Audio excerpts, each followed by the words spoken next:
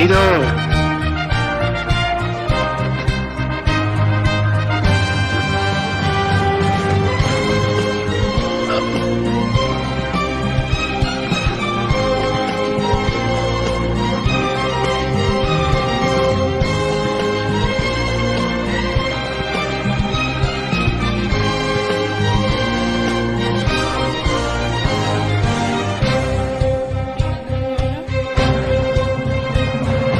Yeah.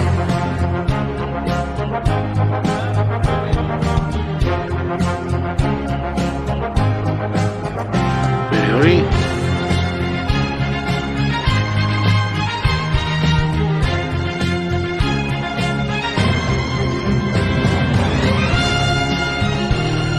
Wat wil je groter maken?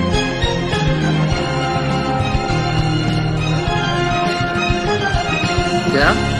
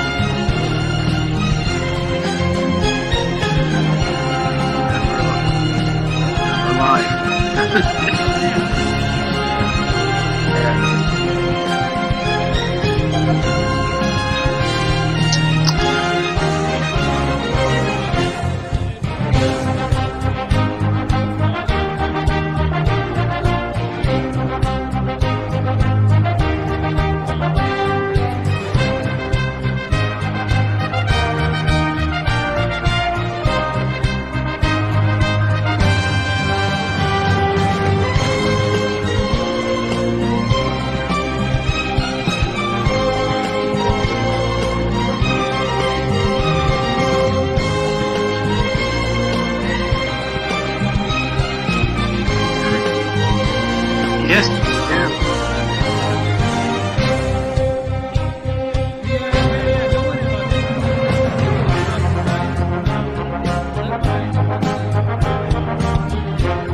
Here, music turned off. Sorry about that. New layout. And then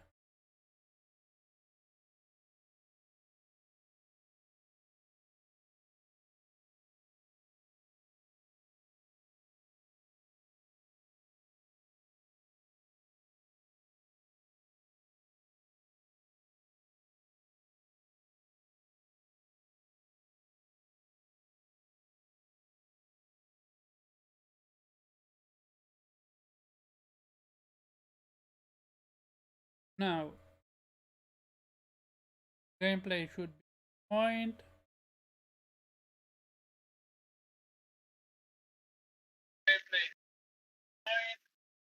I hear myself. Wow. That was me. That was me. That was me. Okay, I was wondering why am I hearing myself. Yeah, what's good, Ghostina? You know, it's Ghost in a Shell. You did it on purpose, didn't you, Omar? I need to see. We're missing a lot of people. Nate is playing with strictly Far Cry 6. Put you guys up. I have the feeling Kay is not going to be able to join. Akira is with what's his name? Bully.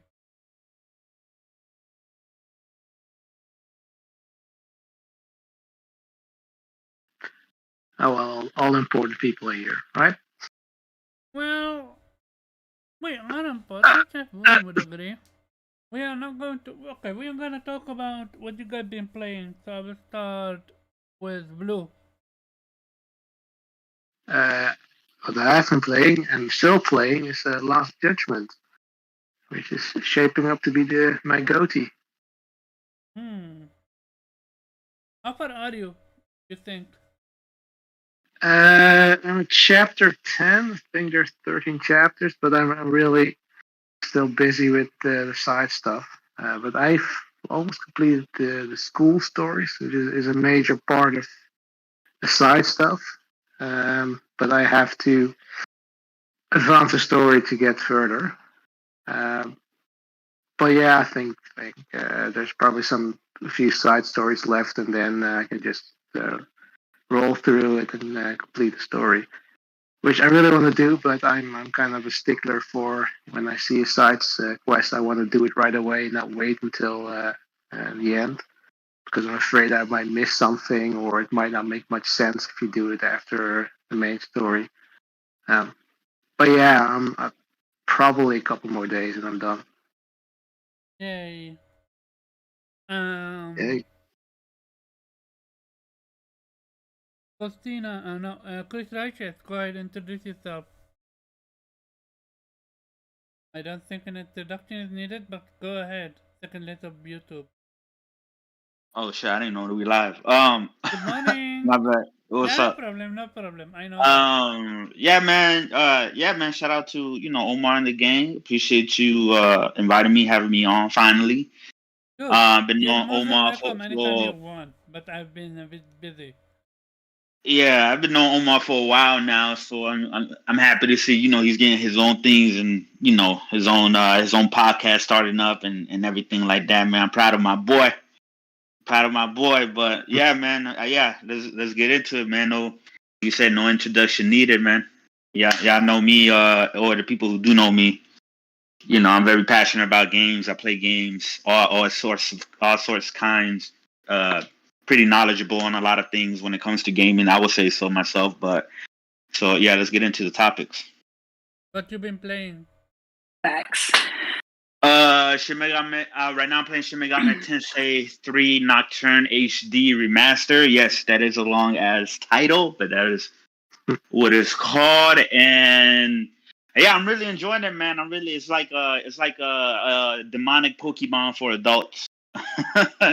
Is the best way to describe it. And I'm liking the story and the characters, how it's not typical JRPG, typical heroic, right, and stoic characters to save the world. It's like, no, this world, all hope is gone, and there's no happy endings when it comes to this. So yeah, I'm playing this first so I can get myself prepared for the fifth game that comes out in about 2 weeks. Wow, damn, it's pretty close now. In about 2 weeks, it is a Switch exclusive. But it looks really good, and the previews have gone up within the past week. They sent out previews this early, and the previews are hitting everything that I want from this game right on the head, and there's a lot of praises coming from the previews or whatever. So this looks like it's going to be a banger, another banger that comes out this year, and possibly my game of the year for this year. But who knows? We'll see. We'll see how good it is because I love Atlas. What's his name? I'm new. I'm new to like Atlas RPGs, even though I've known about them for a very long time. Like I've heard of Shin Megami and Persona and games like Catherine back on the PS3 for a very long time. But I started getting more into them this generation, and I'm like, man, they're just hitting everything. They're so different and unique in their own styles. They're hitting everything on the head for me when it comes to a new, fresh, breath of fresh air when it comes to the typical JRPGs that I played throughout my life. So yeah, I'm very excited for the games that they're coming out. That's why I'm super excited for this one because I thought Persona 5 Royal was 10 out of 10 masterpiece. But yeah, let's get into it. What's his name? Hunter. Been playing Shin Megami Tensei 5, and according to him, you're looking at a goatee contender. I'm curious. Yeah, I figure like a lot of the stuff that I'm hearing about this game, just off the exploration alone, like gets me super hype because they're saying there's a lot of unexpected things in this game that the game doesn't even tell you, but you will naturally, discover as a player going through the game. So yeah, I'm super excited for it. And the story, the Shin Megami stories are usually they're a lot darker than the Persona stories and more mature. And plus, they don't have all of like the school management aspects of it. They just put you right in the world, and then from that point on is up to you to figure out. And it has choices, right? Choices, branching choices, many different endings and stuff like that. So it's not your typical JRPG where it's like, it's super linear in how you progress through the story. There's different choices and consequences within your choices that you make throughout the game as well. So yeah, I'm hyped.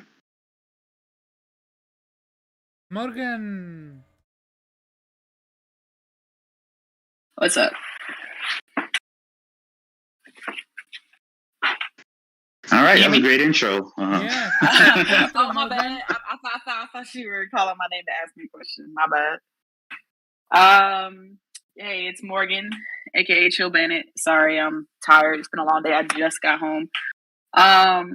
But yeah, I am playing the same games that I've been playing.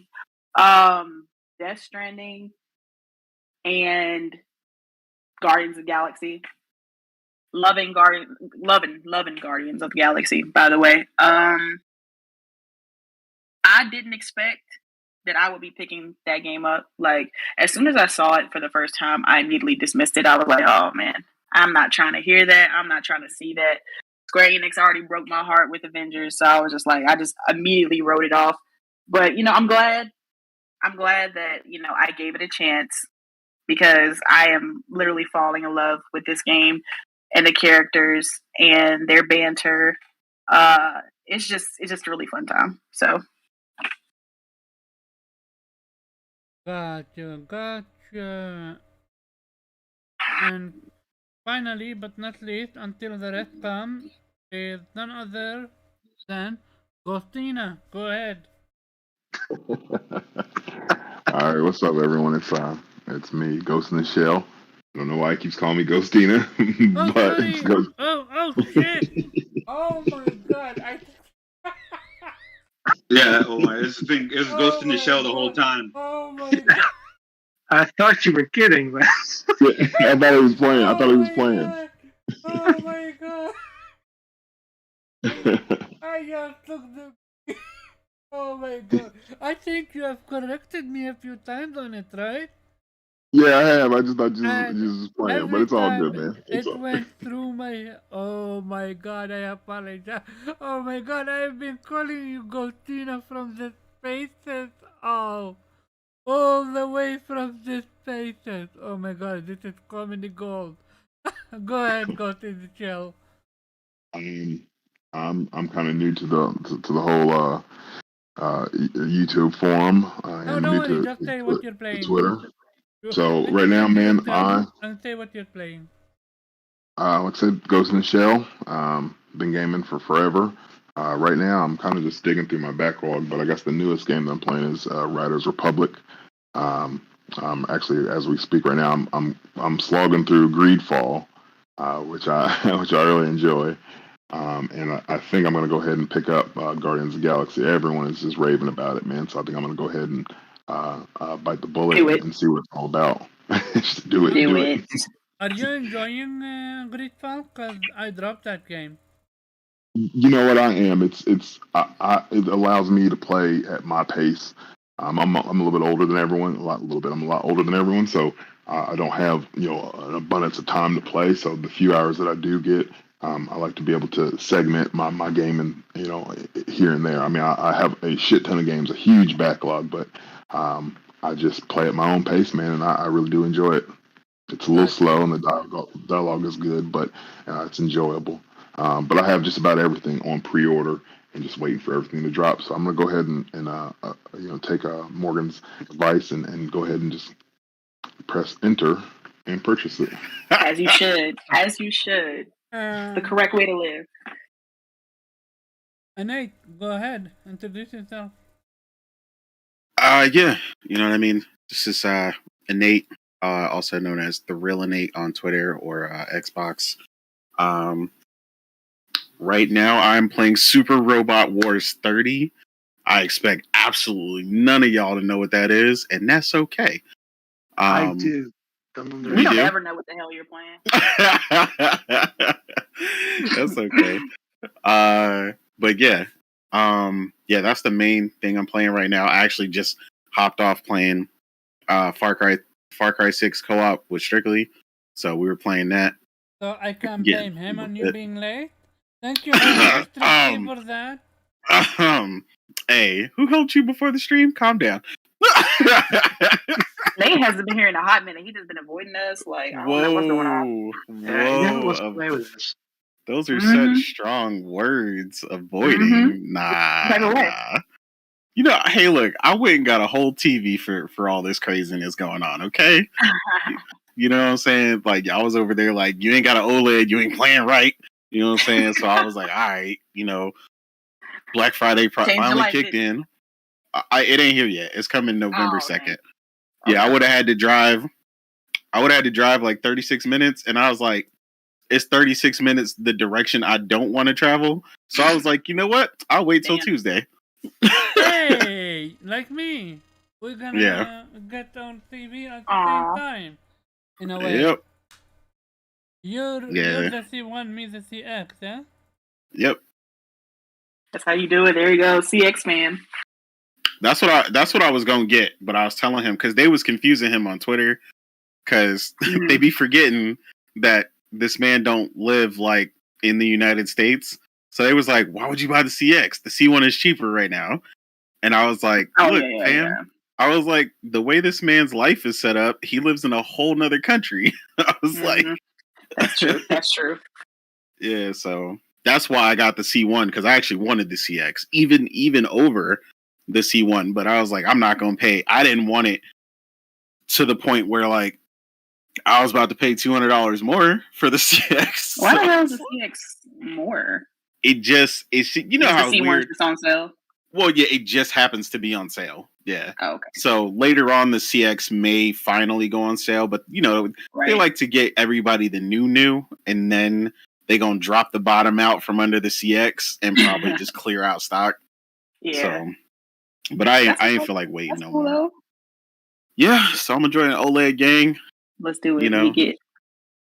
Yeah, we're gonna see how it goes. But yeah, man, that's mainly what I've been playing. Those two, and then I'm a game share Strictly in a little bit and try Guardians of the Galaxy because unlike what was just said, he actually don't like it. So snap! Strictly doesn't like Guardians of the Galaxy. Yeah, he said, and what he said is actually the thing that threw me off when people were talking about how much they loved it.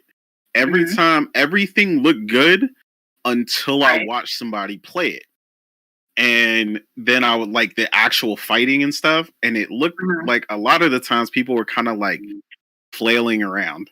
Like, okay, yeah, I feel you on that. The combat is, that it can make or break that game. But somebody had nerve to say it was as good as Spider-Man. I was like, what? Yeah, well, that's Kid Smooth. But you said Strictly is not liking it. Nah. He said he don't everybody else, and everybody else says that they're loving it. Yeah, he said he don't like the heavy controls. I haven't played the game yet. I'm gonna pick it up later, but Strictly is my guy. That's my boy, right? I got his back when all these bots go after him. I got his back, right? But some of his gaming takes is absolute trash, right? Final Fantasy VII remake. He said he don't like no Final Fantasy or whatever, so I can't really trust. I get on him when it comes to the RPG. Shout out to Strictly though. Shout out to him. Yeah, that's my boy. I got to get him to play some sort of RPG eventually. So. I mean, but we go. If you're not liking what Guardians of the Galaxy and yet you just came out saying Far Cry 6, hey, Strictly, you're my dude, but I question your gaming habits now. Oh, don't worry. He was skipping cutscenes. He just wanted to play it because we both got it, and we was just over there blowing stuff up. Like that's yeah. Strictly like everything with a gun in it, mostly. Okay, call you out. He said if it was me, I would have happily driven 36 miles. Oh snap! Oh, shots. I know. It's the way that it's not the distance. I just can't stand. So it was Friday, and I would have had to drive towards Phoenix, bruh. Going towards Phoenix or Tempe on a Friday in Arizona is not it. Like the traffic. It would have turned in out of. And the other problem is that because of traffic, I probably would have missed it because I didn't get off work till 5:30 and they close at 8. And 36 minutes with an accident, just one, could easily turn into like an hour and a half and some change. Yeah. So I was like, you know what? Rather than do all that, I'm gonna just. I would have been pissed too. Yeah. Get all the way there just for it to be closed. Exactly. So yeah, I was excited and I wanted to, but I was like, nope, not gonna do it. Okay, since we have everyone introduction, let's get on with the topic. I joke. I forgot you last week, but I'm not gonna forget you this week. He gonna explode. Didn't explode. I would have just left. Said fuck it. He's tired of it. What's going on, everybody? What's up, Mr. Omar asshole? How are you doing today? Hey, you got a bone to pick with me because I forgot them last week. Yeah, like always. This is everywhere. That's why I come late. I'm like, fuck it, I'm gonna be late and shit. I ain't gonna get my intro in anyway. It blends into the background just so well. That's why. But I'm playing Carry On, Guardians of the Galaxy as well. I am not playing Super Robot or what the hell Mr. Nick was talking about. Then I throw my Death Stranding in there, and so I finished that with the story and everything. And I'm working on my Battle Pass on COD. So I'm doing a lot of stuff right now. Okay. Rotation. Yes, sir. How's Carry On? Gotcha. Carry On, I liked it. It was it's real good. I played it on Xbox when it came out on Xbox at first. I was like, oh wow, I was like, yeah, I'm gonna have to get this once it released on PlayStation. So the day came and now I'm like working on it. It's only thing I don't like about it is that you don't get it mapped so you know where you're going. So like it's like if you get lost, you get lost. It's not like, when you're playing a Metrovania game where you get a map to see where the hell you're gonna end up going and stuff. It's the only problem with it. But other than that, I love it. It's pretty cool. Cool. Well, some people, even when they get a map, they aren't able to use it. Not naming names, but oh shit! Someone's going to make her redebut, but she's gonna come a little bit later. And Akira is still with Wooly, so we're gonna go ahead and start. It's crazy. Stone be on time and for them damn spaces, but can't be on time to join the podcast. It's crazy. That's different. She is out there, and it's for the. She is 6 people in one. She be in 6 spaces at one time. But where the fuck? I'll be flipping the fuck out. She's a professional. Leave her alone. She wrote a successful book. She liked it, and now she. Actually, I still have not received, but to buy 14 mobile phones so she can be at 10 spaces at the same time. Hey, it's called smart business. Shane over there like the Chinese Pokemon player like parlors where they have it on all the phones on a strip and they just be playing the game on every different phone.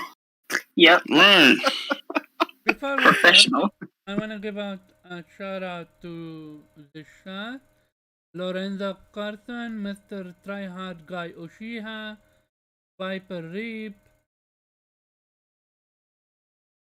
Ghostina, Ghost in the Garage Gaming. Yeah, no, I'm never gonna call you Ghostina. Let me listen. Gcat, Stardust, Strictly Gaming, Magnificent Black, Mr. Right. Oh, Mr. Righteous Fist? Is that you, Chris? I don't think. You'll be strictly called. No, that's not me. Yeah, I thought so. Cyber Dragon, Darkwing Gaming, Steven, and I think we got everyone. Yeah, and yeah. Me, I've been playing the waiting game. My phone, my TV. Yeah, I've actually been playing on my phone the entire time now. Because my TV is not here yet. I've been playing my phone. Oh, Mr. Righteous is Rashid. Okay. Good to have you, Rashid. If you can come join. If you can't, enjoy your time with your daughter. Yeah. Hopefully Tuesday, like me and Nate, we're gonna be blown away. And I'm gonna start to go from 1080p 30 FPS to 4K 60. Bro, you gonna have a man, this is such a major upgrade. Your upgrade's crazier than mine. Like I'm going from the Samsung KS8000, which is still huge, but you're going from 1080p to I'm not sure if it could do 60 to 4K 60 OLED. That's like crazy. Yeah. Yeah, I can't wait. I'm gonna need you to text us when that happens so we can make sure you're still alive just from the shock. Yeah, I was about to say. I think he might have a heart attack. Right, like, oh man. So light some candles. Be careful. Yep. I know. Right? Finally enjoying next gen. Let's go. Burn some incense and shit when you turn that shit on. This man about to go back and play every game he ever played. He's like, I've been looking at it wrong this whole time. I'm gonna try Returnal. I wanna see if it's actually going to run 60. It's gonna be great. I'm gonna play another time Ratchet. I'm gonna play Horizon Zero Dawn. Oh my god. Yeah. I play it and I play the DLC with it because I never played the DLC. Because I gave that game to my brother. I'm gonna definitely play God of War. Give me God of War. I'm gonna play that. And you need to play Final Fantasy VII Integrate, and you need to play Ghost. I never and Ghost of Tsushima. I never finished Integrate. And Ghost of Tsushima too. And I'm definitely gonna play Ghost of Tsushima. Like I'm like with me buying the CX, I'm officially broke until Horizon Forbidden West come out. But I got so many games to play. Additional to the game that I already have, which is East 9. You guys watching the gameplay of East 9 right now. I am golden for a while. Also, I just bought that game from Yokotaro. Voices something that you talking about the card game? Yeah. Yeah, I might pick it up. The voice of cards. It's like $30. Highly recommended. Played the demo. Really loved it. Does it have online? And yeah, I don't need to play the Final Fantasy games strictly. I have one mod, which is Cyber Dragon. Feel free to ban him. Like, we don't need that type of slander on here. Absolutely not, sir. Hey, we're gonna start with the first topic, which is Xbox Blue Balls their fan base. Again? With that whole Craig, they gave you an upgraded version only for them to say, "Oh yeah, it's just it's a CGI." Oh, you're talking about the response that the they thought it was an upgrade and it wasn't in game. Yeah, that's magical. Like, listen how the tone shifted. It shifted from look at the upgrade, and you have the official Xbox account retweeted it. How it was, how it's going. Look, it boggles my mind. Where is the quality control? How do that miscommunication though? How do you tweet something like that not knowing what it is? Like, where is the freaking quality control? The dude wasn't lying. He was just correcting a fanboy, I think, who thought it was actually gameplay. It was hilarious, though. The way he so just the tone just seems so flat. But yeah, but look forward to more though. Like, and that fanboy who responded talking about delete this. No. It's not only fanboys. It's every single big YouTuber, big. Wasn't it Tom Warren? The dude that's always taking jabs at PlayStation. Too. Yeah. You have to tweet, look at the upgrade, or not. yeah, or not. It's like go to the community manager. Like, dude, this is the picture that people are saying. Are you sure this is in game? So we retweeted because we wanna glorify Halo. But to be fair, Craig did get an upgrade. Craig did get an upgrade, just not that upgrade.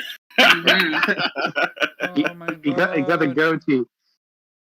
It's like it freaking is insane how they are treating Halo. I'm not talking about the game. I'm talking about everything else around it.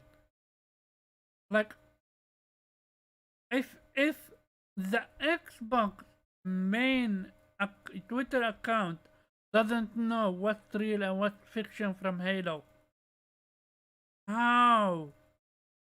Like, you out of all people should have every connection to Phil Spencer, to 343, to every account manager on Twitter, to hit them up and ask them, dude, what was this picture? Is it real? Can we use it?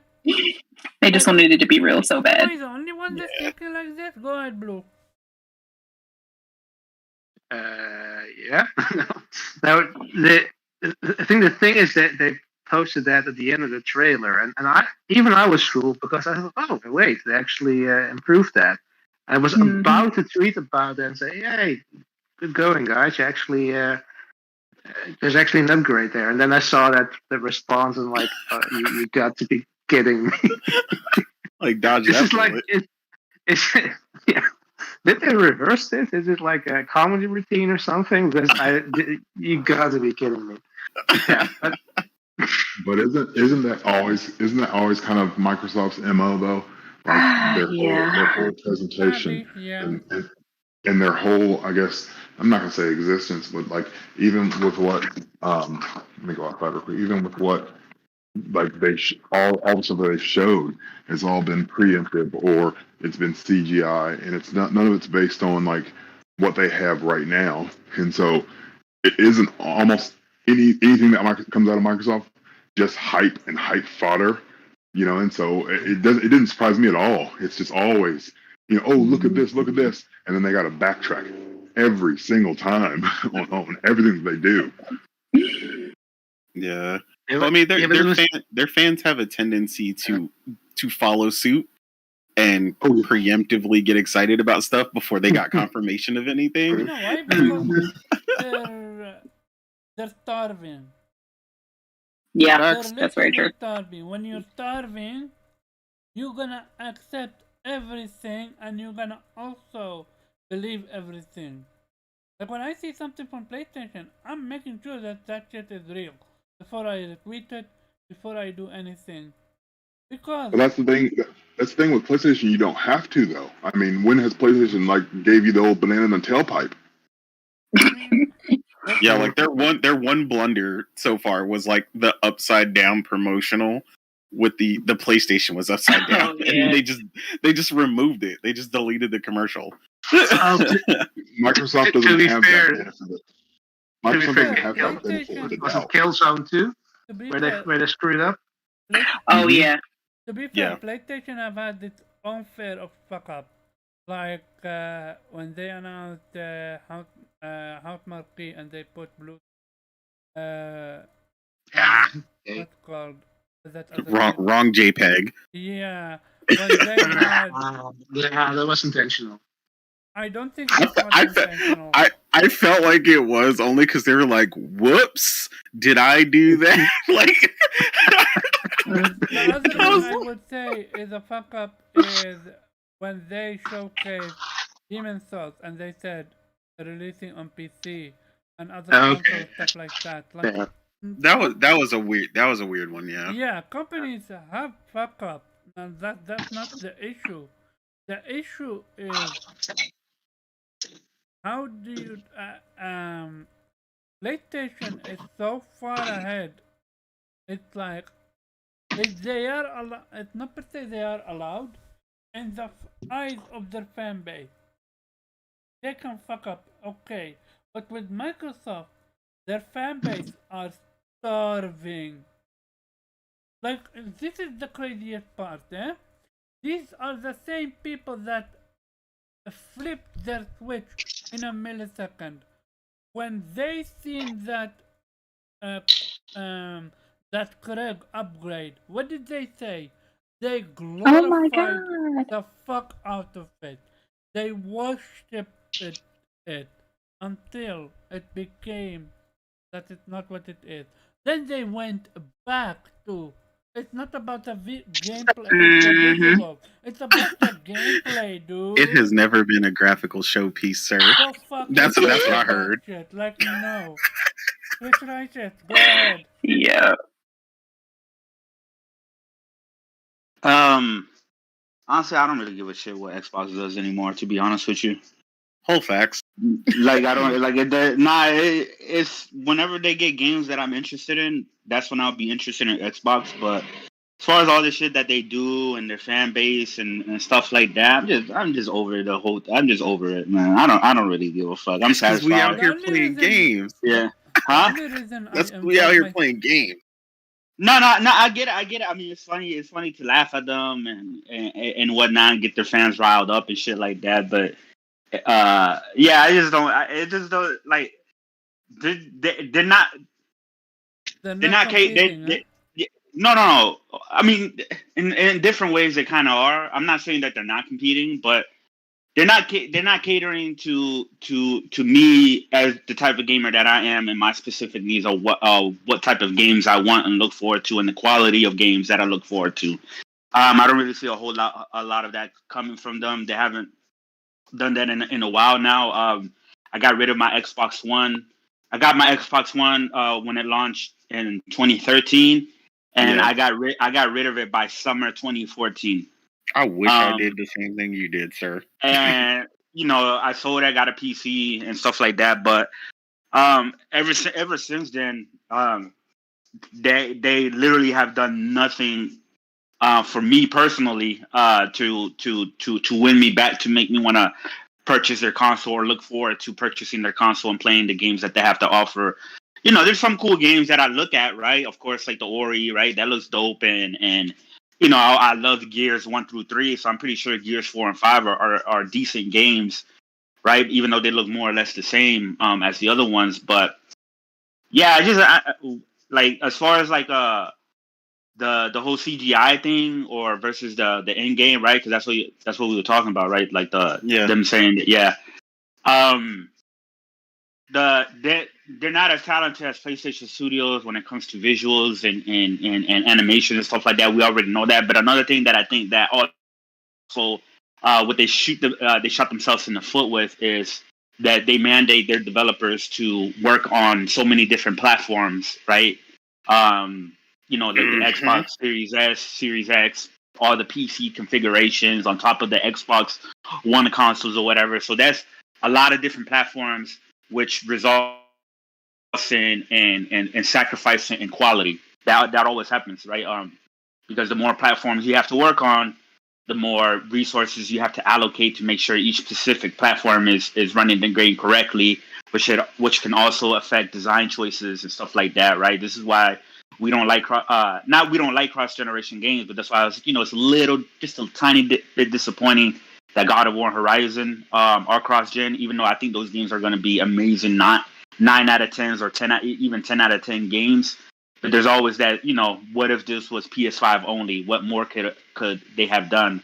And Xbox is going to be like that throughout the whole generation for them, because they have the Series S, and then they got all the PC configurations and the lowest spec PCs that they have to cater to and whatnot. So I don't expect their games to The games are some of them games are still gonna look good. Like I'm sure the next years is gonna. I'm sure Hellblade is gonna look good, right?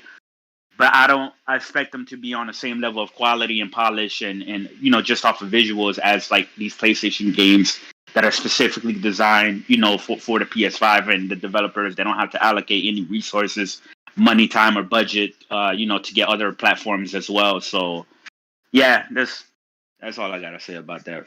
Gotcha. No doubt. Just to explain something, the reason why I'm helping at Halo for two reasons. One, they went after Horizon Forbidden West. If you're gonna go after Horizon Forbidden West, you better bring your A game. Otherwise, shut the fuck up. And that's the only simple reason why.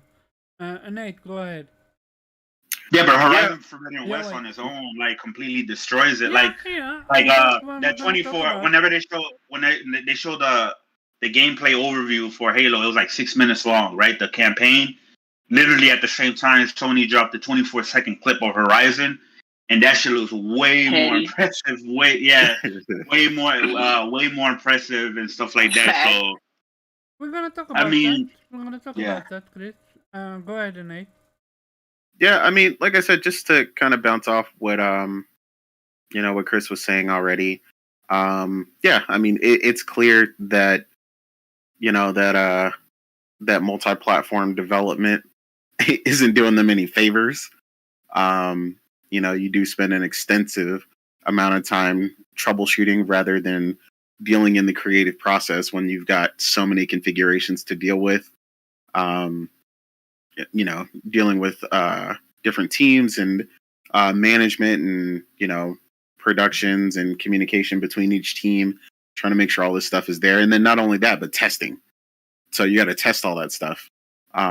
These are things that, like I said, a lot of people tend to forget. And I think that's what's making the big difference between a lot of these and why you're seeing that. Because to be honest, if we were talking about PlayStation, I wouldn't have doubted that Craig picture for a minute. Because I've seen stuff already that looks that good and looks better than that. So, it's not even a doubt. To this day, I mean, I still have people coming over because I haven't finished it yet. But I got people coming over that can't believe, when they see just the reflections and the environment, the way that it looks while they're playing Ratchet and Clank.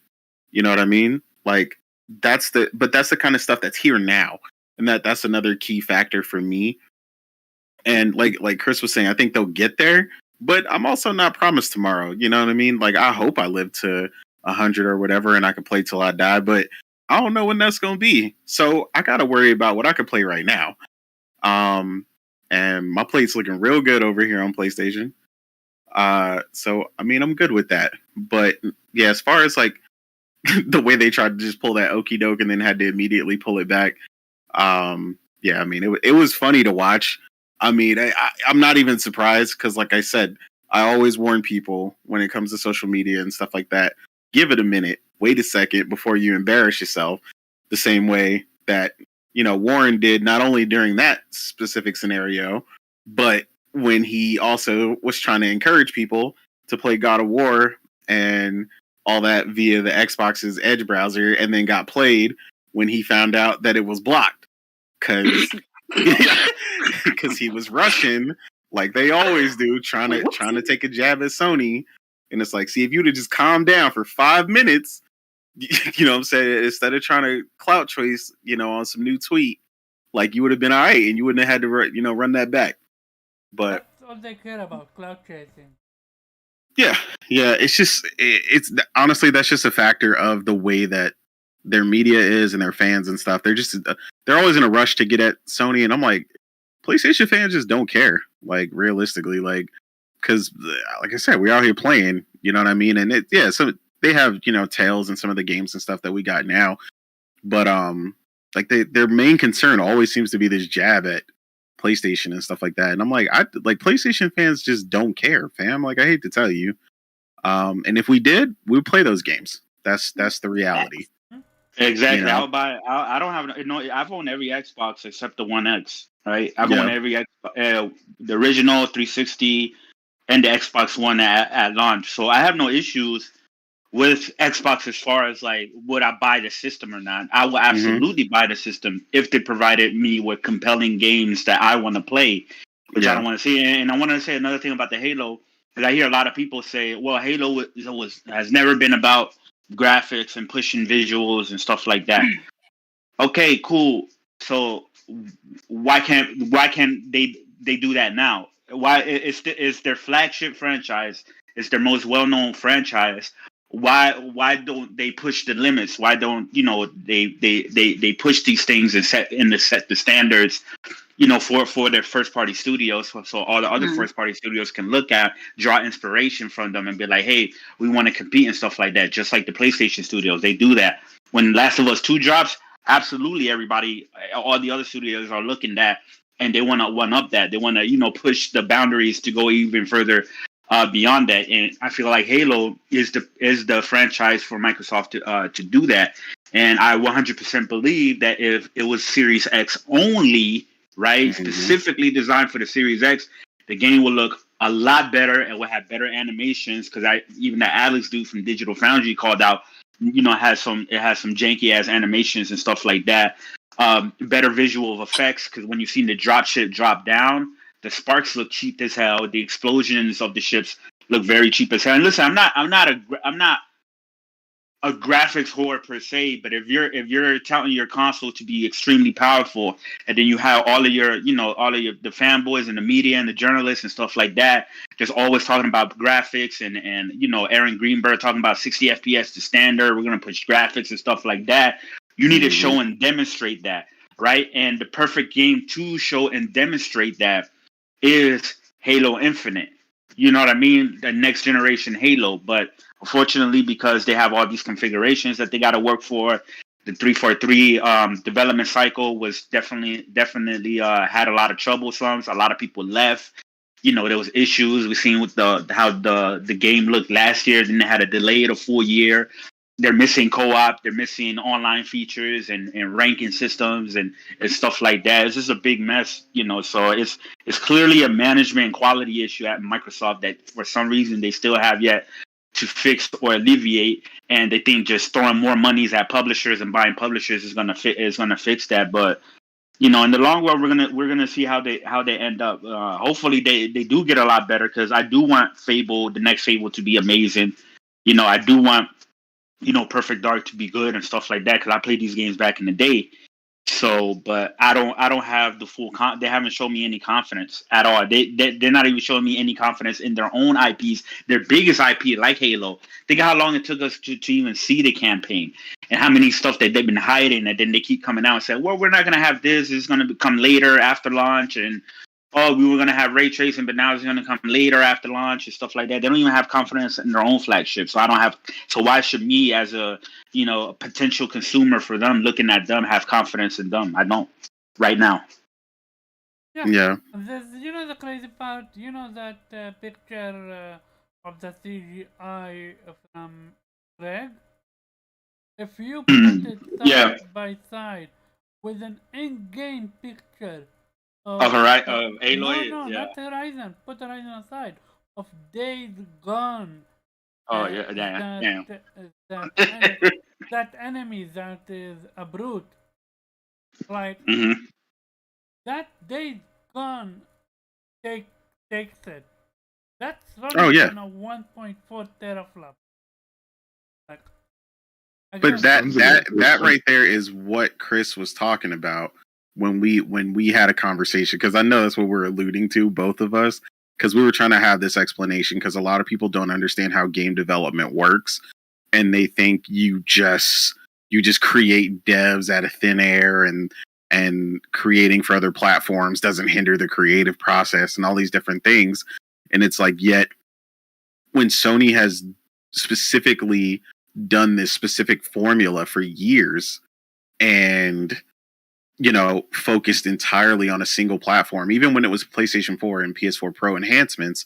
Like, if you watch, I always allude to this one because it's available on YouTube, but if you watch the creative process, the making of Horizon Zero Dawn, there's one from PlayStation and there's one from NoClip, but the one from PlayStation specifically there's a point in there when they talk about the tools they created from the ground up with this brand new engine and how designing only for the PlayStation platform allowed them to experiment and do so much more with the game and allowed us to play Horizon the way that we have played it, because they spent so much more time developing, the quest and the world and all these different things and ideas.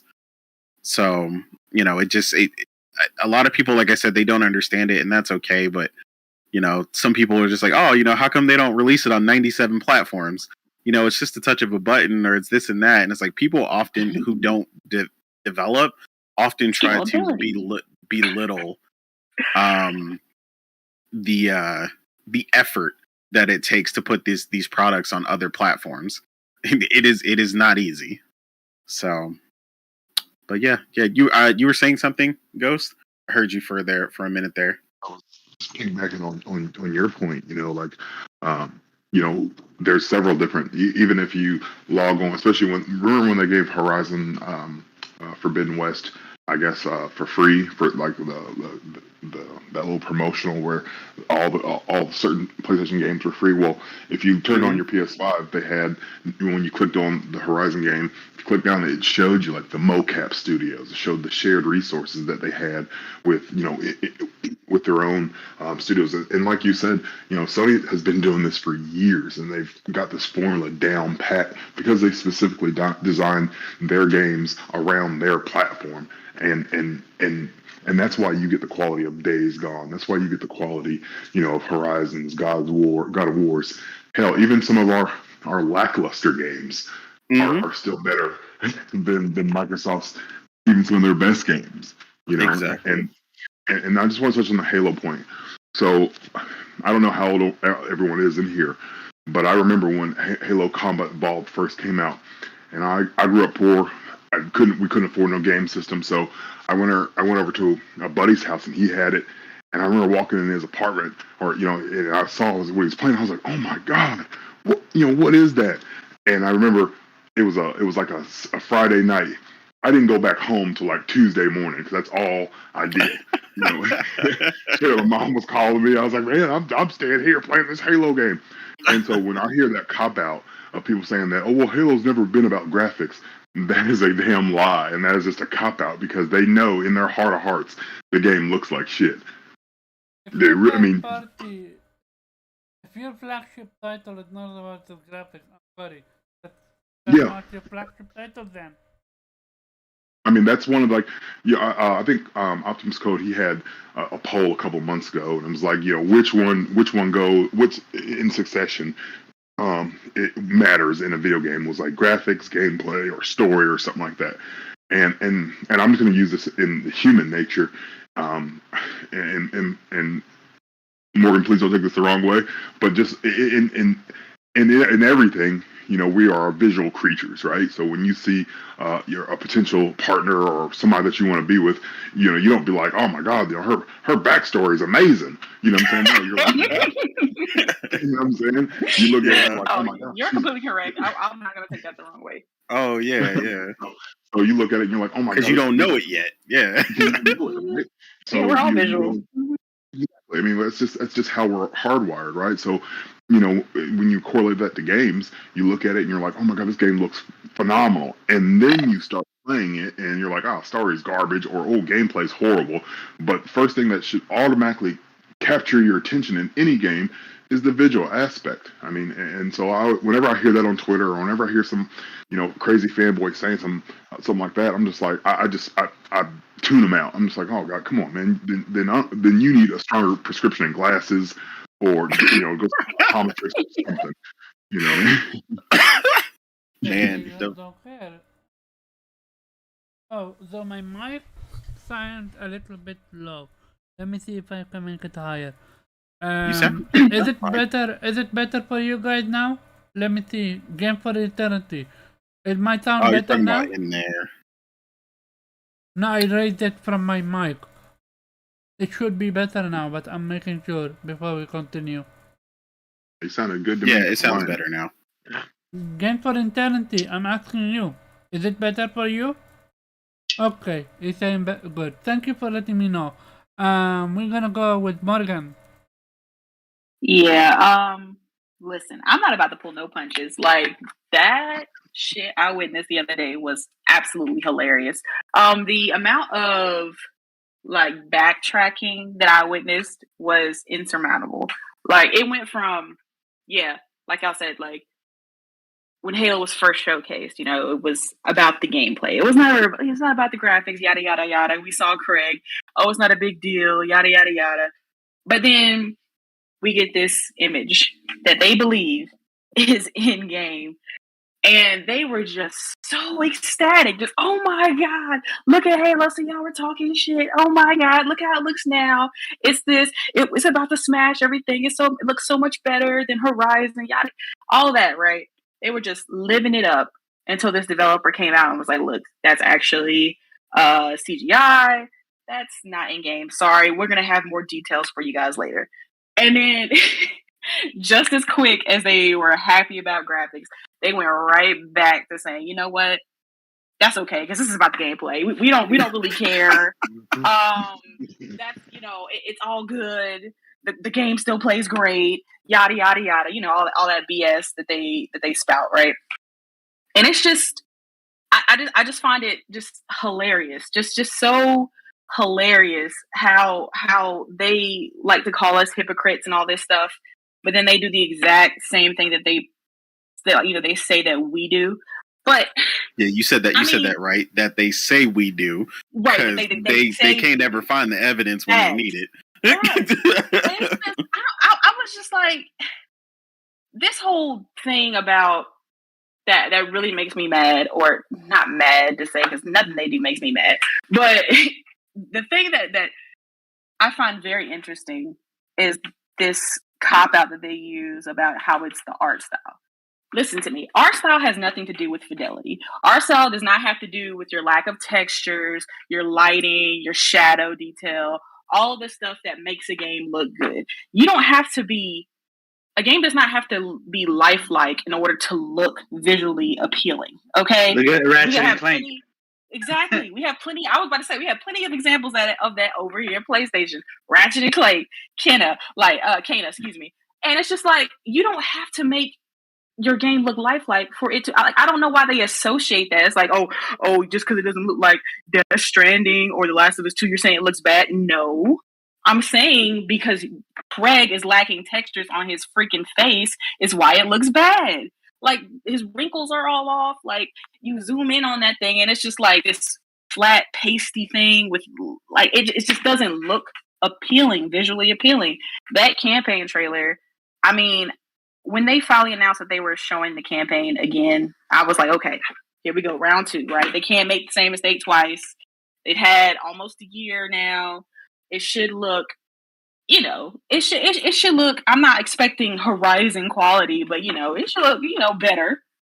Like, and I was watching it just waiting to be impressed. And I was just like, what is this? Like, they dropping down the planes, like, chipping the paint before you even get in the damn thing. I'm just like, what? You know, sparks flying randomly. Like when that alien or whatever it was threw Master Chief into that tree. Why did that tree shatter like glass? Like what was up with that? I was like, why? Trees don't break like that. What that doesn't? Nothing looked right in that trailer, and it was just throwing me off. And I was just like, this is what y'all excited for. Like this is what next gen is. And I don't want to hear no excuse of cross gen. Oh, well, they gotta make it for a whole bunch of different look, we got cross gen games over here too. Miles Morales, Horizon Forbidden West, they look fantastic. Those games look fantastic. So I don't want to hear about how you gotta develop for last gen hardware, because games like even on your own console, Gears 5,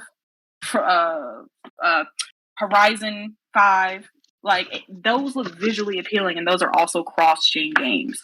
So you can't use cross-gen as a cop-out as we got to develop for all of it. Look, no. Okay, this is a 343 issue, because, you know, you have other skilled developers over at Xbox that can make a game look visually appealing as well as the gameplay also match that level of quality. Like, Like I just, it just bothers me because I'm just like, yeah. No, I agree. No, I agree with her with the cross gen excuse because, like she said, like Horizon, God of War, and Miles Morales, right? They're cross gen games, but with next gen visuals. You see what I'm saying? Halo Infinite is a cross gen game with last gen visuals. Last gen damn visuals. It doesn't make sense. Like y'all should be. It should not like I shouldn't be looking at your flagship IP and saying, well, that doesn't look better than something I had last gen. Something I had, a game that came out for me like 4 or 5 years ago, is still able to visually beat your flagship IP. That should not be in the conversation, and yet it is. And they just sit by and take it. They're just like, yeah, this is fine. You know, it's fine.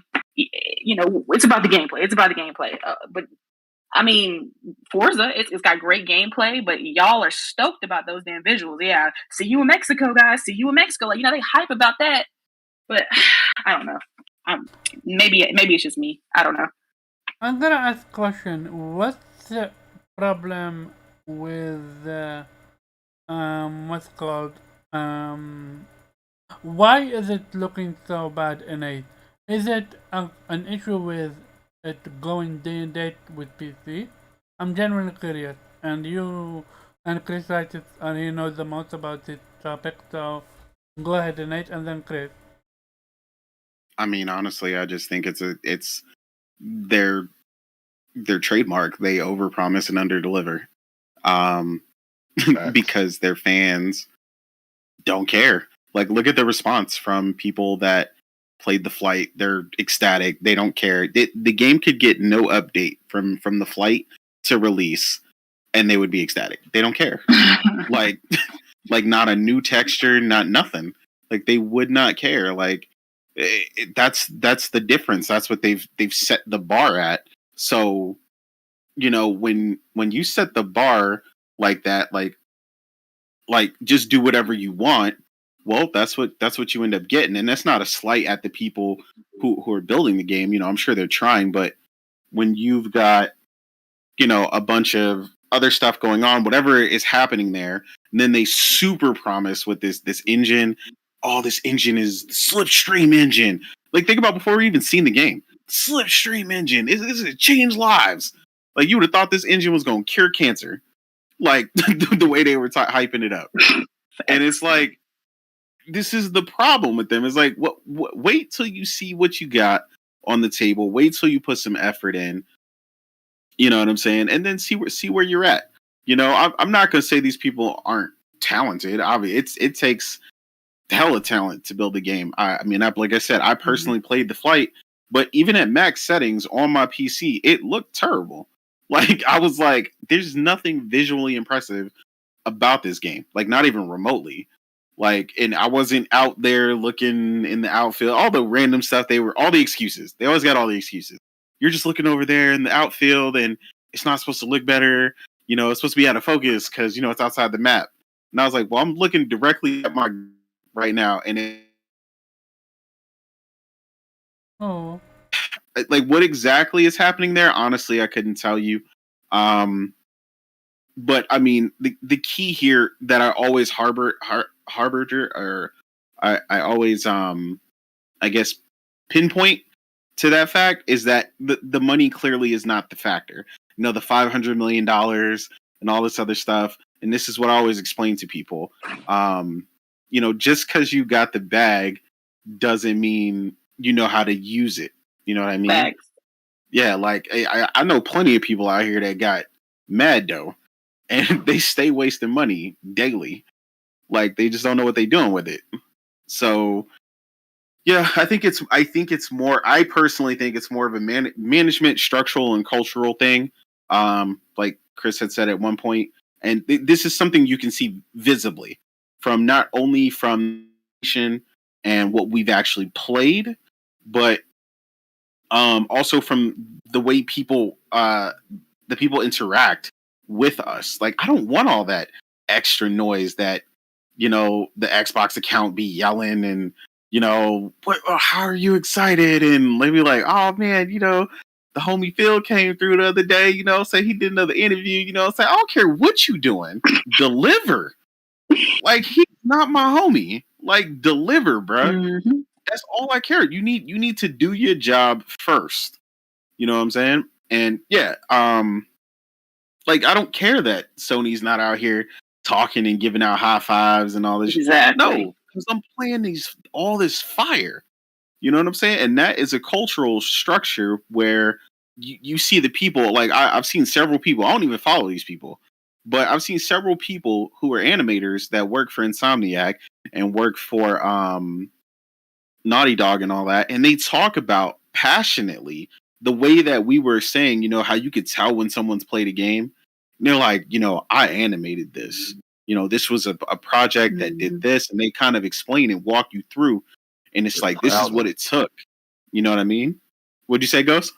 They're proud of it. They're proud exactly. Of the work that they But did. you could feel it.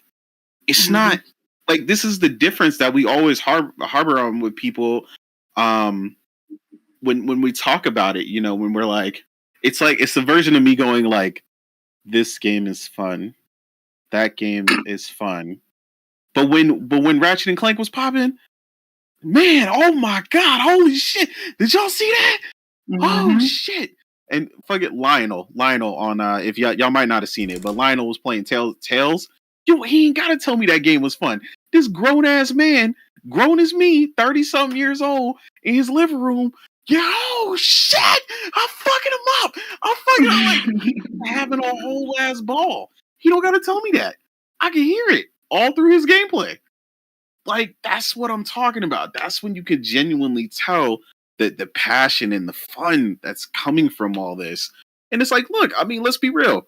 You could realistically put it out there if we could make a poll that could fit all these developers out there, and they were like, the money was not a factor. You could get paid exactly what you was going to get paid. But who was the developer you would want to work for? How many people you think going to sit up there and say one of the PlayStation studios? Mm-hmm. I mean, if people are being truly honest, because that's obviously part of the problem with Twitter. But if people are being truly honest, I can't tell you a developer that I would choose outside of them, with the exception of maybe Square, just because I love the RPG so much. One developer on a space I was listening to earlier, I think he works at Ubisoft or something. He was talking about how like everybody wants an opportunity to work for Sony. Like, not only is it it's a high quality, it looks good on their resume. That's what they said too. It's a good look to have worked for Sony on your resume, because they know what that name means, right? They know it equals quality, and like, okay, you're up here, you're a top, echelon developer, right? So yeah, you got to step in what do they used to call it? The House of Disney. You got to see how they make the magic. Right. You know what I mean? Exactly. So now I would love for you to be on my team, because I want you to bring some of that over here. Maybe I haven't had a chance to have a developer that could do that, or maybe I needed one or two more of you guys who have been on that team, who know what it's like, to be on that winning team and can bring that formula over, you know? And that's the same thing that Jade Raymond said, like working with them is a dream, because one of the things that she's really good at, which was actually her job, which a lot of people don't really know, was the communication between organizing the communication between all those various teams that made the early Assassin's Creeds that she was a part of, which are to this day a lot of people's favorites. Yes, exactly. Fine. Yeah, so I was like, that key factor is one of the things that PlayStation seems to be really good at. Like I said, none of us work for these, but you can see it. There's not these huge miscommunications. There's not these huge, pitfalls where it's like they're just completely not on the same page, and I think it's pretty clear that that is the defining factor. And I think you see it. Like, I know I hate using sports references because I don't watch sports, but it's the difference you see with certain teams. Like, you can't just buy a bunch of talented people, put them on the same team, and expect them to give you back-to-back Super Bowls. The Lakers over here.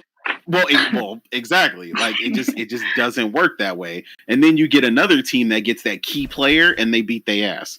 That one person, and that team gels, and it was the missing factor, and it comes together, and they just work past all that talent you bought, and they beat him.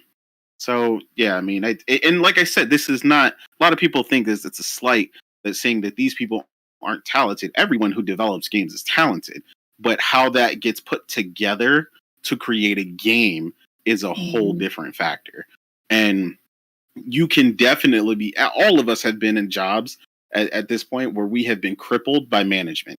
At some point, management promised something, and they're like, I'll give you a perfect example just real quick, and I'm gonna let Chris go. I worked for a GPS company. They were like, they promised like Cisco we would, oh my God, not only would we like develop or produce like far more than we were producing at the time, but also that the failure rate would like lessen by like 50% or something crazy. But I'm the person that's doing support, working at night with the engineers and the mechanics that's working on this stuff directly. So I know the exact percentage of failure rate and already knew that was a lie. So it's like, imagine trying to explain this to people on the phone who are in the field with this product. And, you guys, just to secure that contract, that person on the sales side, they were like, hey, yeah, we're going to do this, this, and this. And immediately when you see that contract come through, you're like, hold on, we can't do none of that. Like, you know what I mean? And yeah, you try to push it and you try to get there, but that person is hampering you already or tying your hands because now you got people working OT, working, you might have, that's going to reduce morale, create a bunch of fatigue. You see what I'm saying? So then everybody that was working well and efficiently were making progress. Inadvertently, that person doesn't realize what they promised is now hindering the team that is responsible for the actual product. So like stuff like that. So like I said, that's not game development, but that's a good example of like how, someone in a higher position or from an alternate position that's responsible, that has a responsibility towards that team can then hinder that team. So I think you definitely got some of that. I hope they get better at it. I hope that's what they're working on. I think they need to run their mouth less and turn all that noise and that energy internally. Yeah, The problem is when they put out a tweet saying this is Microsoft's biggest issue. Contradictory. They put out a tweet saying gatekeeping in gaming is a no or something like that. And yet this motherfucker bought Bethesda bought ZeniMax. Oh yeah, I saw that tweet. That was but that's a good example of like immediate hypocrisy. Like really? But we didn't do it. They act like we made them do it. We didn't do it. They put their own foot in their mouth. Like exactly. I'm gonna go to Chris, right? Just go ahead, Chris. I mean, he pretty much hit everything on point. But there's definitely. I'm not gonna say these studios that they have that they don't have talented devs, right? I'm not gonna say that they most likely do have talented devs, right? Or they do have talented devs, but if your management, your quality assurance is shit, the talent's not really gonna matter all that much. It could only take you so far. So it seems to me like they still haven't found a person like a Shuhei Yoshida who will. Who would tell Cory Barlog to his face, like, "Hey, this God of War is trash. Y'all need to do better, right?" And then they got to go back to the drawing board and make sure the thing is better because Sony, they're known for letting their developers have creative freedom, but with that creative freedom, there's also a level of quality assurance and management that they expect from these studios. So. We're gonna let you create what you want to create, as long as you're passionate of creating these things. But while you're creating these things, we're also gonna make sure that you have the right tools, when you're developing these games, right? The right tools and assets, whatever you need to make sure that that the games come out at the highest of quality that it can possibly be. While Microsoft seems to be like, yeah, just do whatever, and and they seem more focused on the quantity because of Game Pass rather than just pushing boundaries when it comes to quality. So when and they say, you hear people like Jade Raymond and a whole bunch of other developers that tell you it's like, yo, Sony's reputation is the best in the industry when it comes to the support that they give you and the level of creative freedom that they also give you, and they're willing to take risks. A lot of people think it's like, oh, these third party action adventure are safe approaches from these studios that they take. Is like, no, not really, because it was a risk for Sony to let Sony bend a developer who was just working on Vita games and handheld games for the longest of time, right? To create another open world zombie game when the market was already oversaturated with that genre, with the zombie genre and stuff like that. But they still let them do that. Why? Because that's what Ben really wanted to do when they went into the console space and created a AAA game to say, hey, we want to do another open world zombie games, but we want to put our own spin to it. We want to, get the motorcycle involved and the mechanics and stuff like that, and a whole bunch of horde or whatever. Thanks. So, yeah, that was a risk. Especially with, Last of Us 2. Yeah, that's a risk. Yeah, the story of Last of Us 2, that was a risk. Letting Guerrilla Games, who just primarily worked on Killzone, all of a sudden do a third-person open world action RPG, right? With leading with a woman at that time, which they themselves think that a women lead like that wouldn't move sales or whatever, but it did. They still allow them to do these things, and even funding these smaller studios like Housemarque. Housemarque has been creating a lot of these indie games for PlayStation for a while, and PlayStation took the chance on them to let them develop their first AAA game as well, and it be PS5 only and stuff like that. So they continuously do this, while Microsoft seems to be more like with the Xbox and a lot of their products. They seem to try to mimic success rather than push the boundaries themselves and create their own success, right? So, for example, like Apple comes out with the iPod, Microsoft comes out with the Zune. The Zune fails. You have iOS phones and Android phones, right, that are very successful. What does Microsoft try to do? They try to make the Windows phone, right? Oh my God, that was horrible. Yeah, which fails. You have top streaming platforms like Twitch and YouTube. What does Microsoft try to do? They could try to copy and mimic and create a Mixer, right? Or buy Mixer or whatever. Then all of a sudden that shit fails, and it's just over and over again. They try to do that. So yeah, it's definitely a difference in culture, management, and how Sony is all about the money as well as Microsoft. Like, they're both equally about the money and the business and everything like that. But Sony seems to care, put a little bit more care, or not even a little bit, a lot of bit more care in their brand, and making sure that their brand is more of Disney-esque or Apple-esque, to where when you see the PlayStation logo, that it's handled with care and quality. They They respect their IP. That's basically even Nintendo, right? Even Nintendo as well. Even Nintendo, right? I always gotta give props to Nintendo, even though, yeah, they do. There's a lot of bullshit that Nintendo does, right? But if you look at their IP, they treat their own IPs, right? Zelda, Mario, all these other games, right, with the highest level of quality assurance, and making sure that these games come out in the best way possible, and they push boundaries within themselves, right? Like, not every Mario is the same, not every Zelda is the same, even though a lot of people try to say that they are, but no, fundamentally they're really not. And then you get their studios, right? They focus on a custom, hardware that they created themselves, and you will see their first party studios are usually are even though the system, right, is not capable of like crazy graphics and stuff like that, like PlayStation. But the first party studio are always at the highest level of quality for their own system than the third party games that are on there, and the third party multiplats that are on there. You compare them, Nintendo games usually come out at top, and they look better, they run better, and whatnot. For the most part. So Microsoft has, for some reason, they just have an issue with that. So Gotcha. Can I? Got in the show. Go ahead. Hey, so I'm gonna ask everyone to kind of put their tinfoil hats on for a second.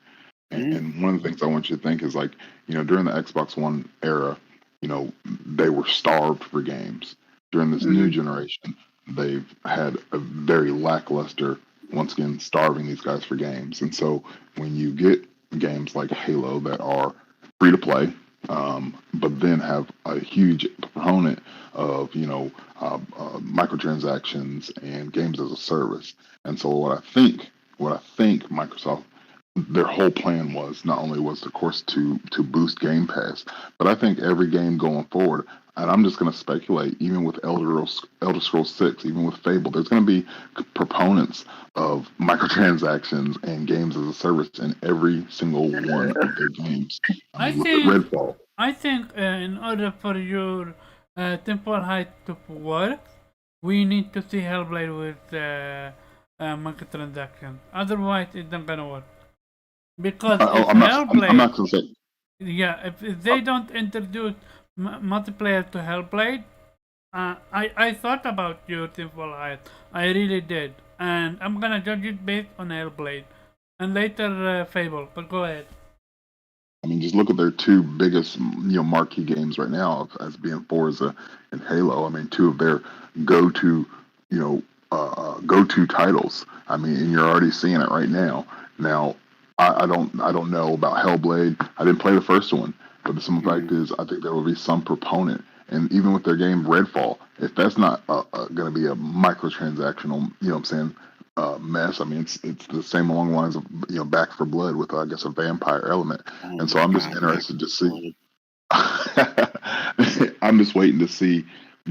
I just think that was their whole plan to begin with. Sprinkle some single player games like The Ascent and like Death's Door and some of the Medium, but then for their bigger marquee titles, that everyone wants to get hype about. I promise you, they're going to be probably. They're going to be games as a service. Of course, they're going to be on Xbox, and I just think that was the plan. Starve these guys to death so that they'll go for anything. What's the old saying? If you don't stand for something, you'll fall for anything. None of these guys stood up to not having games for however many days, hundreds and hundreds of days, until now they're finally getting them. And boy, they are about to be taxed like no other. You're going to buy. You're going to get a free-to-play version. You're going to get the standard edition for $60. You're going to get 90. I mean, they did it with Flight Simulator too. I mean, you're just seeing it more and more and more and but more. It's only $15 a month. To be fair, Nate, can you elaborate? Is Flight Simulator something new, or have they been doing this for years? So, the Flight Simulator situation isn't new. It is definitely egregious and always has been. But that's more of a simulator world kind of thing, where they have $34 planes.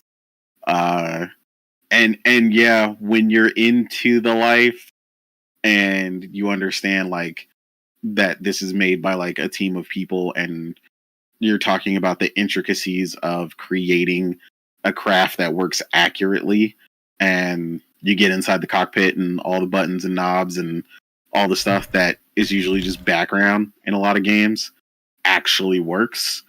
You understand why. So yeah, it's not new in that regard. So yeah, that's not a factor for that. What about Forza? But yeah, Forza's current build out is not new. Horizon, at least as far as 4, because I have the Ultimate Edition for 4.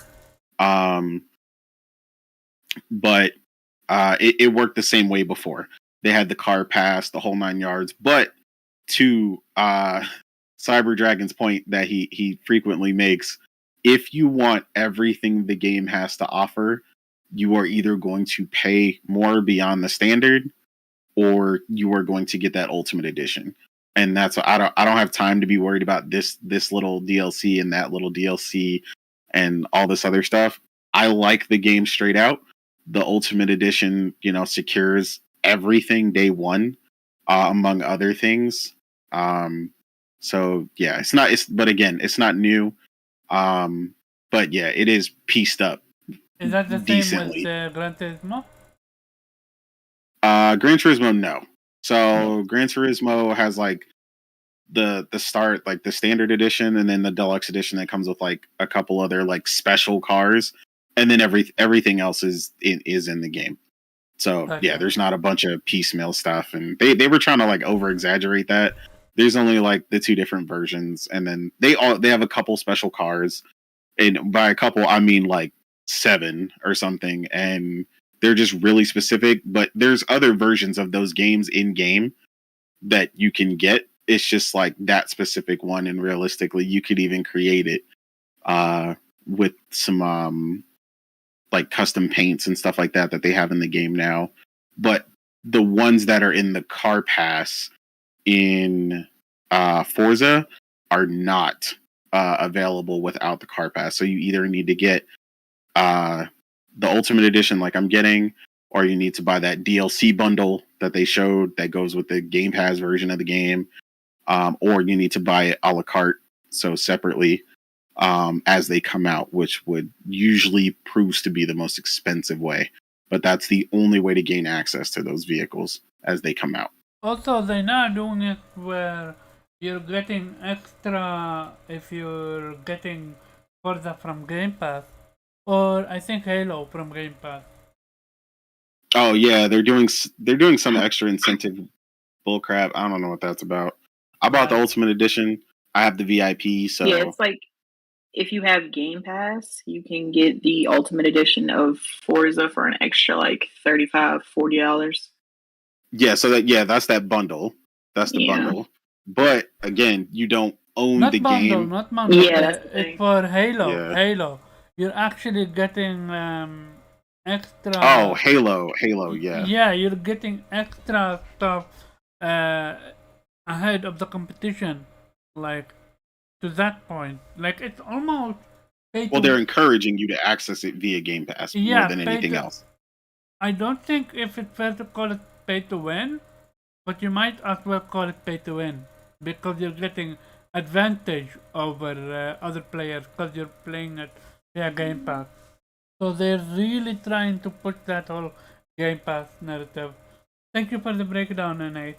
When it comes to everything Forza and Halo and Gran Turismo and Flight Sim, I know you got the right answer. And just for that, just to nail that down, I double checked the quote on that from GameSpot. For the Halo thing, it includes in-game items, extra XP, cosmetics, and more.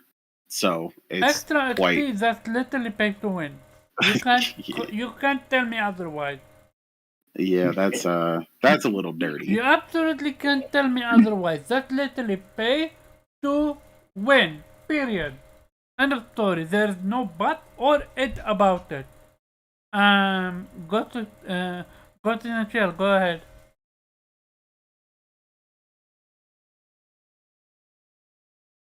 What's up? Yeah. So your tinfoil hat. While I agree for the most part with it, it's a wait and see type of game. I used to think like you, but I got corrected when it comes to Flight Sim and when it comes to Forza. That's why I hit up NA to correct you so we don't trade misinformation here. And I know that I will say, I think he's just ahead of the game. So I think in the future titles, it'll be much more prevalent. So I think he's on the right track. I just don't think they've dug in enough yet. But once we start to see those titles, it'll definitely be there. But I think my biggest one is the first one to be really interested in Hellblade, to see how it gets done. Well, God knows when that game's coming out. So the only game I'm going off of the only one we got a release date for, which is Starfield at 11/11. The reason I say that is because Bethesda came under fire before they were purchased for basically trying to cut out all the external mods and all that stuff and basically start trying to sell mods. So it's going to be interesting to see how they try to monetize that game beyond the initial way that they normally would with expansion passes, because they were very traditional PC developer. So you get expansions, you get huge expansions to their worlds and their games, and that was it. Like, they didn't piecemeal it, they didn't feed you a bunch of DLC, and then it was just open season for all the mods. And as soon as they seen some of the money coming through for some of the modders and some of the other stuff, just like any other business, they started like, oh no, we need a piece of that. So let's, a company that was very pro-consumer in that regard got real greedy real fast. So I'm just interested to see how that goes forward, because that's a very single player driven game. So I'm interested to see what Bethesda will do with that going forward. Gotcha. Race. Yep. We're fine. Oh no, got in jail. Anything else to add? Son of a bitch. Yo. I genuinely didn't do it on purpose. Yeah, you did. I swear I didn't do it on purpose. But I need to make sure God in chair had anything else to say, because he is the guest in here.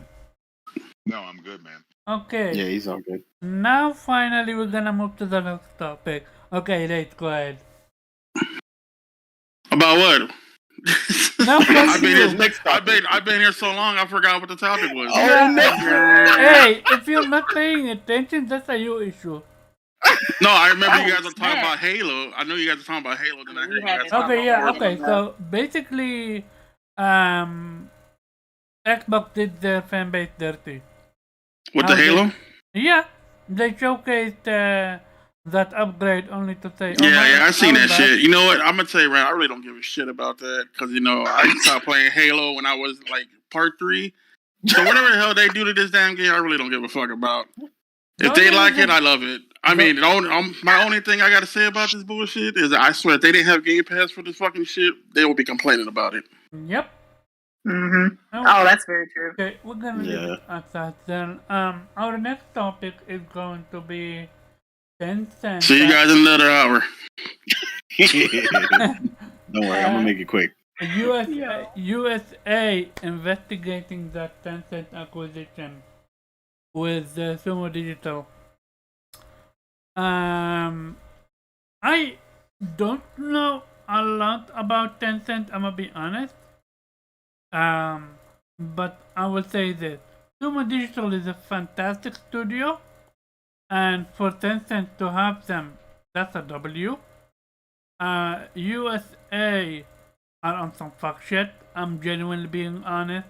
This is the same country that invaded Iraq and didn't get accountability for it. Yet they are out, and I'm fully aware what China is doing.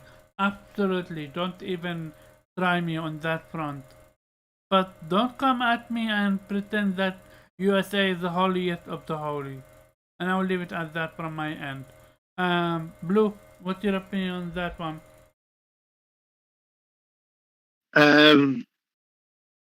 Yeah, it's a good question, because I don't know exactly why are they investigating them. Is it because I'm pretty sure they don't want. I think Sumodigital. What country is Sumodigital from? Let me see. United Kingdom, apparently. Okay, so then why the fuck are they investigating them then? Good question. Yeah, that's I think that's the key. Is we don't know why they're investigating them. But I mean, any information about that in here? Well, the biggest problem is Tencent in general.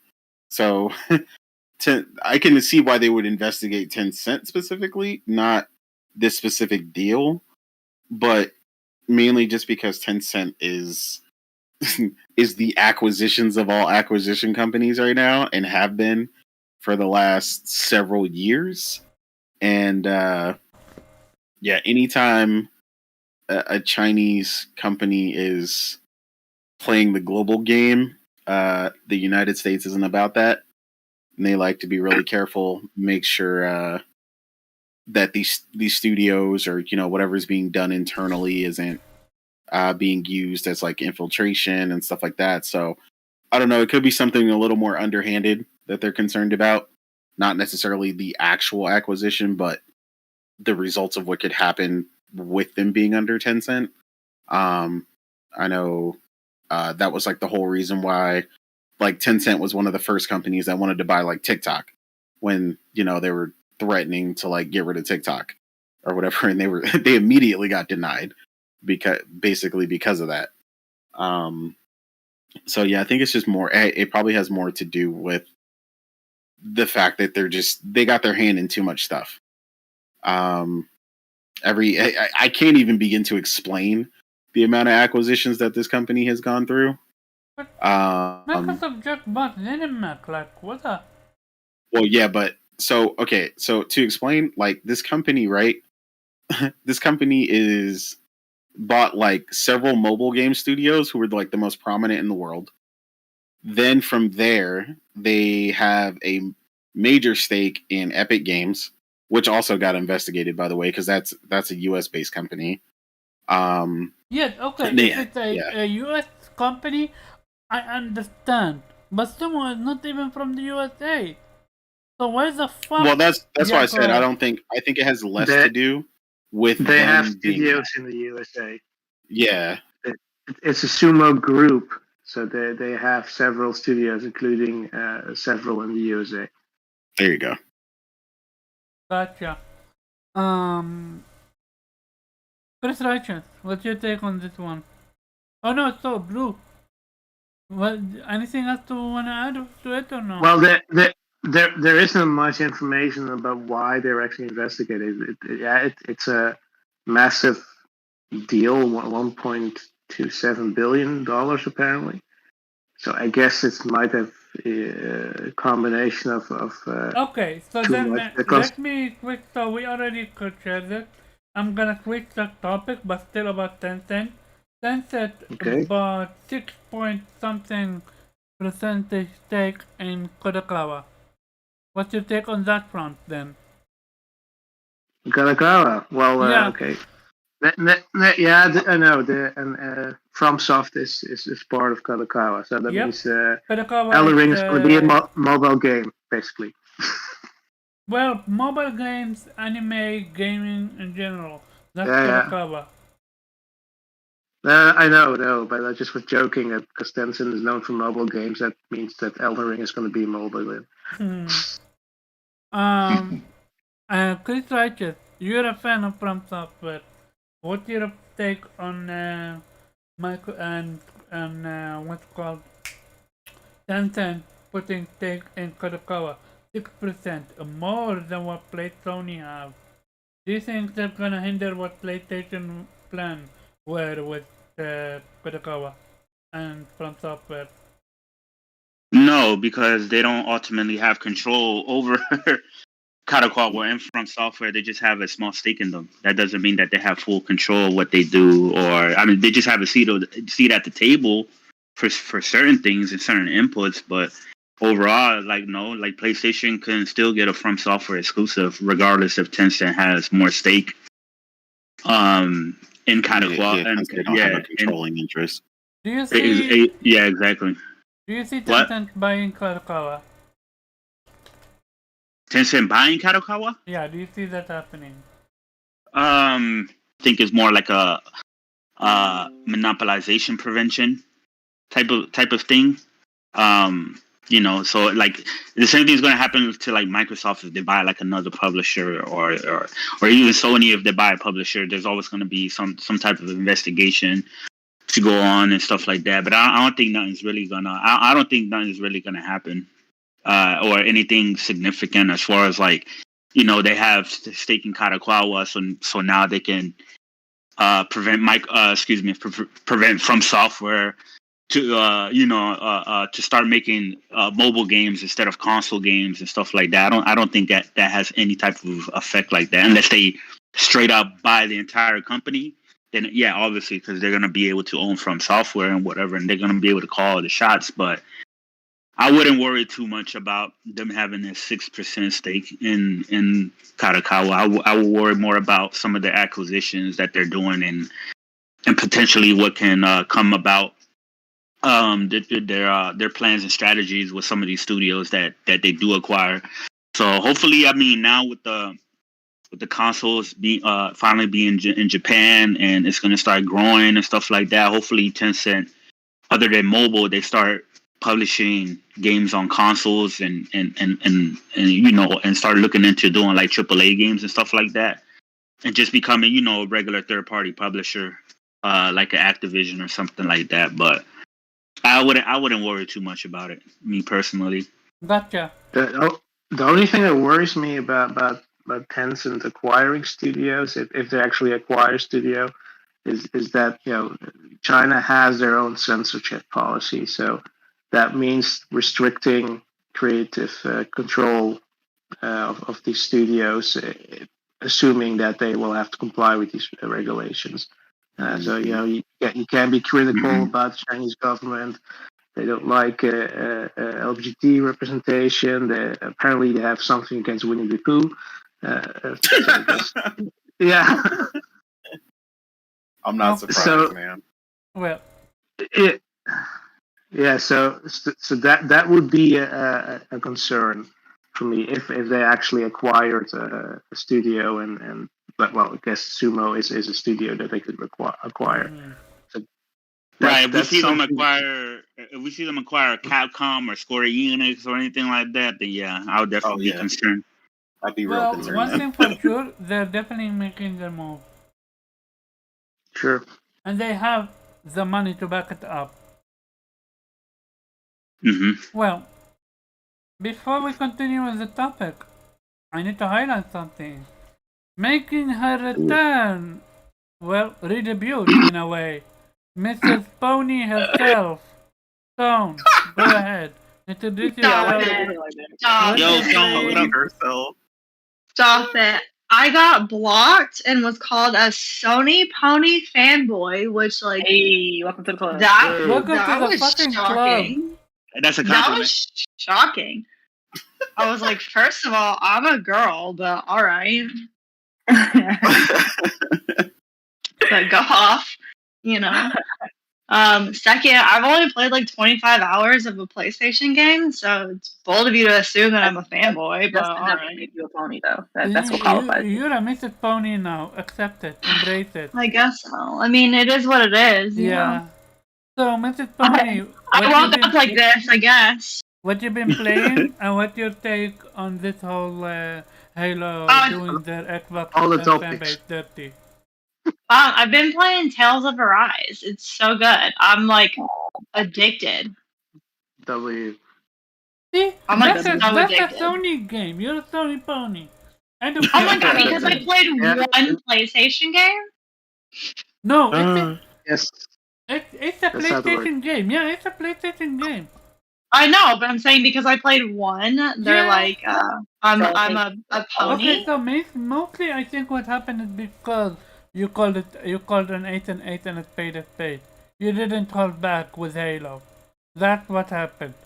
When you put out that tweet about Halo missing and stuff like let me tell you, I'm not like, if you want to be like a fanboy or be a part of the console wars, like whatever, it's so entertaining. I'm not gonna lie, like I think it's hilarious. I think it's so funny that people identify with like a console. That's just such an odd concept to me. But I like that's fine. But I'm still gonna make fun of you. The fourth world, come on. I'm still gonna make fun of you. Like you bought a fridge. That's hilarious to me. Okay, so let me make it an analogy in a sport world where you come from. Especially you're a Steelers fan. I don't even know what a Steeler is. Can you eat it? That's all I care about. Let's say if you're a Steelers fan, can you be a Steelers fan and a different sport club fan? No, but like that's different. No, that's absolutely the same, Mrs. I'm saying, like, but I can be a fan. Okay, so, like, if you want to use a comparison, James Conner used to play for the Steelers, but now he plays for the Arizona Cardinals. And I still wish him the best of luck. Like, I hope he succeeds. And I mean, Xbox, like, I hope they succeed, but they're not. And that's not my problem. Like, I don't work for Microsoft. Okay, so if it's a Steeler versus a team you genuinely despise because they are as good, if not better than Steelers, don't hate me. Well, then I'm annoyed and I'm gonna, like, cry about it. But, they're not allowed to beat her team. But yeah, nobody can beat my team. That's never gonna happen. I don't even know what you're talking about. Anyway, like the thing is competition is healthy and it's good, but people are weird. And to be fair, if Phil Spencer would join PlayStation, his fans would go with him. I just I don't know. My thing is like if Xbox had good games, and I would play Xbox, but they don't. And I'm sorry, like, defend Halo all you want, but it looks so bad. And I was a big Halo fan growing up. Like, I loved Halo. And, but it looked like it's not progressing. That's the problem. It's not progressing. Like, we have all these new games that look, I mean, they look real. Like, let's be honest. They look like a legit movie, or they look super real. And Halo looks like, okay, you know what? I'm just gonna say it. Halo looks like Tetris, like old Tetris. And you can call me a pony if you want to. I honestly don't care, but just because it's facts doesn't make me a pony. That just makes me a realist. Fucking pony. Like, cry about it. I don't know, but cry over there. Block me some more. It's whatever. Pony. I love it. it. Pony. This is it's genuinely one of fanboy. the It's best fanboy. things. Get it right, okay? Hearing that you're a pony and them blocking you. Like, they don't even know you. That's so funny. Yeah, I was like, I just showed up here and I'm a pony. Sorry. You hurt their feelings on Twitter, man. You really go. I am so hated. Like, it's so weird. I honestly blame the internet, and I blame MTV or whatever. I don't know. Here's what you need to blame. You blame the brain cells that are lacking. But it's just like, I mean, keep it honest. Like, the game looks stupid. I don't know what to tell you. Hey, that's your fair assessment. I mean, they can't be mad at your opinion. Take that up with Xbox, not me. Like, I didn't make Halo. What the fuck is that like? Yo. This is comedy gold. Hey, shout out to you. It says about Game Pass. I can see the comments about Game Pass. So even when I had Xbox, I never had Game Pass. Facts. Because I was like, why would I have Game Pass? Oh my god. I'm not gonna lie, that was the first question somebody asked me when I told them that I was gonna play Forza Horizon 5. And then I was like, yeah, I pre-ordered this game. Because I was explaining to them, I was like, it's not that I don't play those games. I was like, I've always been a fan of Flight Sim. I bought the $120 edition of that. And then I was like, I pre-ordered the premium edition for Forza Horizon 5. And his first question after we, like, he realized, like, all right.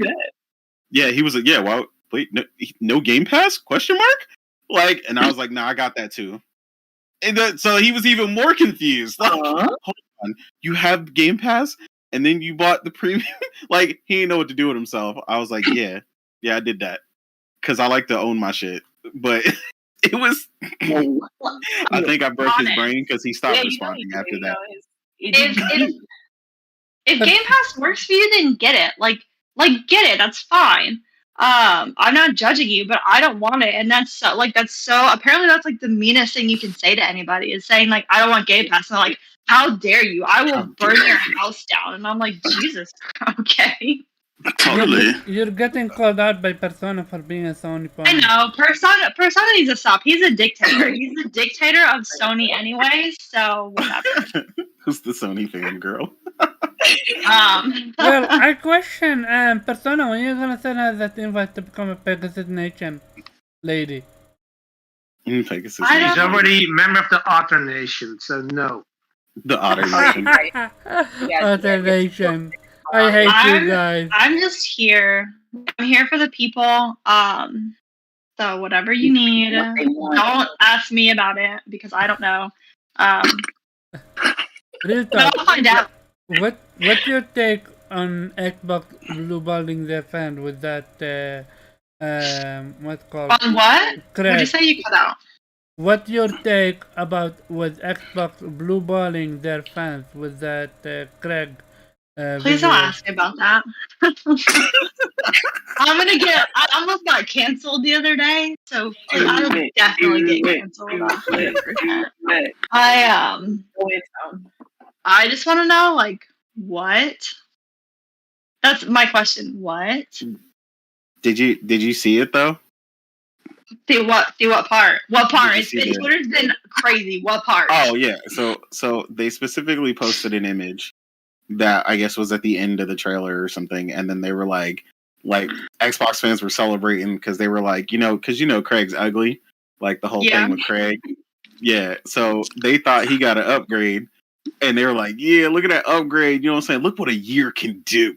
You know what I'm saying? Craig looking amazing. And then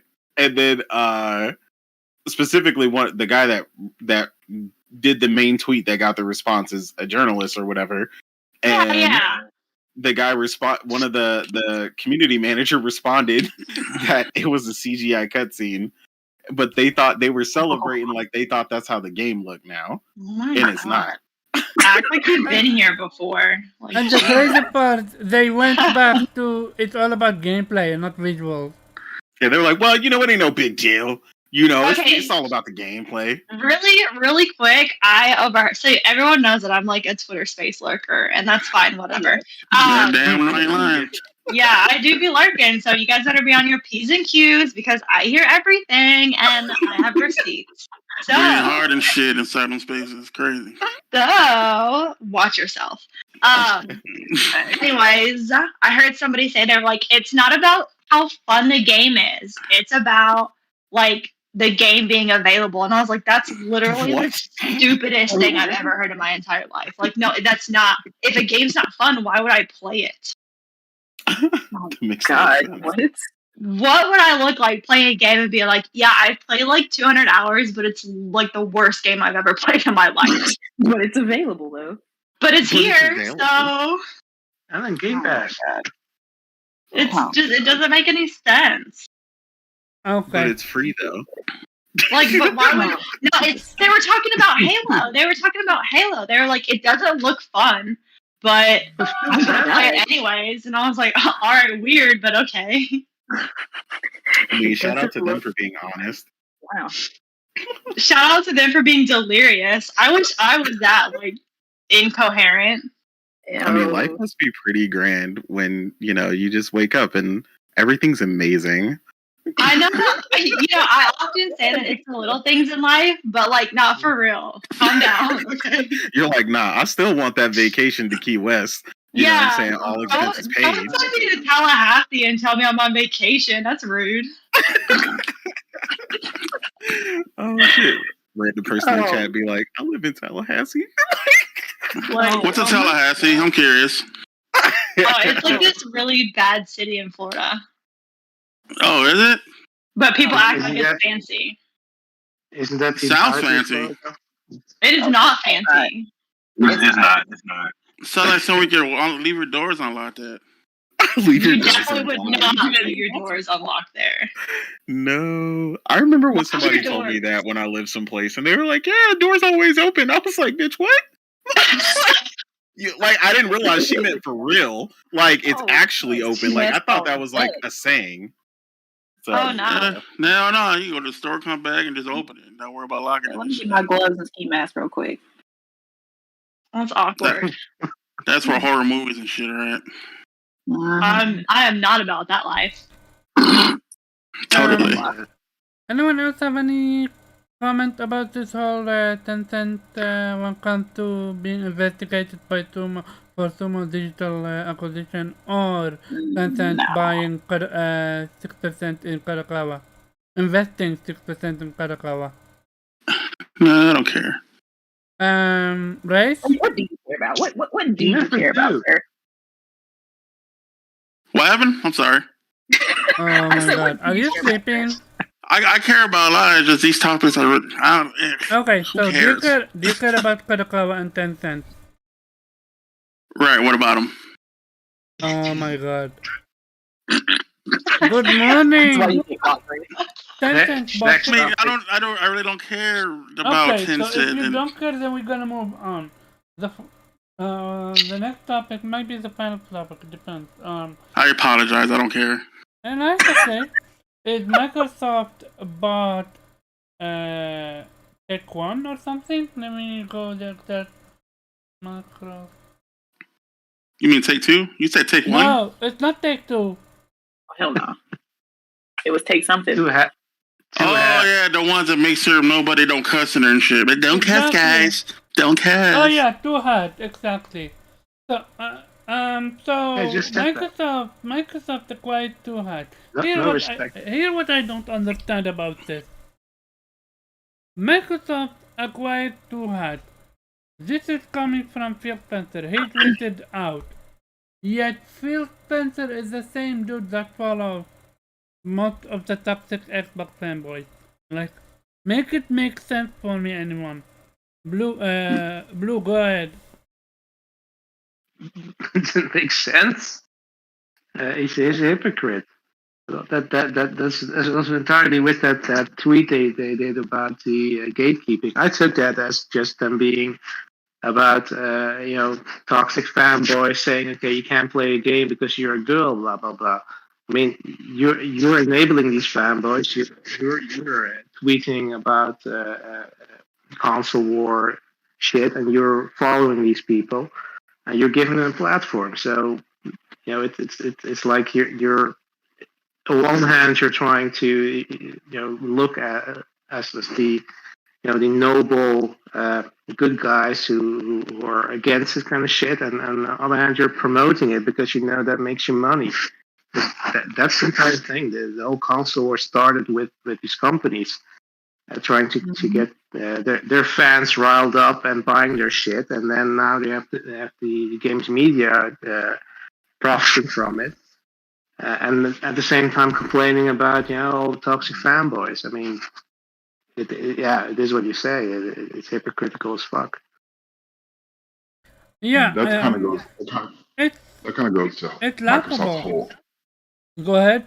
Go. No, go ahead. It kind of goes to Microsoft's whole just unawareness or no self-awareness. The Xbox community has a good majority of the racists and the bigots and the misogynistic guys, but yet still they're the ones hiring this company to supposedly monitor, and cut back on all this. And it's like, you guys are the problem, and not saying that there's not guys like that on PlayStation, but there's just a lack of self-awareness between, Microsoft, that company, and then the fact that they have to go to the lengths of doing something like that instead of cleaning up in-house themselves. But they thrive on it because, once again, they thrive on this sensationalism and this bombastic, we're the most powerful, the greatest, the 12 T-flops, and it just goes right along with all other marketing that they do.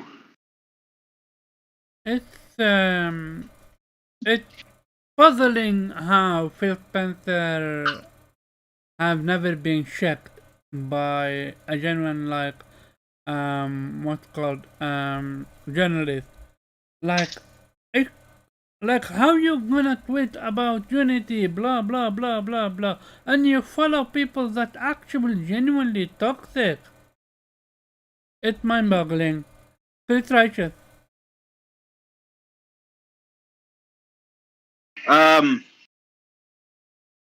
Out of all the information we got this week, like Horizon Forbidden West, like the state of play, this is the topic we're talking about, Omar? Yeah, we're gonna talk about the state of play and Horizon. Don't worry, I didn't forget about both. This is. I mean, we already know what it is. I mean, they need it. They need that help to kind of filter out that toxic fan base. I mean, there was a study done back in 2019 how Xbox fans are usually more aggressive, right? Or like Xbox players are usually more aggressive. We see it on Twitter all the time. We see a lot of the toxicity. And I don't care about it's toxicity on all sides. Yes, that is 100% true. Absolutely, there's toxicity with PlayStation fans. There's toxicity within the Nintendo fans or whatever. But the most prominent ones that we continuously see over and over again, and the ones with like the faces and the ones that are known in the community, right? A lot of that comes from people who claim to be Xbox fans and stuff like that. Like we've seen people pull out guns, we've seen all sorts of threats and racist stuff and all sorts of that. So I mean, maybe this will help them to kind of clean that up. At least like in Xbox Live. I don't know. I haven't played Xbox Live in an extremely long time. I know there's toxicity on PSN. Absolutely. Just play Rainbow Six Siege, and you will see that shit all the time. You will see that shit all the time. But I really don't. It don't bother me. I really don't give a damn. If you notice me, I don't really interact with a lot of these people, anyways. I'm not usually in like Stone. So like Stone said, I be lurking a lot as well. But I look for like 10 minutes and then I usually leave because I don't really be caring. A lot of these spaces that be the most toxic will be like a lot of the fanboy shit, and then a lot of them do come from like the Xbox fanboys, like that one dude who was talking about Wooly's nephew, right? The other guy, the Game Hero guy, who says he hates Muslims and Christians, and he openly admitted he's a racist and stuff like that. So those are the people that they need to absolutely filter out.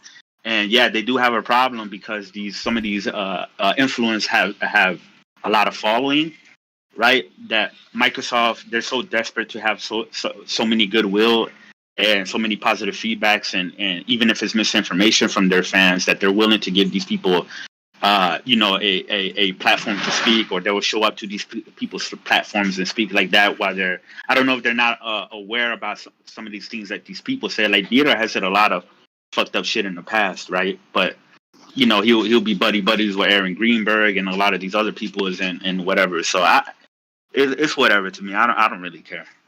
I think what happened is as follows. Microsoft was happy with the publicity they were getting until it became visible that it's a lot of racist, sexist, and bigoted people on the Xbox community. Of course, it's on PlayStation and Nintendo community, but it's more prevalent and visible on the Xbox community. And that's why you see Microsoft pulling out that move that they just did. And Nate. I don't think he can hear you. He's got it muted. Oh, okay, I didn't see that. Then we're gonna go to you. Yeah, they most definitely, what Chris said, they profit. They profit off of this. As much as they try to act like, we don't care about the console wars. Console wars, they're immature, yada, yada, yada. Look, they know these people who do the console wars, because I'm part of it too. I'm not going to sit here and act like I'm an angel or anything like that. But the people who do console wars, that's free marketing, right? That's like free promotion. You don't have to pay these people. You don't have to do anything. And they're just, putting Xbox or PlayStation or whatever, all over their Twitter. So of course they're going to support this stuff because it's, because it reaches way more people than someone who's like overly, or someone who's famous, because famous people, they don't really communicate with the commoners, as I call it. Like, they don't really talk to people like that. But if you get like somebody who's just an average gamer, just an average person out here, and you get behind them as they rep for your brand, like, I mean, come on, that's free money, that's free marketing. So they're gonna, even though they say that they don't support the console war, they fully do. They back it up, because all it ends for them is that it's dollar signs. Like, it's just free marketing, dollar signs. So, well, how many tweets have we seen from Aaron Greenberg like years ago? That was he was a professional console war back in the day. He talked all types of shit. Like, he used to parade around the sales of Xbox back during the 360 days, talking about how they would outsell oh yeah, our I can't remember what game it was. Our game outsold Uncharted and some other, I think God of War, Uncharted and God of War combined. Like, we're doing numbers. Like, Sony can't, they used to talk all types of shit. But now all of a sudden, they want to be, we're all friends. Like, let's be buddies. Come on, make love, not console wars. Like, yeah, all right. Like, this is the type of shit I hate. Fakery. When you're getting kicked in the ass, yeah, you want to be buddy. You got no choice. We've seen it with crossplay. We've seen it with everything. They even went to Nintendo to try to team up with Nintendo so they can counter PlayStation with crossplay. Gotina, go ahead. No, I mean, I said kind of my take earlier. Like, it's on both sides, but I just think that to agree with Morgan, like, this is just free marketing for them, and it's just one more aspect of them saying, "See, look, we listen," and it's just it's almost a false promise. Nothing will change until it starts from the top. But to like I said, they've got to do anything to market themselves because they can't handle with sales. They release those market reports and they're not looking fantastic either. And so so what Chris Wright just said is about getting the influencers out and getting them on your side. I mean, a couple of weeks ago they dropped a couple of just random. One was a makeup influencer. One was I guess a Nintendo influencer where they gave them free Xboxes. And it's so cringe of what they were saying, like, oh, I've been playing Xbox my whole life, but you didn't bother to buy the Xbox Series X. But you're so thankful to get this free one. They'll stop at nothing, and I get it. It's from a business standpoint. Like, you got to do what you got to do, especially when your sales and your numbers, and then that report came out that third-party titles aren't selling well on Xbox either. So it's just one more attempt for them to try and get their brand out there, and I applaud them, I guess, but it just reeks of desperation. Yeah. Race, anything to add? About that two-hat crap shit thing going on. I don't know. I think they're doing it because they're trying to like cater for the younger ones because they're catering to little kids now, so they're trying to make it a nice, clean area for them. And I don't know. That's what I got. That's all I got out of it. Okay. You guys are talking about money and shit. I'm like, how do you guys get this out of this little topic thing here? Gotta connect the dots, Ray. Come on. But no, yeah, I just think they're just trying to, make it cleaner for the younger ones, even though they got a terrible more amount than the older ones do. But nah, that's the way I see. That's what they're trying to do, and make themselves look good for the media and shit. Yeah, fuck them. Fuck them out their stupid face. Damn. State of play. We actually covered it. We actually streamed it, and I was one of the few that actually gave it a 3. Most of you on here gave it a 6, I gave it 7. I'm like, it's just fucking me.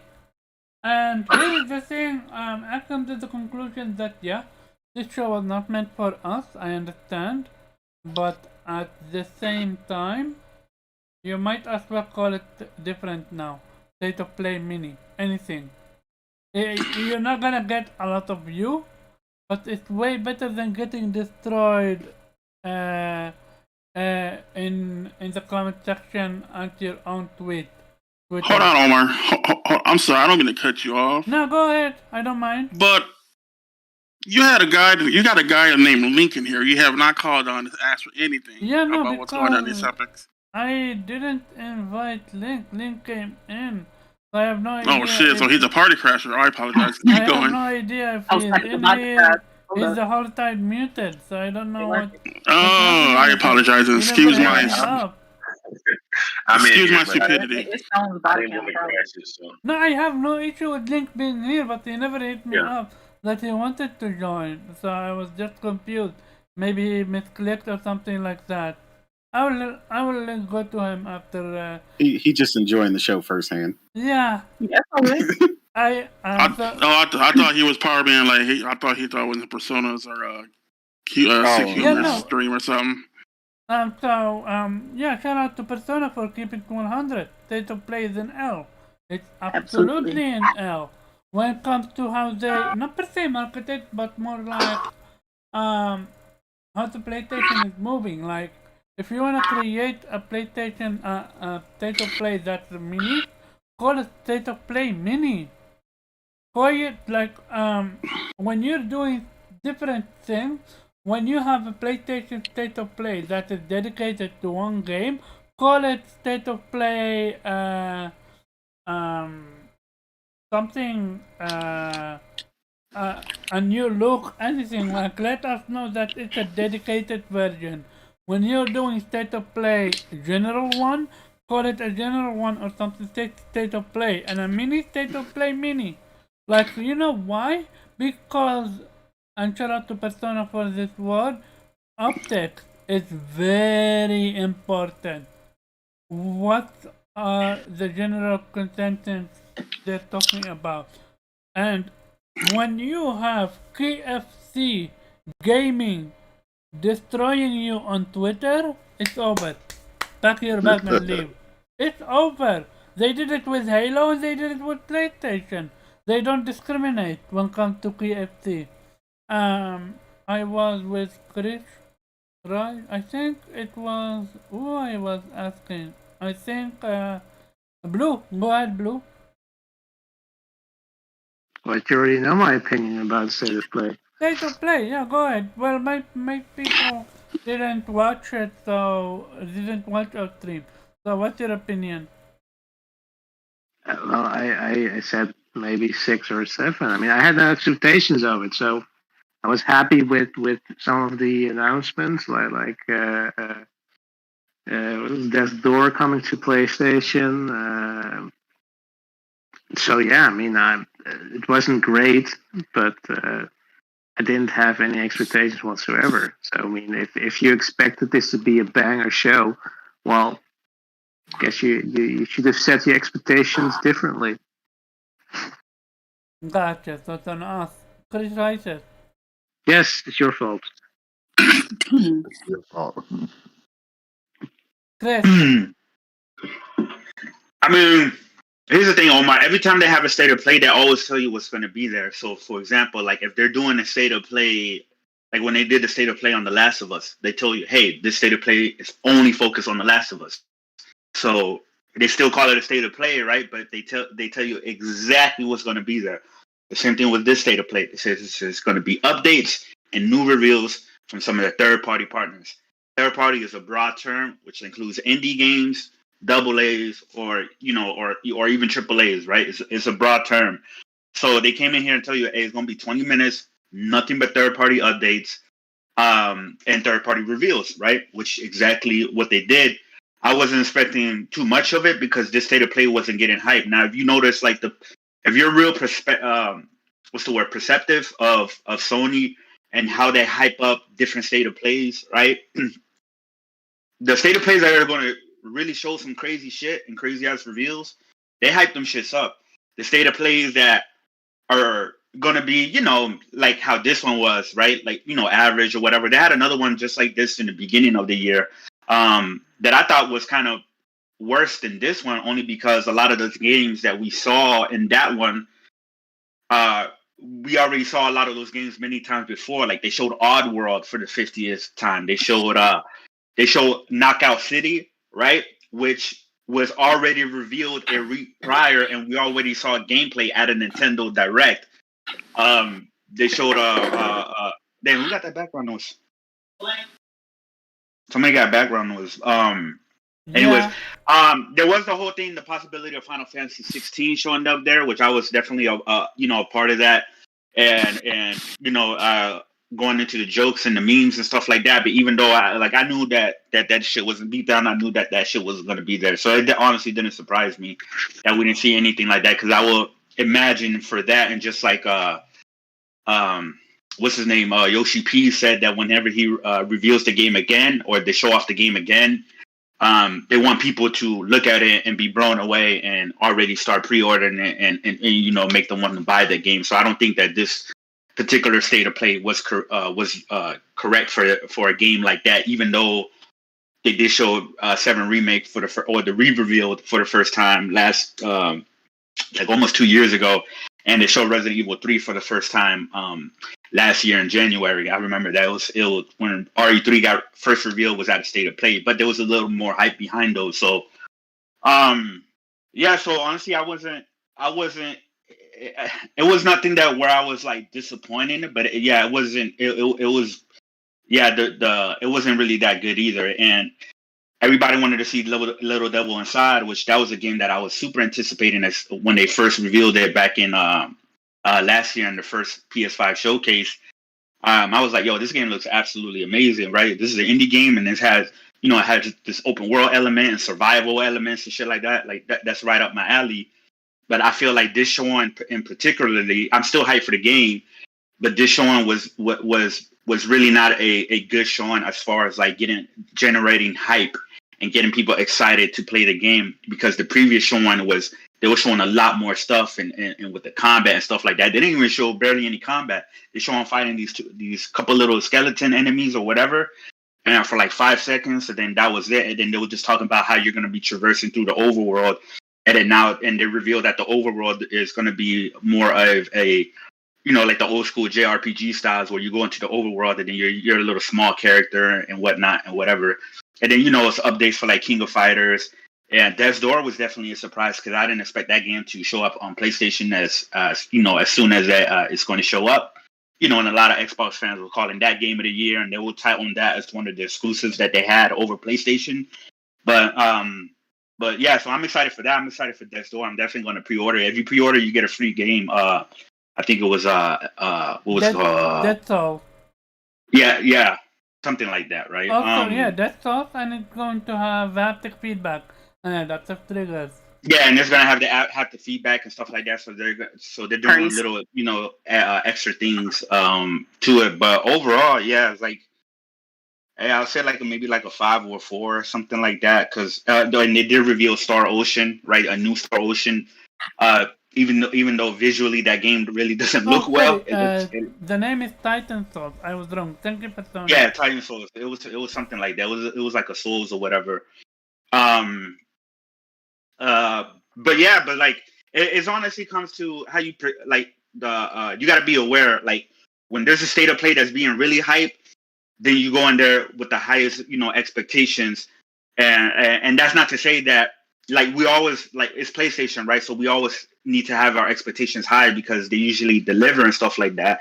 But honestly, it's not real. It's a little unrealistic to think, right? That every single state of play is just going to be amazing, mind blowing, and then we won't have stuff that is like it's just average or whatever. And this it's more of a partnership thing. They're just displaying some of the partners that they have and marketing that they have with third parties. Because just a month and a half ago, we literally just have a PS5 showcase where they did show all of the big guns and the nuclears and and the spear bombs and all that shit, right? They dropped that on all of us with there. So yeah, I mean, like I said, maybe like a 4 or a 5 or something like that, only because there were some games in there that I definitely got excited for. Star Ocean being one of them, Death's Door being another. Little Devil Inside, I'm still excited for that, even though the showing wasn't too great or whatever. And then they had a cool PS Plus announcements as well. But I mean, yeah, I mean, I don't. Here's the thing, I don't. Was leaked. Yeah, so. I don't. Yeah, but I don't knock anybody for thinking this shit was like a 1 or 2 out of 10. Yeah, because it is bad. It is bad. It was, it wasn't hyped or anything like that. So, but other than that, yeah, I mean, it's whatever. Like, they can always still make it up. they can have a PSX in December or another state of play where they show, more exciting things or more updates. Maybe one on God of War Ragnarok or something like that. So we'll see. But yeah, overall, yeah, it was pretty mediocre to trash, I would say. Yeah, I really hope that we have a PSX, because if they go out with a whimper like this, oh. I'm gonna say one thing that Persona highlighted, and I actually agree with them. They said it's not a gamer's fault for having high expectations. When you're dealing with PlayStation, the expectations are always high. I agree, but at the same time, I also agree with Chris Rice's how they always say it. I agree, Chris. They always say it on Twitter, but not everyone is on Twitter. I think if you give it a different name, But they then have it in their blog as well. then people No, have no, but no room to no. complain. See, Omar, I do agree with you. Like, just like Nintendo's Direct, right? They have three different styles of directs, Yeah, right? You have your regular directs, which is where they reveal games and new games and release dates and stuff like that, right? The traditional direct. And then you have your single focus direct, which would be like a Pokemon direct, right? And then you have the direct minis. They call it direct minis, which is usually 15 to 20 minutes, and it's usually just like how the state of play was, like updates on indies, third parties, whatever you want to call them, and whatnot. So yeah, but not. Oh, hold on. Persona, deep down, I really knew it wasn't gonna be there, but I was just memeing it up like everybody, because everybody had that whole, it's possibility, even though it is a possibility to show up there, because the same situation happened with FF7 remake, where it had got a website updated, and a couple weeks later it appeared at the state of play and stuff like that. So that's what kind of got people going and stuff like that. But honestly, deep down inside, I was like, it's fine. This shit ain't gonna show up there. This shit ain't gonna show up there. That's why I was making a joke. I'm putting my clown mask. I got my clown suit. FF16 is gonna be there and whatnot. But I mean, Square Enix did show up with a new reveal, so I mean that's cool. But it's all good. Stone. Yes. What's your take on State of Play? Did you watch it? I did. I watched it. I watched you guys stream it. Um, Oh, I didn't see you there. I was so busy focusing on the stream itself. I didn't hate it. I didn't love it. I felt like it just wasn't for me. Like I felt like it wasn't directed towards the things that I like to play, if that makes sense. Like it wasn't. I don't know. I saw a lot of people say that they liked some of the games that were coming out, and a lot of people say that it was complete trash. I And I'm highly like, that's recommend fine. you trying Star Ocean New Hope when you can, because this new Star Ocean seems to be a direct sequel to that one. Listen. I have so many games that I have to play. If you guys could just cut me some slack, that would be great. I'm gonna be playing PlayStation 5 until I'm 307 years old at this rate. Ooh. So calm down. But I don't think that it was like for me. It just wasn't for me. Like I enjoyed watching it. I enjoyed like seeing what they're gonna come out with. But I like the bug game. I'm very invested in these bugs now for some reason. Oh yeah, Bugsnax, a fantastic game. I don't think I need to make sure that the bugs with tater tot legs are okay. Like I'm so concerned. Yeah, no, the Bugsnax is a really fantastic game. I platinum it, and but I mean, I don't like I said, I don't think that it was for everyone. Kind of like the same thing that Chris Wright just said. Like it was for certain people. Like some people loved it. And that's great. But I do like that people held it accountable and said that, there were things that needed to be addressed and the way that they marketed it and things like that. I do like that PlayStation gamers hold Sony accountable for things. Of course. We want Yeah, because we're not going to go down that path. Because the reason for that is because we have high expectations. Like I always have like the highest expectations when it comes to PlayStation, because they delivered, right, and they made their name, and they made the name for that. But realistically, with the state of plays, you're gonna have your big ones, but you're also gonna have your smaller ones that are just kind of updates or whatever. And I think people need to, some people need to understand that. It's the same thing with Nintendo Directs. I have high expectations for Nintendo's as well to deliver. But some of the Directs have been trash. there's going to be state of plays that are trash. Realistically, and that's how the shit is. And what I was saying earlier is they literally just delivered a showcase that was amazing a month and a half ago. So yeah. I'm gonna regret saying this, but I agree with Persona. It's not the gamer's fault for having high expectations. Nobody quote me on that. But I mean, your expectations should be high for what you want, but not every state of play is going to be for you at the same time. So that's something you have to, take into consideration. No, I mean, yeah, I wouldn't say is people's fault for having high expectations, but you also got to be realistic as well. I'm agreeing with you too as well. Like I'm saying, it's not the gamer's fault, but also like we both said, like you have these big showcases and that's highlighting these huge events basically, and then you have these kind of mini ones, and that's okay. Nate, are you back?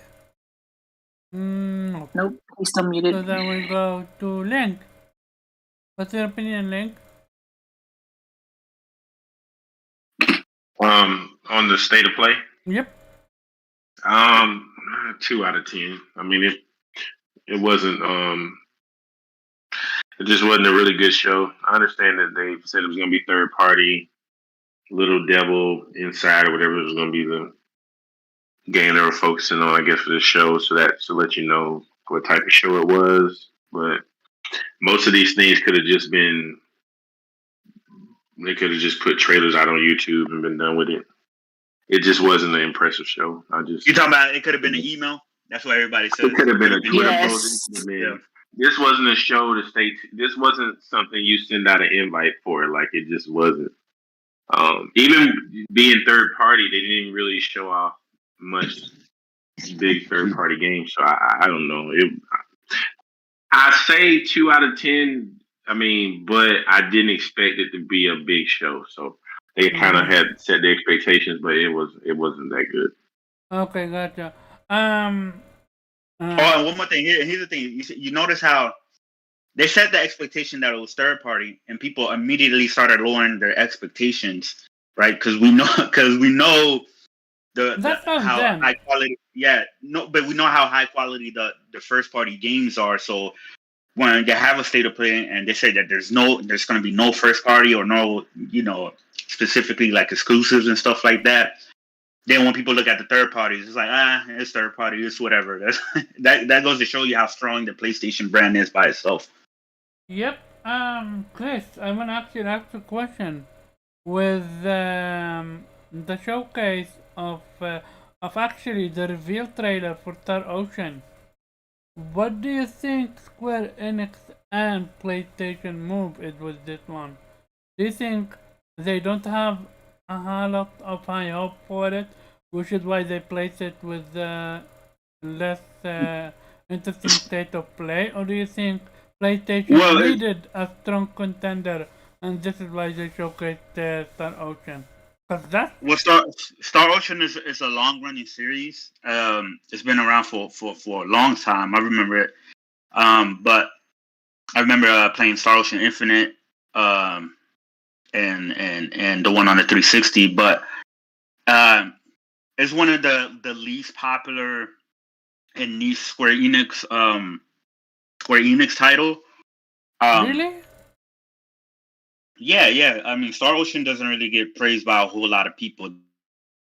It's really like a small niche crowd that really knows about Star Oceans and they have their own dedicated fan base and whatnot. So and as you can see, just you can see from the budget and the production, the gameplay looks great. I love they're adding, the whole flying around the arena and stuff like that, which is going to open the game up in the world within the game and whatnot. But you can tell just by the production of the game and how it visually looks like they're not putting a lot of money into this. So, and it was just a cool reveal for the state of play for the people who are interested in Star Oceans and whatnot. And they also have the relationship with Sony, even though this game is on all platforms, it's coming to Xbox as well. Maybe that's why it looks like shit,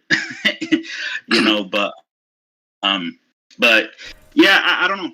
Yeah, I mean, this could have been the Star Ocean. Also, could have been a Star Ocean. Probably could have been better revealed at Tokyo Game Show. Yeah. You know what I mean? Yeah. Yeah. I can agree sense. with that. Yeah. And eight. Not still here. Not here.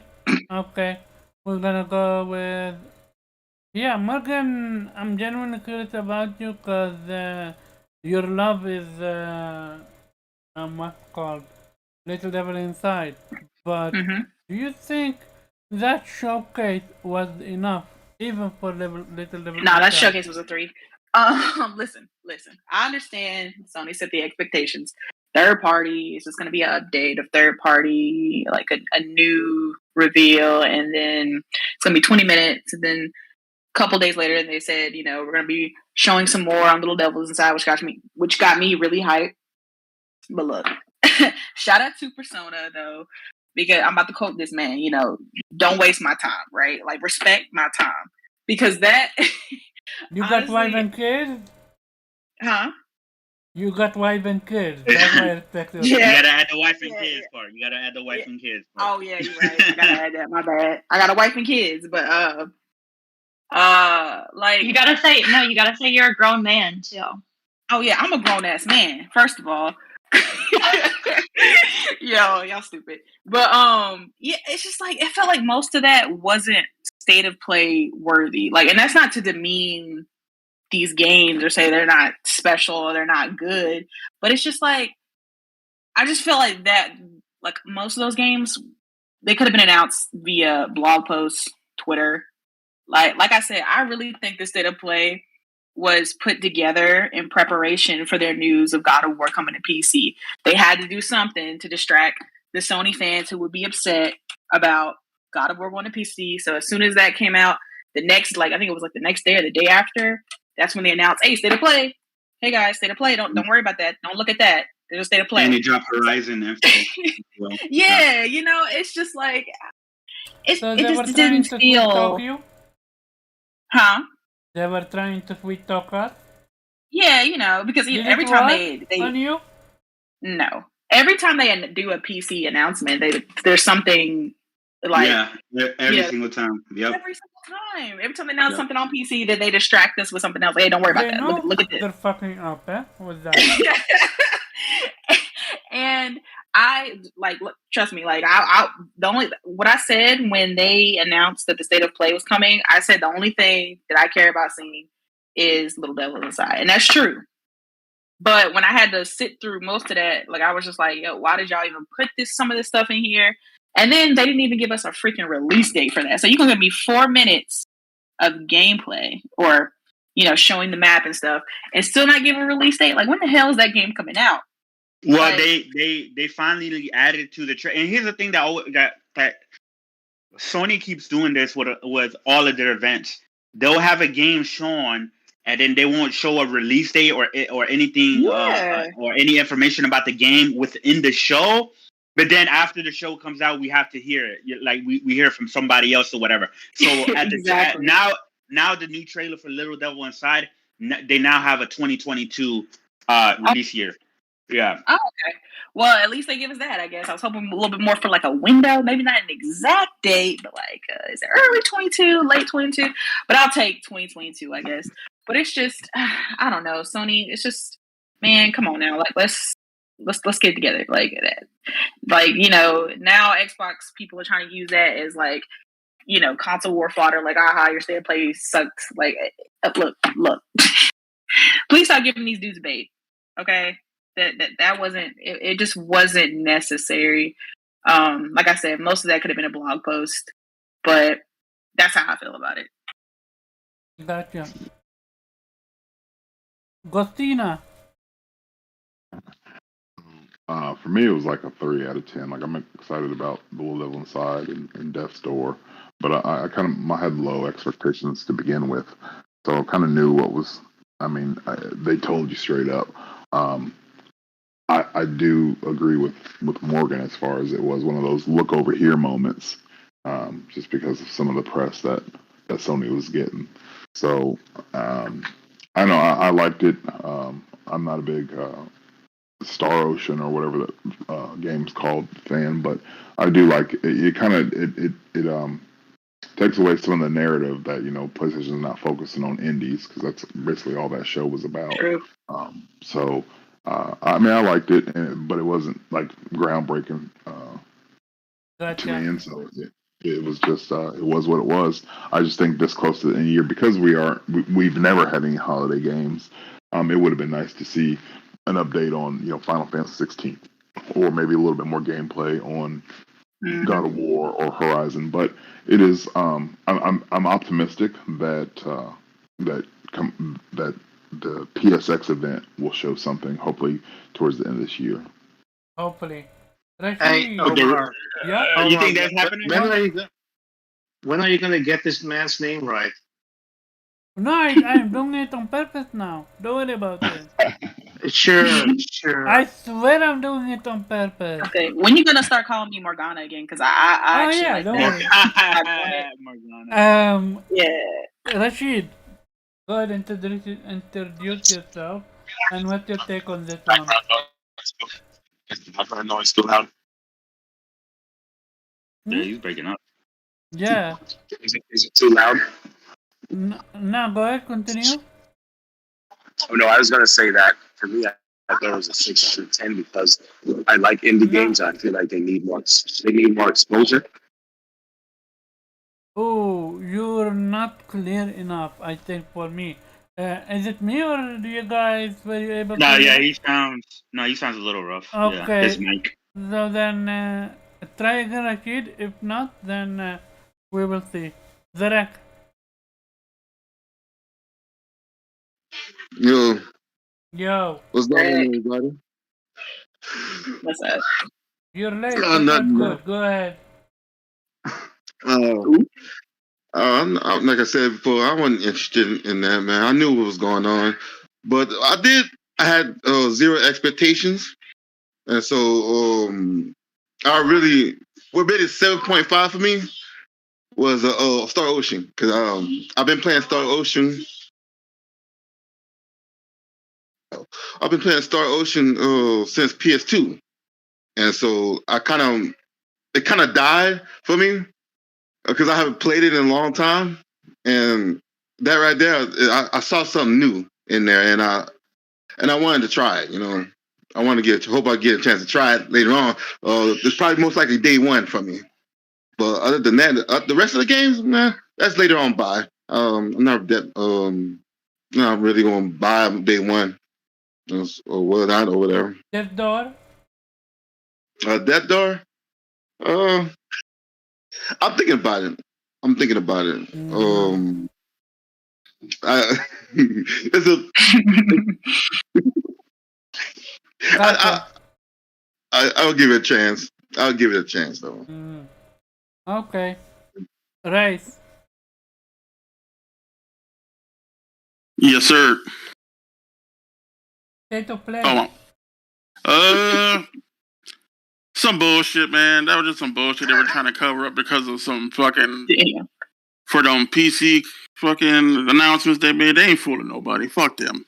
Okay, so I'm gonna go in. That was a fuck out of here out of 10 to me. Yeah. Okay. I am actually gonna go talk about this now. Not to say I'm keeping the topic, but I actually wish Nate was here because I'm really curious about his opinion. Why is PlayStation doing this? What I mean by that is if they don't think putting their games on PC is an issue for us, why the fuck are they doing this? Giving bad news, quote unquote, putting games on PC, and doing them good news, giving us a release date, doing something like 1 second, Chris. I need to really say this. They clearly know their fan base are not happy with this. They clearly know. They are on social media. They can read our comments. They can read our not DM tweets to the what's called Not Cyber Dragon. I have always thought about it. What's with PlayStation doing? Like, you had Jim Ryan put out an interview where he said he didn't see a pushback. Motherfucker, if you didn't see a pushback, then why the fuck are you sugarcoating it? Why the fuck are you laying it with um, a bed of silver platter and delivering it to the PlayStation community? Look, guys, we know we're fucking doing this. We need to do this, but here, take this and pay attention to that. Like Ray called it out for what it is. This literally came one fucking day after that whole God of War going to PC. Yeah. Like, they know their fan base are not on with the fuck shit, and they want to control that narrative. And clearly it's not working, but people are talking about it. What do you want to say, Chris Writers? Well, I was gonna say, when you say like it's bad news, it's like that's not bad news for Sony. They're putting these old games on PC to make that bad more news money for us. And right, and you know I get that, but I think they do it because like, yo, we're going to announce PC, right? And that announcement, the God of War PC announcement, caters to who? It doesn't cater to us, right? It doesn't cater to us at all, right? It caters to just the PC crowd. So I think they always try to have something for the PlayStation to of fans to follow up on that, to be like, hey, you guys are still number one. You guys are still our priority. Blah blah blah blah blah blah. But they always do this. They always do the. I'm not saying that's an excuse or whatever, but they always do that, like what Morgan said, you know, every time they announce a game going to PC or something like that, or it could be any type of thing, like they're shutting down the PlayStation Store, and then they'll announce something like that. But they do that even within their conference, because even the PS5, the last PS5 showcase, what happened? They announced that Uncharted, the Uncharted collection, right, or Uncharted Lost Legacy and Uncharted 4. Yeah. Right, they said they gave a PC announcement at that show. They said PS5 and PC, right? They included a PC announcement, right? And people are like, "What? Oh, they're announcing a game going to PC at their own show." But then the very next trailer, what was it? Wolverine, and nobody cared. Yep. They do it within their own show. Hey, yo, speaking of that, I'm gonna tell you right now, I'd be damned if I'm gonna pay any more money for that Uncharted shit.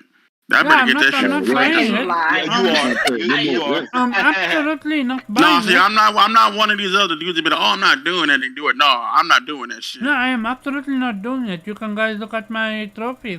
I'm not touching that. If that shit is for money, I thought you meant if it was gonna be like a free upgrade. It's not. It's gonna be a whole separate purchase that you're gonna have to do. I have the feeling it's gonna be a separate. Yeah, no, I'm not gonna buy it. I'm not gonna buy it either. I think it's gonna be a separate purchase because they wanna put haptic feedback on them, possibly adaptive trigger and all that shit. They might do it like the way they did with God of Tsushima, but even then, I'm not buying it.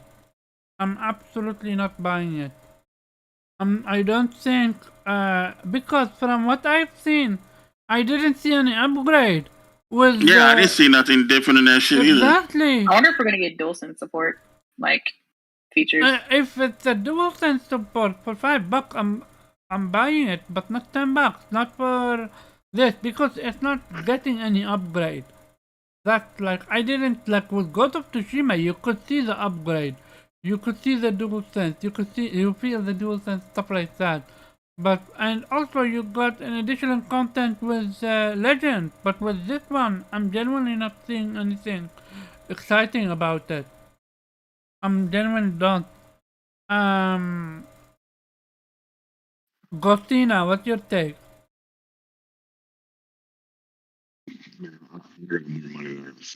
I'm gonna buy it. You're gonna buy it? I am too.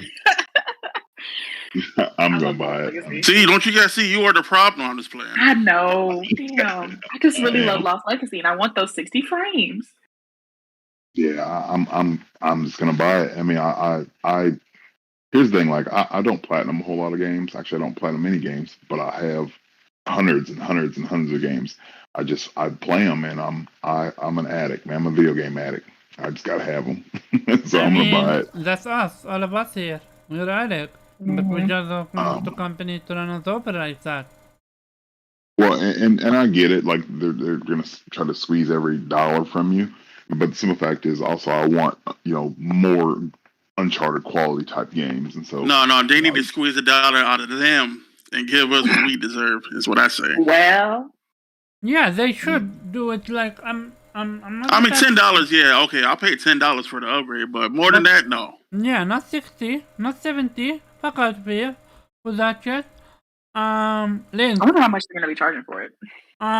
They have not said anything yet. Now what I didn't buy was the Grand Theft Auto triple pack.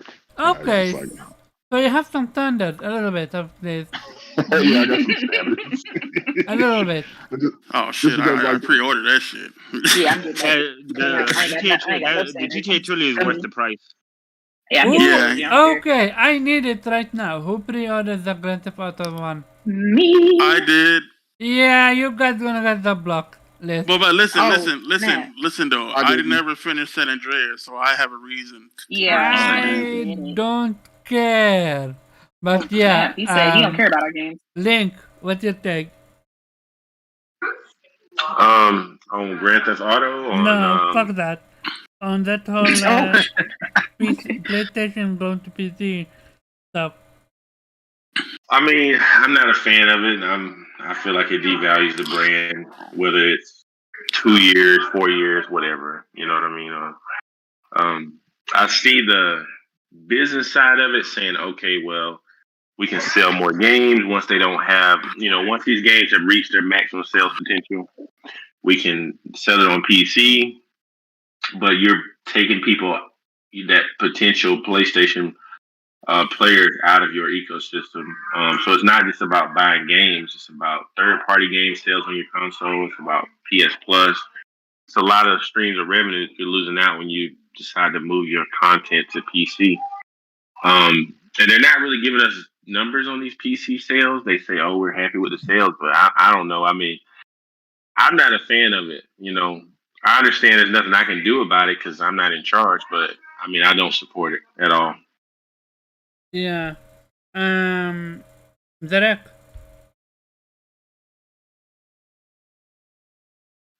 Well, okay. Nah, I don't agree with what they're doing. Been catching it for a long time. Nah. Trying to sugarcoat it behind us. Nah. It's just I don't know, man. I don't know what the hell they're doing, but all I know is they're trying to be greedy. Trying to reach these extra 100 million people. They're expecting to get. I mean, personally, they are devaluing their brand because a lot of their subscribers are unsubscribing, and they're losing money on PSN or whatever. So, yeah, they did say that, right? Like not too long ago, that they're losing people. No, they said it was down, but only by just a little bit. But I don't think people are unsubscribing because games are going to PC. Yeah, it just went up because of COVID, and now that people are going back to work, people are unsubscribing. Right. Well, okay, when I can scratch that off, but but other than that, to me, man, they're taking the L though. They're taking a big L for me, bruh. Because I don't know what their goal is. Their true goal of doing all this and stuff. And so, you got your PS5 right there, but you're not upgrading like God of War, right? They're not upgrading it like they're doing with PC, making it feel like that. PS5 is worthless, but over here it's much better. They're crippling their brand in a way. Yep, mainly because it's not, according to them, it's not Santa Monica that's working on the game. It's someone different. So yeah, there goes that.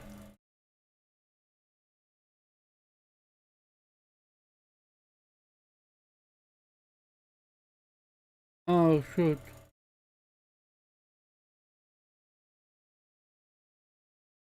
Are we still live? Hello? Anyone here?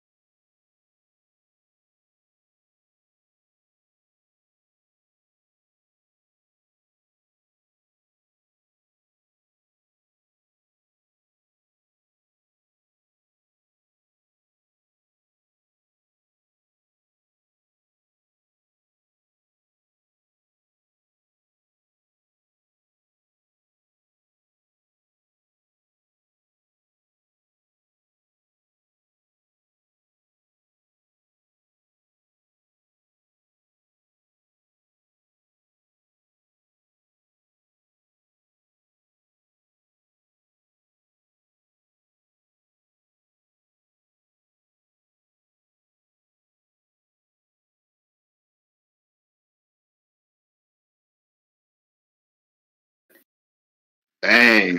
Can you guys hear me? Yeah, I see Rec lighting up now. So Can you guys hear me? My bad. Yeah, we hear My you. bad. My bad.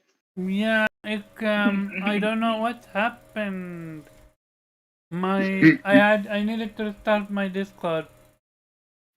I mean, Are that's we fine. still, I heard Chris talking now, let me so it's see. back. Are we It's back still live live? again.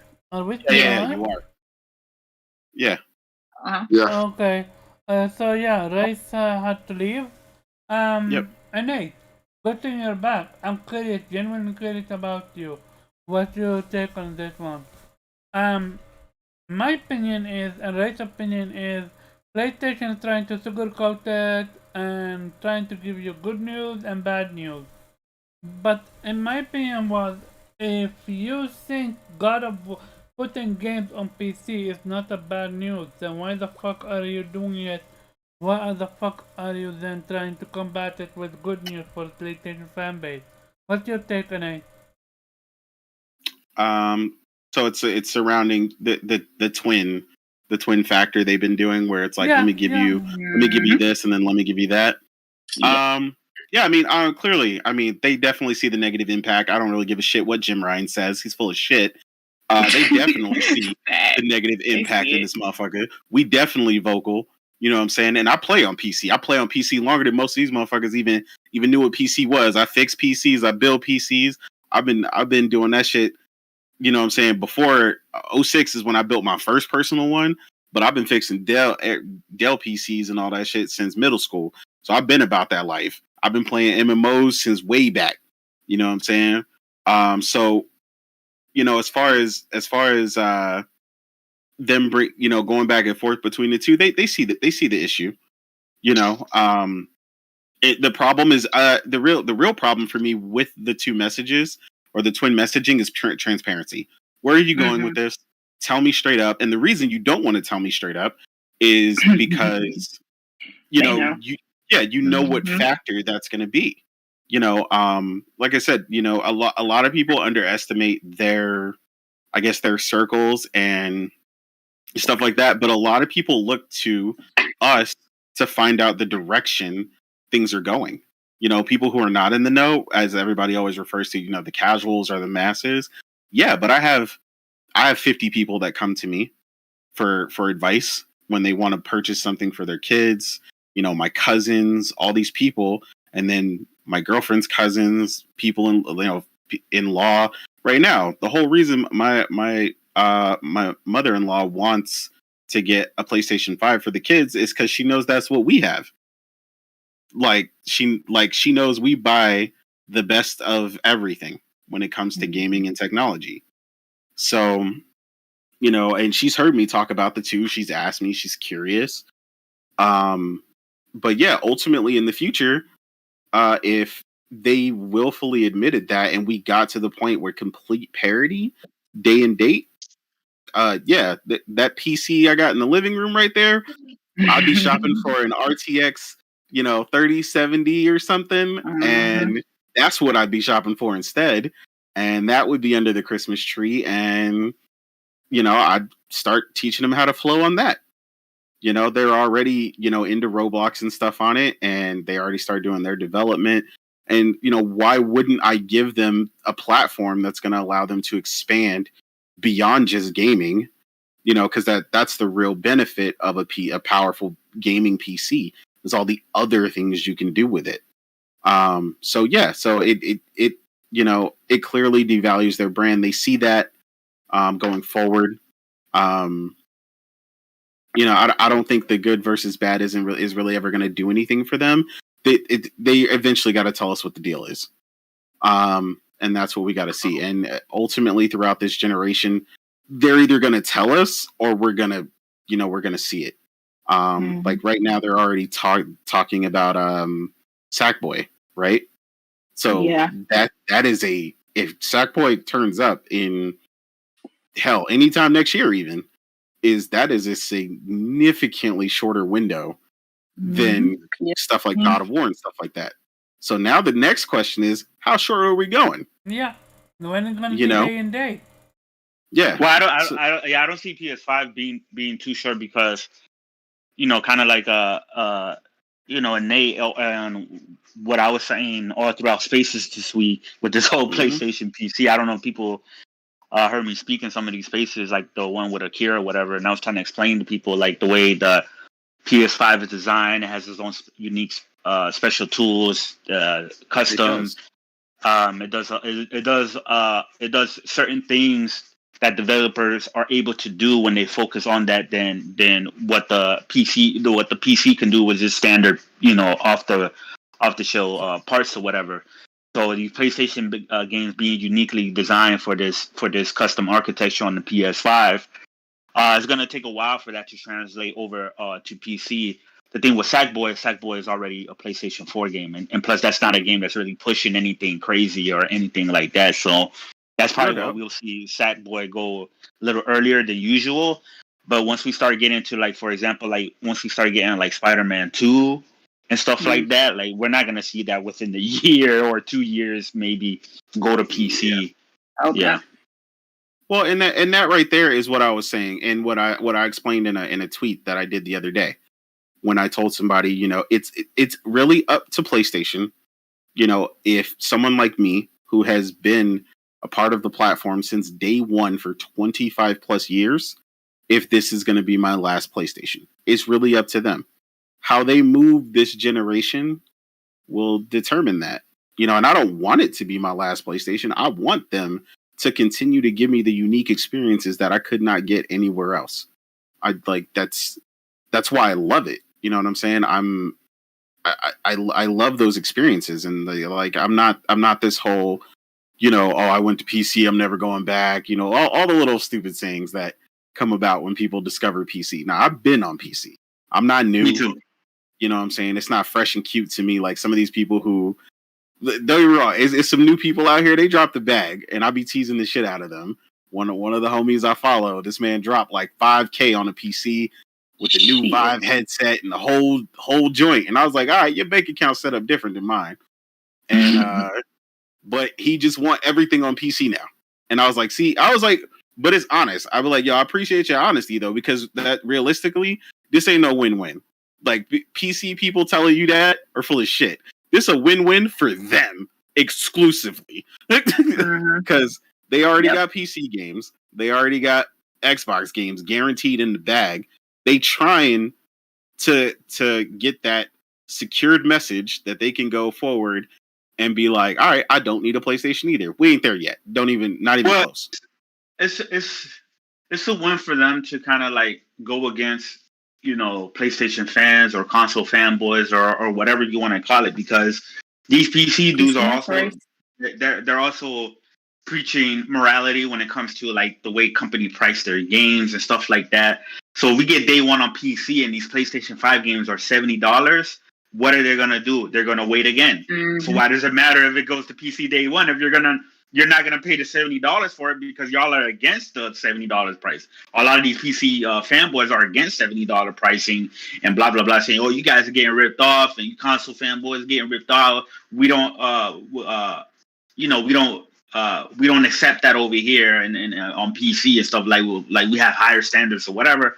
All right, PS5 goes against PC, and you gotta pay $70 for it. They're gonna prior it or whatever, or they're gonna wait. And if they're gonna wait, so then what is the point of these games going to PC day one if you're still gonna end up waiting regardless? So Okay, so I'm curious, NA, if PlayStation go day and date, would you get a PS6? Or, well, if there's a PS5 Pro? I'm out like a light. It ain't even a question, bro. I can build a PC that could fit behind in a small enough form factor that it could be as powerful as my current PC and fit right behind my TV. My TV's mounted. It could fit right behind the TV. I'm out. I have my controller. Like when people talk about ease of use and all this other shit, bro, I have an Xbox controller. The only reason for this controller is it's linked exclusively to my PC. Mm-hmm. I pick it up off of a charging cradle and I press a button and I can start playing my game. So ease of access is a non-factor. DualSense does it as well. How dare you? I mean, he plays some Xbox games too, though. Yeah, like well, Forza. so I'll explain the reason why I do it. Yeah, so there is that. So a lot of the Xbox games work way more inherently with it.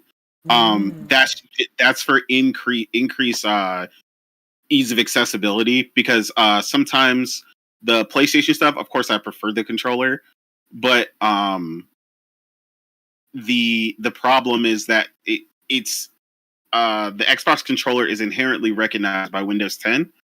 And it's just an easier factor. But I do hook it up. I have the adapter or whatever and all that stuff for the PlayStation 1 because my nieces and nephews sometimes they like to play on the PC in the living room, and I will hook that up and link the DualShock 4 to it so that they can play.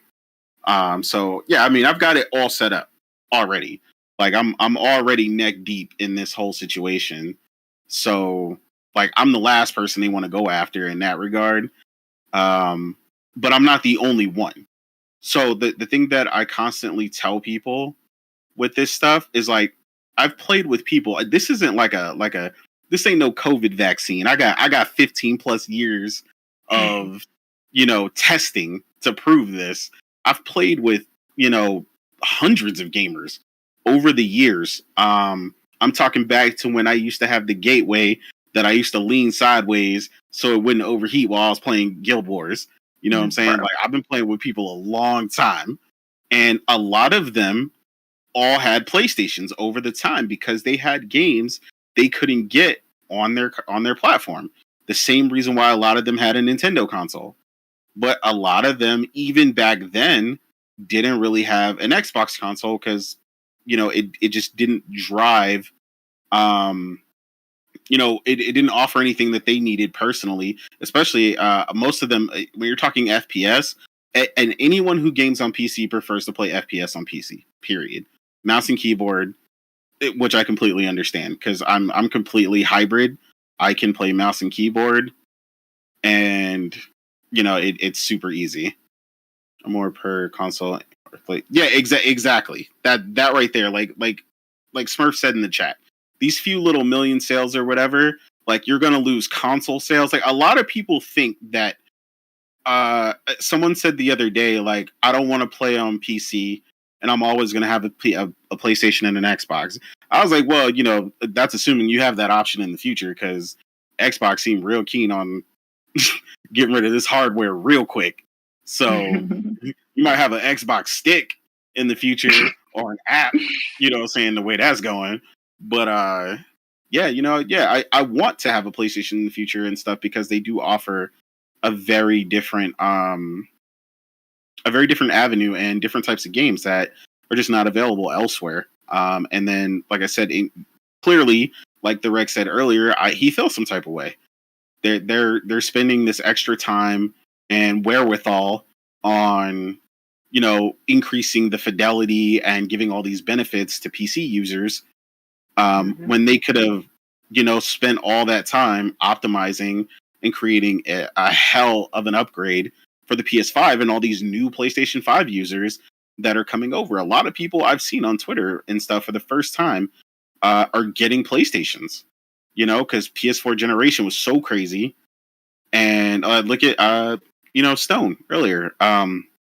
She was an Xbox player the entire time. This is her first PlayStation. Look at all she's got to look forward to. You know what I mean? But if ultimately, for future reference, but she's also expressed to me, man, I'd really like to build a PC one day. You know what I mean? So ultimately, there's a lot of people who were curious, and there's a lot of people who have hybrids, like me, like they've played on PC and they've always had those needed consoles to the side. My homie, whatever it was, Gran Turismo, one of my friends, we played Gran Turismo for 3 years or something, like Gran Turismo 5, and it was like, you can't play that anywhere else. But if you start allowing these people and, you start telling these people, especially day and date, most of them will have no problem waiting already as it is. But if day and date, like none of these people will buy your console. You are going to drop console sales like a rock. And then that's also going to affect your bottom line eventually. Like these are all what ifs. You know what I mean? We're not there yet. I still have tons of games that I can't play anywhere else, and they're not all the God of Wars and all this other stuff. A lot of people do not understand the strategy of PlayStation. What made it so successful during like the PlayStation 4 generation and stuff, because they belittle games like 13 Sentinels. They did used to belittle games like Persona, but it just got so big they just had to eventually shut up, and now they're begging for it. So those games, you never seen anyone talk about 13 Sentinel. They don't want that game. They never. No, but they never who are you talking about? How dare they? Who belittled the games? No. I'm saying so they belittle them in the factor that they're unimportant to the success. I know, but who's belittling them? I don't know. I mean, I've seen it on Twitter or whatever, just random people. I'm not tracking them or nothing. No, I'm just saying, like, are you talking about Xbox fans or PlayStation fans or just in general? In general, when people are regarding the success of PlayStation, they believe that it is only attributed to the God of Wars and the Spider-Man and stuff like that. But now, though, a lot of that other stuff is coming to light. So now they're begging for a lot of the other JRPGs that they used to, I would see all the time. Like, oh, those are unimportant. Those Japanese games, this and that. Yeah, exactly. They'll say, we don't want to play that, Jap crap or the Yakuma game. They didn't even call them Yakuza. Somebody said Yakuma, right? But as soon as it goes to Game Pass, and now they all on Game Pass. And then they want to parade it around. And then there was a rumor in the summer, right, early summer, that Persona 5 was going to go to Game Pass in the summer. And they're like, yeah, we're gonna get Persona 5. Yeah, I know exactly what you're talking about. Yeah, exactly. Yeah, so that's what I mean. So, like, they're like PlayStation's success is attributed to a huge amount of these games, which is the other factor in all of this. Between them, when they always talk about the success, and they always go, "How come they don't have a mascot? We'll need one." Right, and like 50 of them bitches. What? Yeah, they have like multiple mascots. Exactly. Yeah. Like, pick one. Have that. We got tons. You know what I'm saying? Like, it depends on the mood you in. You might play the whole Uncharted series and feel some type of way. You know what I'm saying? You might turn around and play Ratchet, feel some type of way. You know what I'm saying? You, like, take your pick. Like, when they always want to talk about variety, this and that, I was like, bro, you ain't never seen variety in your life. You don't even know what that means. I was like, half y'all. Yeah, exactly. Halo, Gears, and Forza. That's what y'all was playing before Game Pass. Now y'all like, oh, this game I would have otherwise never played. Now I'm gonna play it. I hate when they say that. I'm like, yo, it's like it's so you were starving yourself of variety just because you want to wait. Yeah, and it's like, I don't know, man. It's wild to me. But yeah, like I said, man, they got to be careful You know what I'm saying? Going forward, I think some transparency would do them some good. You know, going forward, I think that's the biggest key that Jim Ryan is struggling with right now in his leadership. Because PlayStation has always been super transparent. Especially during like Sean Layden and stuff like that. Yeah, like I mean, look at the whole thing. Like, yeah, they like to joke in reverse and play around with that whole this is how you share games. But PlayStation has always been funny.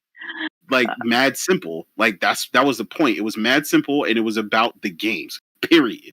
That's like really what anything else. Yeah. The transparency, yeah. Yeah, this is what you got coming. This is what we doing and we gonna keep doing it. Welcome. You know, and that was it. Like it was never nothing complicated, no smoke and mirrors. You know what I'm saying? So like that's where I feel like they just need to be careful. You know what I'm saying? Like and a lot of people, like I said, yeah, they may never so many runs through the platinum. Yeah, but yeah, I just think they just need to be careful with that going forward because they can't belittle or not belittle, but degrade the value of the brand over time. How much that happens, we don't know yet because we don't know where they're going. They won't tell us. And then, like I said, obviously they won't tell us because either there's a number of factors. They might not know. They genuinely just, like he said, it may really be that it's a case by case basis. Yeah, and they're like, all right, this game.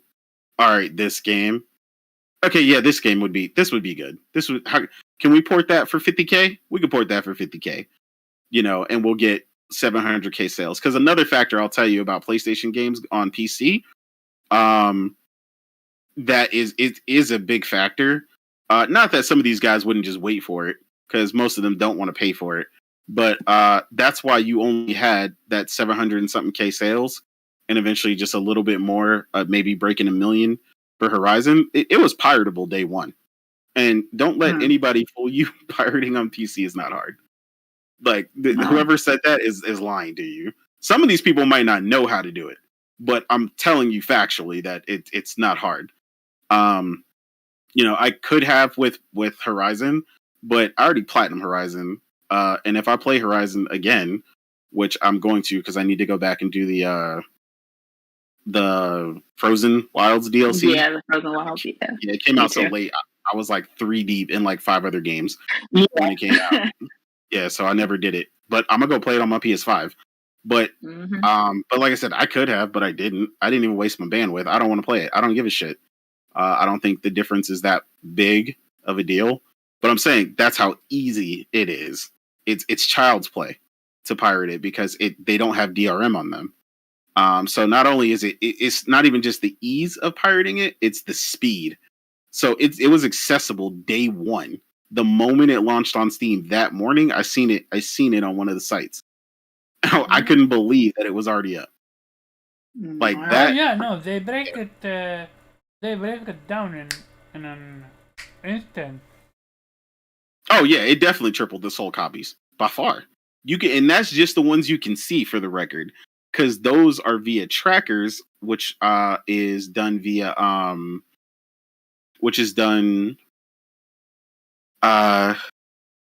via torrents.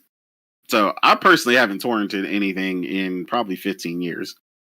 So there's other ways to get around it that are untrackable entirely. But that was just from the trackable torrents, and it broke like, I forgot, it broke like the first 24-hour record of pirated games.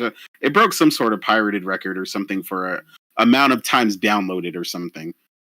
So yeah, so they're definitely playing a dangerous game with stuff like that. I thought they didn't want our overrated trash, but okay. Oh yeah, yeah. So the hell out of it, sound like. Oh yeah, they downloaded the hell out of it. So yeah, a lot of guys on PC are full of shit in that regard. I know what they're playing. You know what I'm saying? Like I said, I've been a part of that team as well for longer than half these dudes have been PC gaming. You know, I was there with Counter-Strike 1.0, Counter-Strike Source, Counter-Strike. They still playing Counter-Strike. That's the type of squad you be dealing with people over there. So I've been through that, League of Legends, World of Warcraft, the whole 9 yards. So I know what they're playing and what they don't have, and what they definitely don't have in the majority of the games that they get is the quality of the games, specifically the type of games that PlayStation offers. So yeah, they definitely want it. Yeah. Yep. That's the one thing about PC for me. It's just like all that power, right? All that potential, but it's like it's not really being catered to. You know, they don't really get exclusives that push it like we do with PlayStation.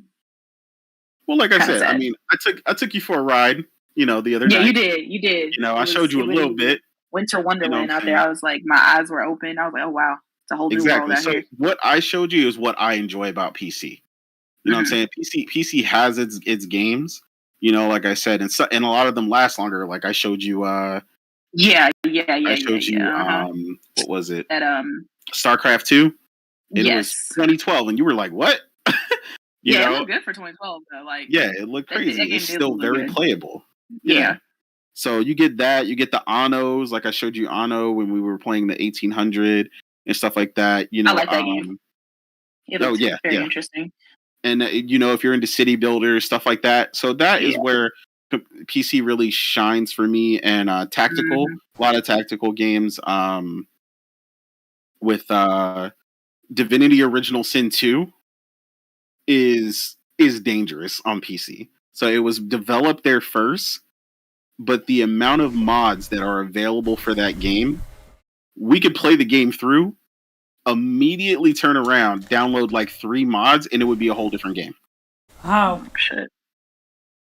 So, like for instance, I'll just give you like a quick reference because I know I'm divulging super deep No, into it's okay. these. You went AFK for a bit, so just Yeah, no before doubt. you continue, Chris. So if you need to leave, then just let us know because. No, I'm good. I actually, while I was muted, I was talking to my girlfriend. She's I was telling she's running her 100-mile race, so I was checking on her, making sure she's good. And she's good. Gotcha. So, but yeah. So for instance, we could play through the game, and then I actually watched this playthrough. My friends played another game. There is a single modder, mind you, that has basically added entirely new classes to the game that changed the entire way everything even behaves. They added new elements. So I don't know, let's say you played the game and it was Earth, Wind, and Fire, right? That was all you had available to you. Now, there's astral projections and okay. Yeah, it goes so far out of the spectrum.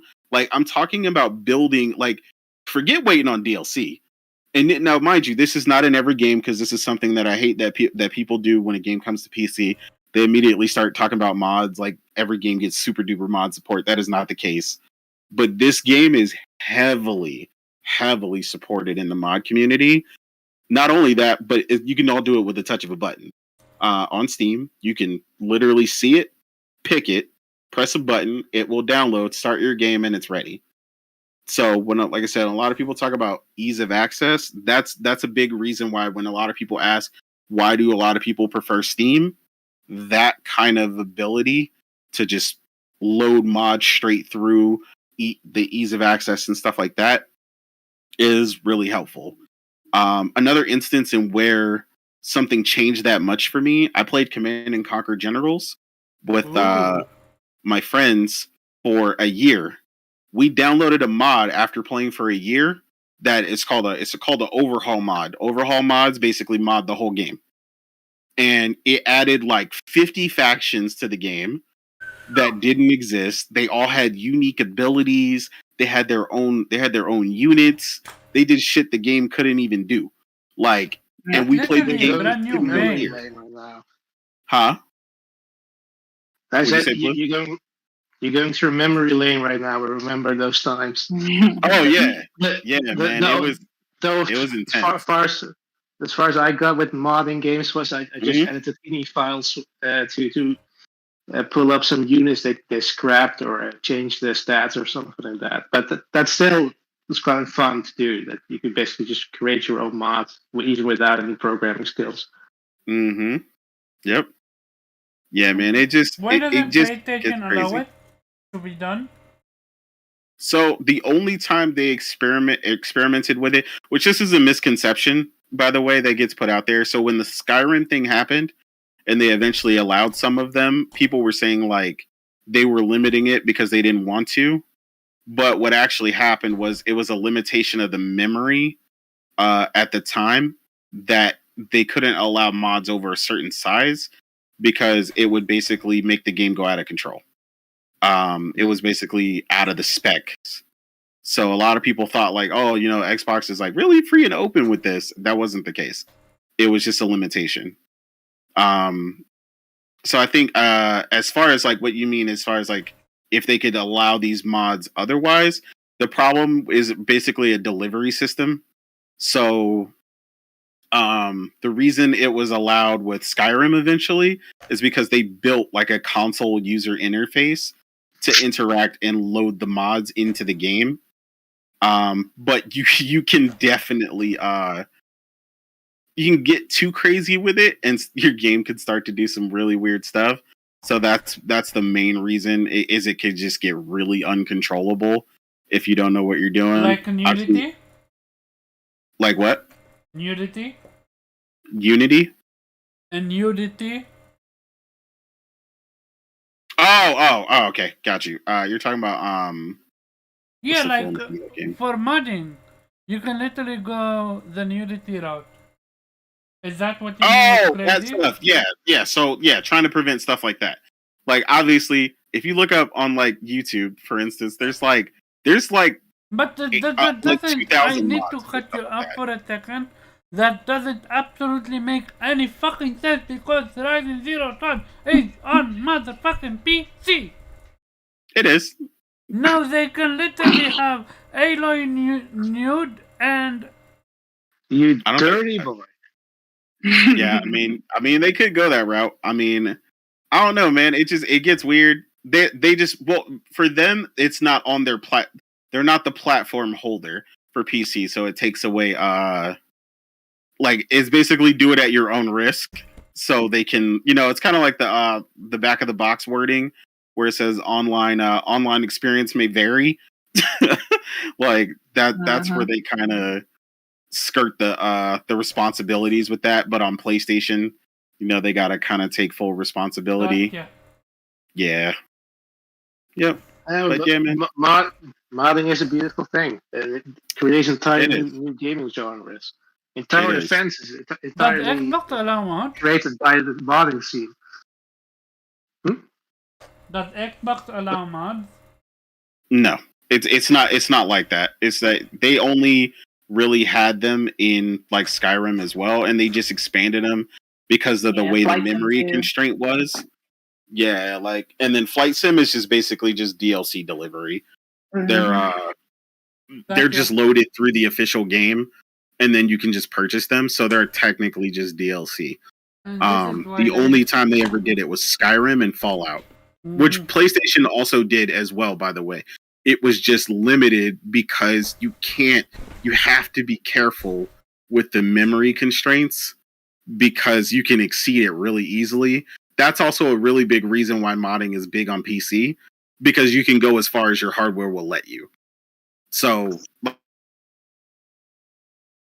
these people's PCs out here, like there's reasons why some people, like some mods don't really take off till several years later because a lot of people didn't have the hardware to run it. Gotcha. Yeah. Now, with that explanation and the other explanation, I'm gonna raise your salary from $0 to $0. Congratulations. Oh man, what a promotion. Real talk, he is genuinely knowledgeable when it comes to this shit. Which is why when Got in the Show said what he said, he was saying something I already said it before and I got corrected on it. So I needed an aid to correct him, so he ran from it. With that being said, we ran for 3.5 hours on conversation. Oh my god, I'm actually working on making my own food right now. I'm super hungry. Sound like an ape. That you about to cook? Actually burger I'm making. Yes. Yeah. This time? Huh? At this time?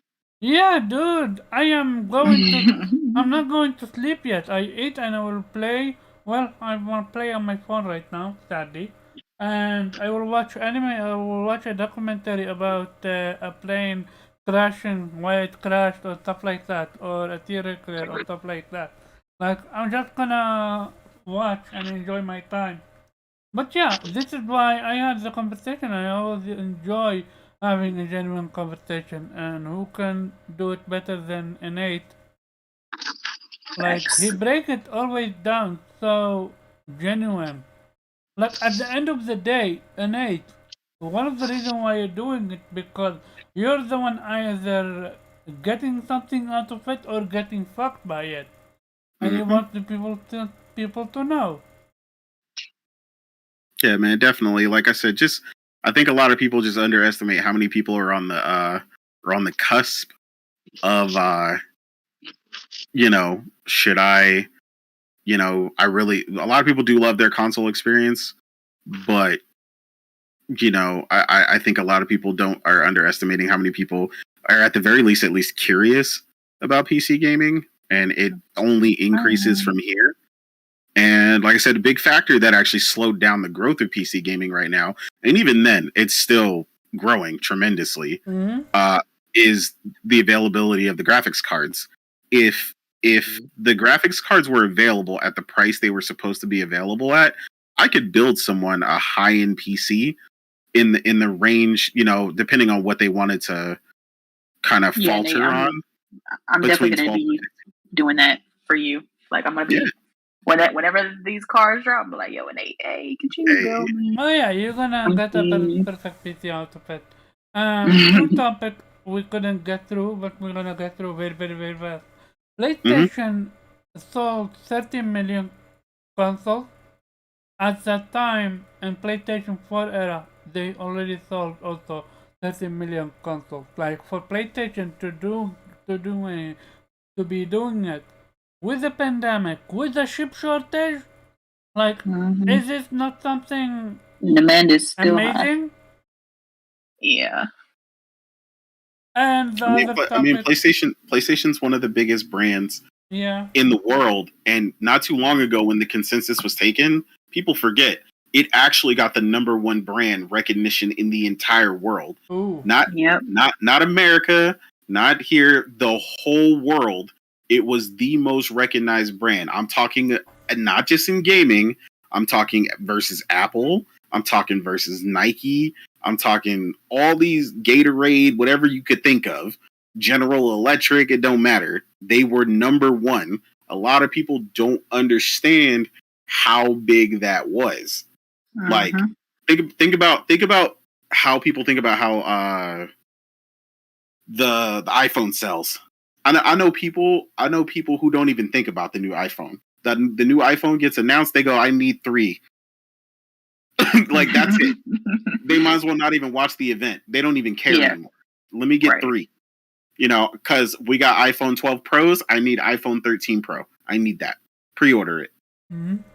That's how much it's a no-brainer for them. And that's how synonymous PlayStation was becoming with gaming.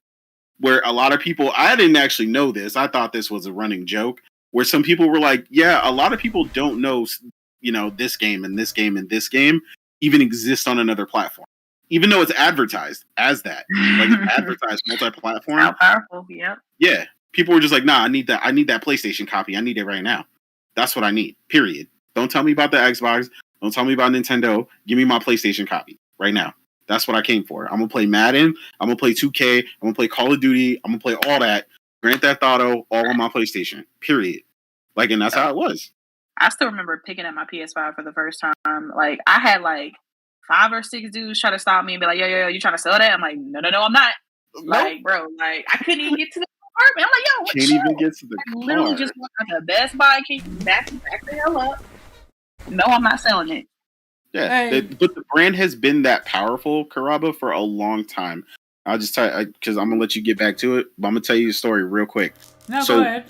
During the PlayStation 3, right, when everybody said, oh, Sony lost their mind, this and that, because it's $600, right, or whatever for the backwards compatible model, when I picked mine up, bruh, I had to go to the store 4D, me and my squad, in a black Durango. Oh, man. I'm telling you, this was that serious. They were like, GameStop advised you not to pick it up by yourself. Yeah, weren't like shooting really? stuff going Yeah, on? make sure you cut. Yeah, because people were knocking people out, like in the parking lot, stealing them. So, it was I went with all my friends, 4 deep in a black Durango, hopped out the truck. He's in the black Durango. They had to It's specifically a black Durango. Trust you got me. to, man. Yeah. It's got to be the look. You got to. So we pulled up out front, hopped out 4 deep. They at the door like bodyguards. And I'm going in. I got 600 cash in my pocket. Don't ask me why my mom gave me 600 in cash instead of the damn card. I don't know why. Trying to get you jumped. Yeah, so for some reason, this GameStop was packed that day. And if you've been in GameStop, you know how small GameStops are. Oh, yeah. Compact. So it's packed. And I'm coming to pick up the hottest item on the planet right now. Yep. And I'm handing over this, obviously what looks like a lot of money. So people are like, hold up. So this man has to put it in 6 bags when he gives it to me, so people can't even see what it is. Oh shit! Yeah, really? 6 bags. Yeah, it was crazy.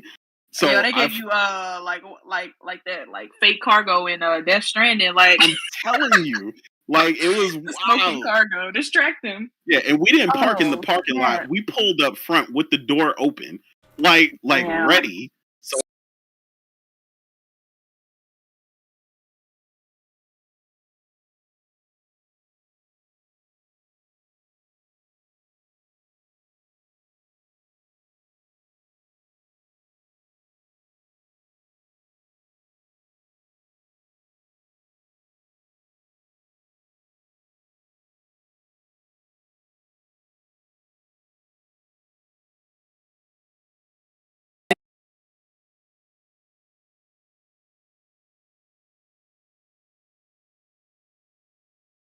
that's how big it's been for a long time.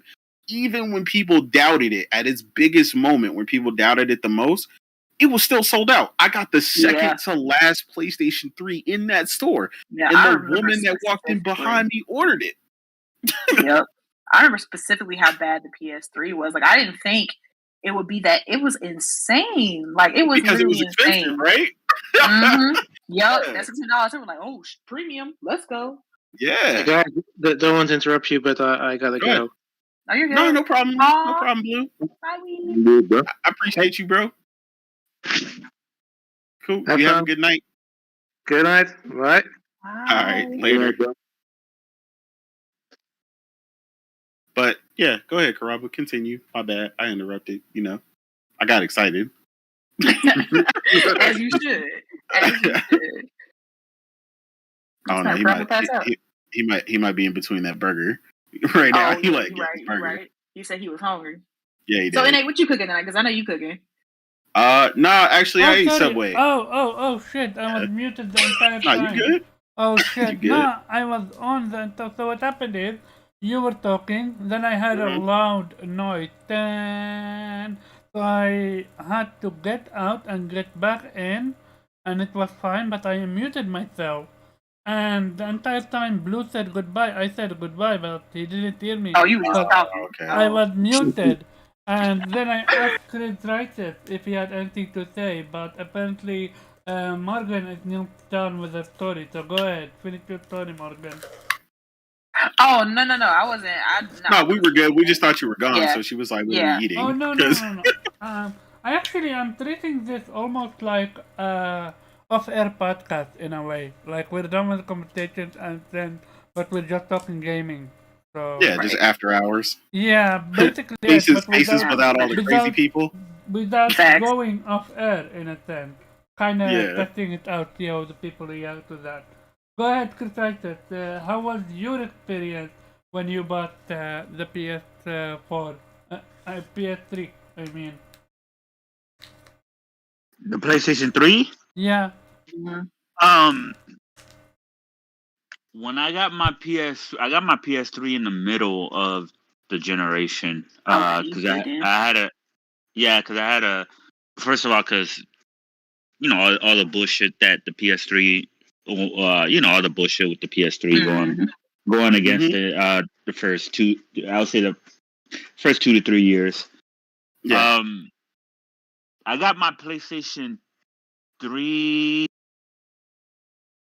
when I was in the Army, When I was in, no, matter of fact, I got it. You know what's crazy? 2009, right? I got deployed. I got deployed to Afghanistan. And when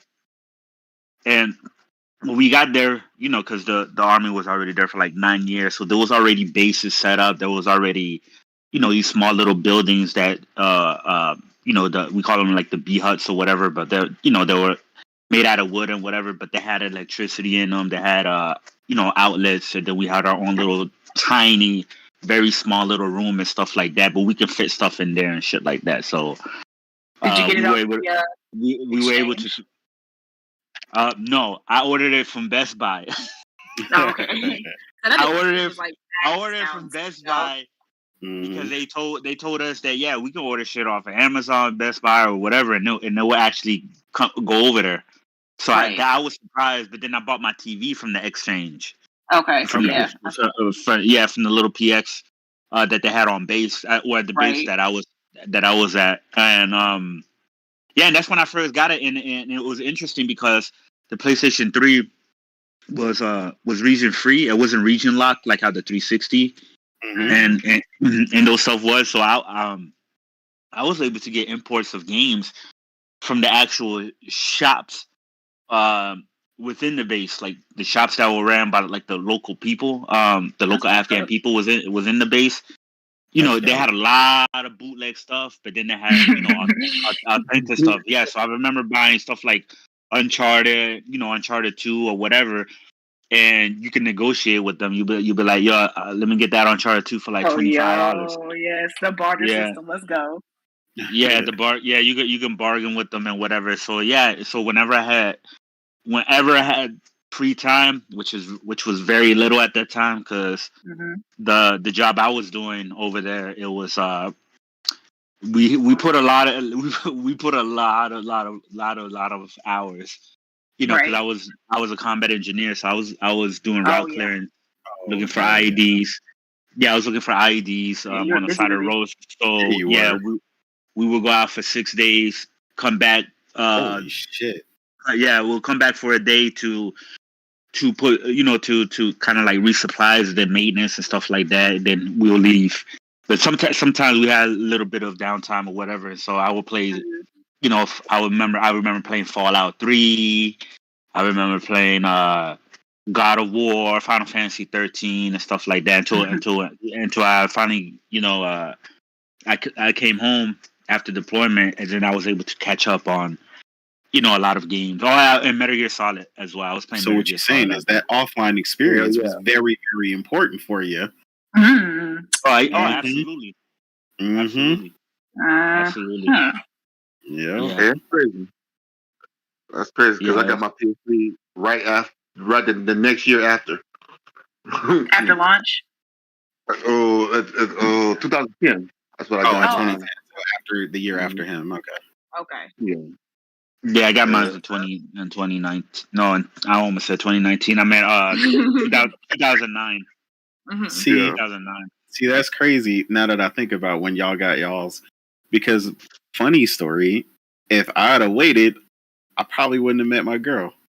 So, I met her in October of 2008 when we were playing Midnight Club. And I went online in a random room, and there were people on the far side of the room. And I went over there because I was like, well, in the main fun spot, there were like some younger kids. So I was like, all right, they just doing the normal shit. But what are these people doing over here by themselves? And at the time, it's proximity chat. And of course, you didn't have party chat back then. So people were always talking in game. So I drove over there on top of the bridge. They were in the canal. And I hear somebody talking. He just your boy just boasting over there. You know what I'm saying? They just need me. You know what I mean? I'm like the ace on the team. You know what I'm talking about? They just really need you, boy. You know what I'm saying? I'll be killing it out here. You know what I'm saying? I'll probably go MLG. You know what I'm saying? Like, and I'm like, oh, he boasting a lot. So he was trying to press old girl, huh? Exactly. So then I was like, man, he really up in the ante. So then she said something. She was like, oh, okay, like that's cool. I was like, oh, it's a girl. That's why he amped up over here. Okay. So funny enough, I guess he was kind of half-ass telling the truth. Because one of his boys came and was like, yo, we about to race this other team. Because you had back then you had crews, and when you race, you could race crew versus crew. So he was like, yeah, I'll be right back. And I was like, nah, you go ahead and leave, motherfucker. Yo. Let me slide in real quick. Yeah. Soon as he left. I see you. Yeah, as soon as he left, I heard her like going through the menus, and I was like, hold up. Hey, hey, don't leave. Hey, what's up, friend? How are you? I heard y'all talking. I heard you was new to the game. You know what I'm saying? I figured I'd just come say what's up. And she was like, oh, hey, yeah. My girl was so new to online at the time. Oh my god, it was so funny. And she was like, yeah, she was just so excited. This is my first time really being online. She come to find out she had actually just got the PlayStation not too long ago, but she remembered Midnight Club being a big franchise. And she so that was one of the ones she picked up.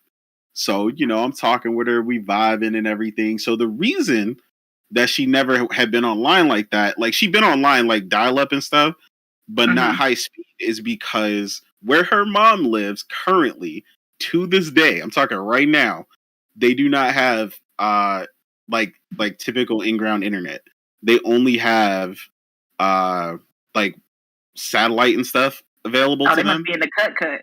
No, but they not. That's what's crazy. There are 3 Walmarts within like 10 blocks from them. It's like a dead zone. It's like for some reason they won't do it, and then they marked up the block like they were gonna finally lay the fiber, and then they never did it. Bruh. Yeah. So then I found out there's multiple dark zones like that where it's crazy because the next street has fiber. Man, what? So yeah, I know. It's the dirtiest shit I've ever seen in my life. And that's the main reason why we would never live over there. But that's why she had never really been online like that. And she even told me a whole joke story where she bought a game for her. She upgraded her PC. She had a little HP, and she bought a game that I had played with my friends online. And she didn't realize you needed high-speed internet. So she let the game download for like 5 days on dial-up, and then realized she couldn't play. Yeah. She was hot. She was hot. The torture. So when I met her and her brother and her cousin, they all bought they rented a big-ass house. You know what I'm saying? And just to all get out of their parents' house kind of thing. Let's get out. Let's go crazy. Let's get this big-ass house and party. So they was partying like every night. She was staying up hella late. It was just crazy. But like once I introduced her and to like how to play the game and like some of the tips and stuff, and I went for the platinum on that game. Funny enough, I still have a copy of that game specifically because that's where I met her. There's a PlayStation 3 copy of the game behind me on my shelf that I will never get rid of because that is the copy that I met her on in 2008.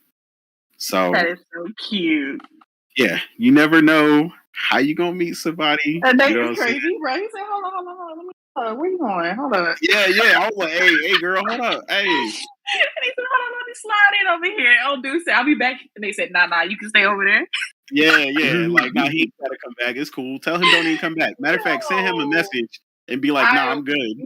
Yo, and they got game right here. He said, hold on. No, he was feeling some type of way too, because he was like, who you playing with? He came back eventually. Well, because when she came back every day after that, when I was getting out and she was getting out, we would get online and immediately start talking.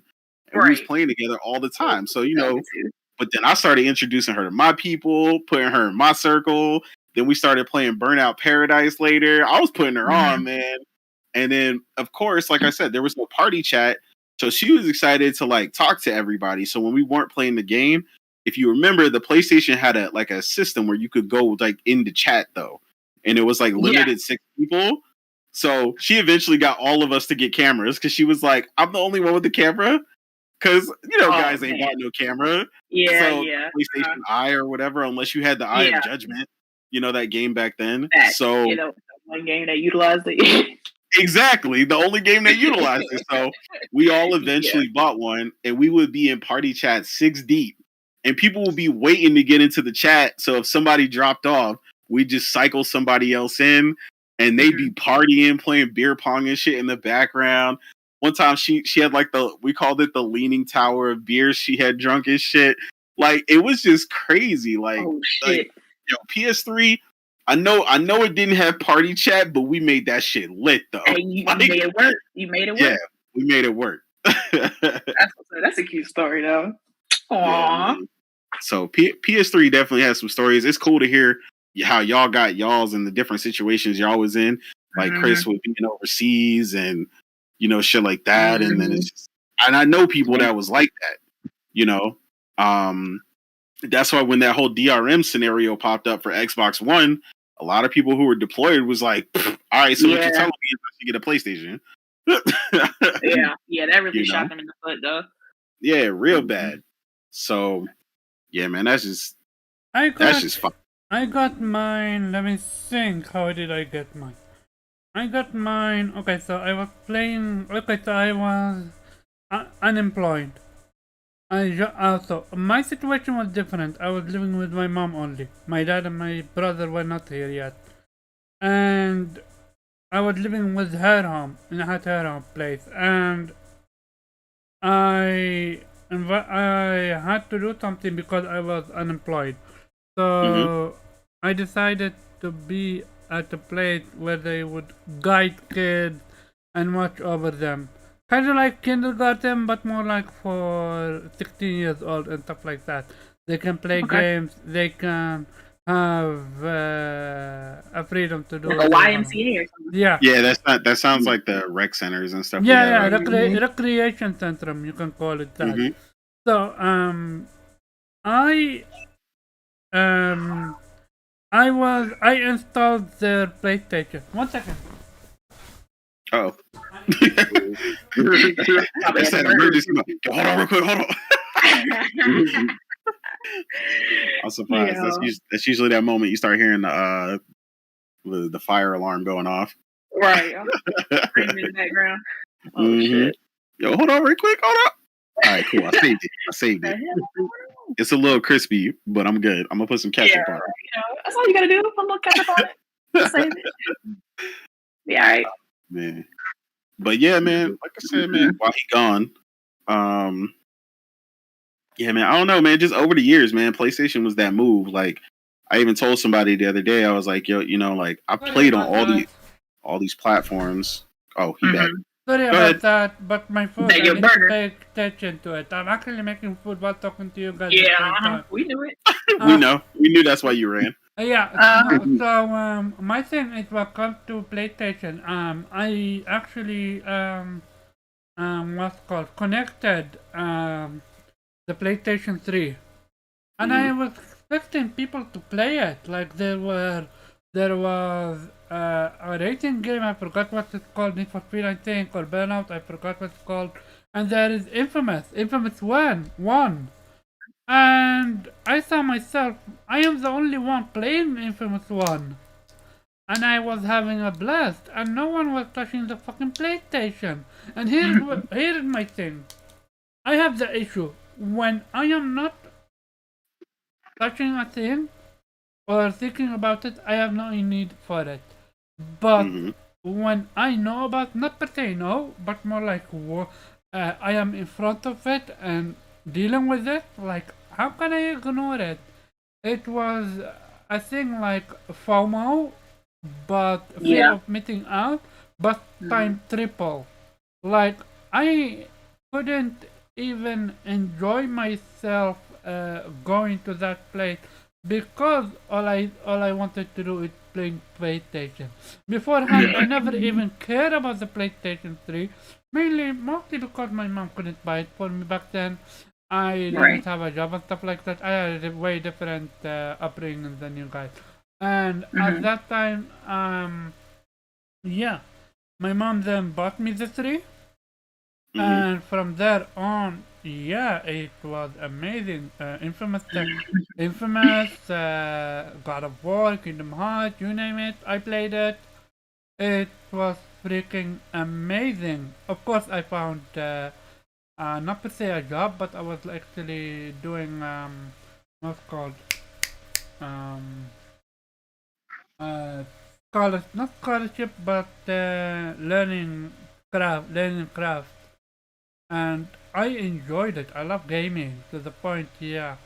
After that, when PlayStation 4 came in, I was like, yeah, I'm sold, more than sold. I bought one, despite my parents not really liking that, but at the same time, they had to accept that's just my hobby. And Yeah. with My mom 5, still hates yeah, it. I waited 3 months mainly because I didn't have any capability of buying one because no one was available. But after that, I got one, and here I am. And here I got. Eat that burger. Oh yeah, definitely. Through the air assault school. Oh, okay. They're talking about military stuff in the chat. Yeah. But yeah, man. Like I said, I was just telling somebody the other day. I was like, I was playing really since my brother had the NES. So what I'm saying, we had the NES in the house. We had Yeah. we had the Sega. What I'm saying, eventually my brother had an NES and a TurboGrafx. So that was ours. Essentially. Yeah. So I played those. Started there. And then my homie had an Atari. So I literally started on all three of those basically at the same time.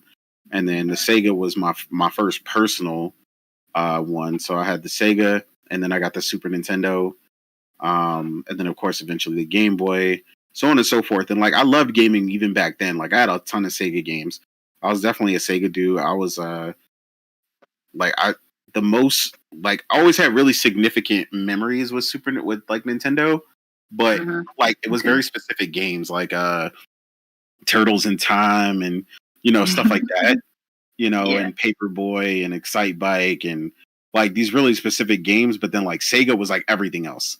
Like I played Rock and Roll Racing on there and NBA Jam, Mortal Kombat because it had the blood. Yeah. The shoes. Like Oh. man, all the memories and stuff with that kind of stuff. But like even N64 was dope too. I spent countless nights playing. Yeah, that was my first console, N64. N64? Okay. Yeah. Yeah, I still have memories playing with my siblings, man. Like, well, actually, my sister, because my brother, he was young at the time, like maybe 5 or 6, and he wanted to play too, but sitting there crying to mom and dad, we won't let him play. So we used to do the fake out, give him the controller and have it unplugged, so he would let me play. Oh yeah, you're Mario up there. Yeah, you're Mario up there, David. Oh, okay. Yeah. Make him think he's playing. No, damn well it's just me and my sister because we just, he's a little too young. He didn't, know how to play the game. So we just, you gotta let him believe he's playing. Yeah. Yeah, I still remember that. I still remember, blowing in the cartridges if the game wouldn't load in right the first time. Taking it out, blowing on it, slamming it back in there. Going for the win. You said what? What happened? Omar, what'd you say? Cartridge blowing. Oh, cartridge blowing for the win. Oh yeah. He was just coming back to the screen like cartridge blowing for the win. I had to come back just for that comment, dude. Okay, guys.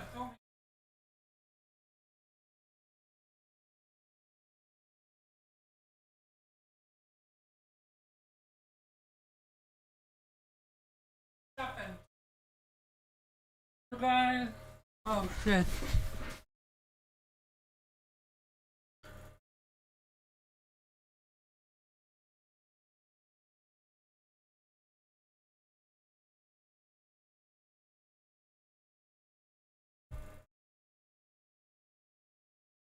Last night. Yes. Which, by the way, I never bought. What happened was I borrowed it from my neighbor, and I never gave it back. Well, when he went to move, and I was like, "Oh, let me get your game." So I come back, and he was like, "Nah, man, you can have it." He was like, "I know you love it. I know y'all had lots of fun with it." And he was like, "I don't really play it no more." So he was like, "You can have it." I literally borrowed that shit for like 3 years.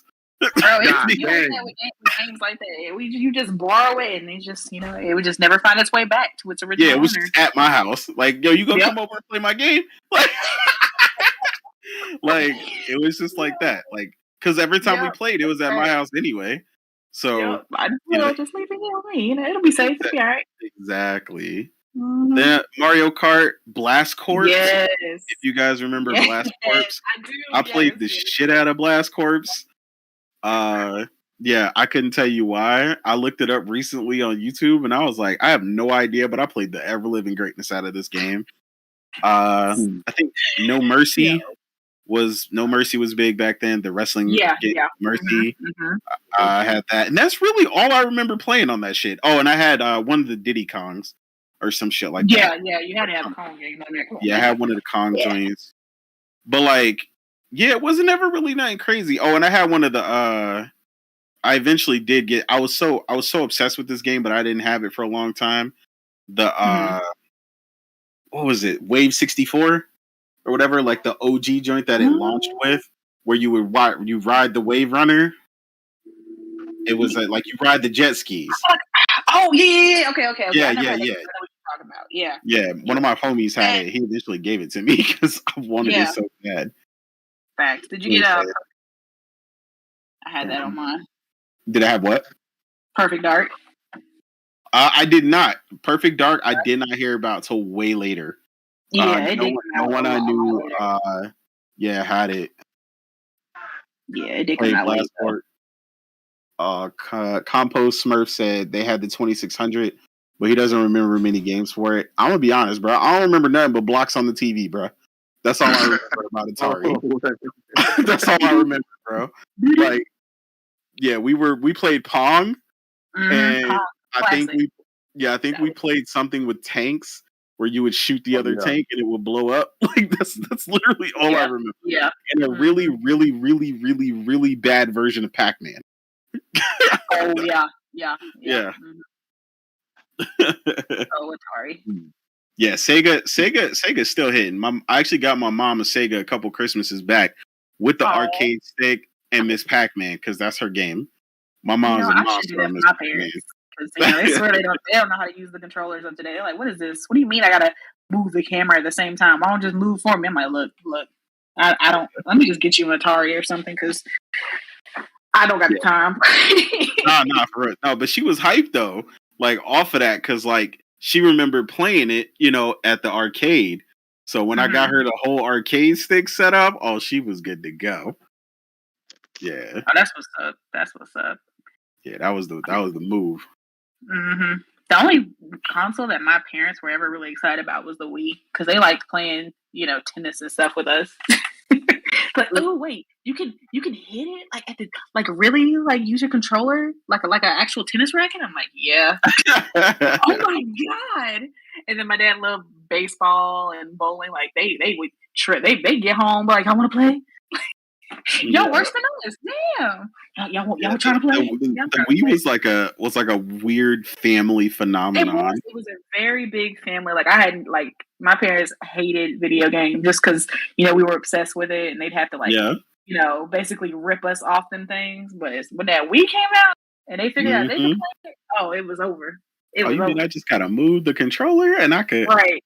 My dad literally almost threw the Wii into his flat screen in the living room because he was throwing it so hard, with his shoulder when he was doing the baseball. Like it almost flung right off his wrist. I was like, "Yo!" Yeah, you gotta calm that down a couple notches. Yeah. I swear, I almost got carpal tunnel playing that game though. Like, because I would literally really get into it. Yeah. And just kind of almost throw my wrist out. Like. Yeah, I'm not even gonna hold you because that shit was crazy. Because the first time I played at somebody's house, I went to hook it up for them because they didn't know how. That's often how it was with the Wii. Like I didn't really know anybody my age that had it, but all the older people had it, but they never had it hooked up unless somebody hooked it up for them. So I went and hooked it up. Yo, the first night I played the Wii Sports boxing. Yo, this is a whole workout. I mean, obviously. You didn't actually have to move that much, but as a kid, you ain't think about that. You're like, I'm a swing. You just got into it, man. Like I'm telling you, I was sore after playing for when we would play in our family sessions for a few hours. My body would be sore. Like I'm really out here playing this. It was crazy. Yeah, man. So many stories and history with that stuff, man. Yeah. Y'all love video games, man. Even through all that, man, PlayStation was a turning point for me when Like I told someone, and I said it on Twitter and stuff sometimes. It was just the difference of like, oh, this is gonna be for life. Right? Facts. Like I Facts. first played my PlayStation, I was like, oh, this is it. This what I've been waiting on. Like I'm talking about Warthog. I had like the early Maddens and stuff. Like I had just a couple of games just to start with. And this is day one. You know what I'm saying? The boxes was rectangle and they was made out of cardboard. Like I'm talking about like I had day one games. Like they didn't even have the official PlayStation case people remember now. Bro, you stupid.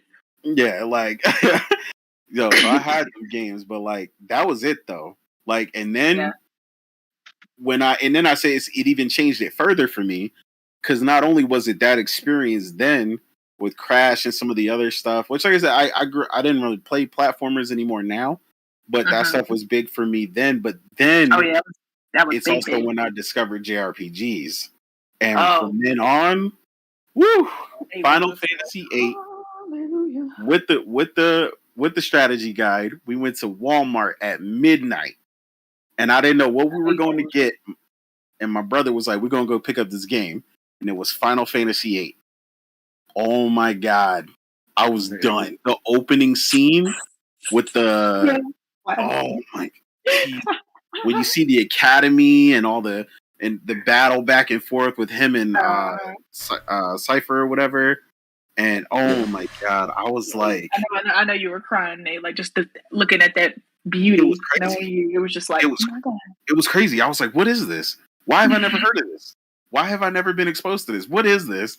And that's when I discovered like JRPGs, and I completed that game 100%. Every card, every summon, everything, and I loved every minute of it.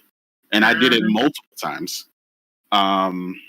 And that was the start of me figuring out JRPGs. And not too long after that, I went into Xenogears, which is currently, to this day, my favorite video game of all time, period. And it's not nostalgia, unlike some people where they be like, oh man, yeah, Super Mario 3. And I'm like, nah, but you ain't playing that right now. I will still play, and I do still play. It's on my PS Vita. It's on two of them. I got a white one and a black one. It's on both of those. I got an unopened copy of the game that is at my mom's house in the wrapper for Xenogears. Yeah, because I knew that's how serious it was at one point. I was like, I'm going to order a copy of this game while I still can, because Suikoden 2, which is my second favorite game of all time, had already started to go up in price, and I actually couldn't find it. And the only reason I had got to play it back then is I borrowed it from a friend at school, and I tried not to give it back. Bro, yeah, you kept doing it the whole, let me just borrow it, I'm gonna just play it one more time. Let me just give me a couple days, bro, and just avoid his ass for the rest of the school year. But he loved that game too, so he wasn't hearing me.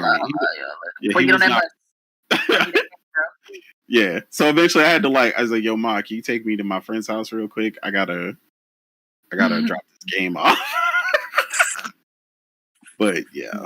Yo. Yeah, he was also the friend that let me borrow Legend of Legaia, which is my third favorite game of all time. This man right here, man. Yeah. So this was like the nerd squad. Like we drew anime in class, and Oh yeah. Oh, I see you were a real part of it. Yeah. Yeah, these were my homies right here. So I see you. They put me on the Suikoden, and then I went back and played Suikoden 1, and I played from then on. It was just off to the races, man. I turned into an insane JRPG fan after that. I was like, oh, they got stories. You know what I'm saying? They got character, they got real character development. Okay. They really do though. Like, I mean, like if you were part of the JRPG wave in the beginning, that was the first time you experienced it. Those stories were just insurmountable to the ones that we were used to having. We were just like, whoa, what the this is a whole soap opera. Like, what is going on right now? Like, it was so in depth. Like, I remember the first time I played a Final Fantasy game. That was my first, JRPG, and I was just like, yo, what what is this? Like, why is the character background so in depth? Like, why do I feel for him? Like, why is he going through this struggle right now? Like, what's going on? Yeah. It was just the stories were just so deep. So fucking enjoying this, but with all due respect to you guys, this is going to be so unprofessional. I need to hate. No, man, you good? You good, bro? So I mean, we just enjoy kicking the it, enjoy the freaking conversation. Enjoy that burger. Like, go on, that burger. go at it. I'm listening. I'm not Oh, even yeah, gonna watch anime or YouTube or anything. I'm listening to the entire conversation. That's going to be my enjoyment. No problem. But Rick, how are you? Are you staying safe at work? Making sure you're good.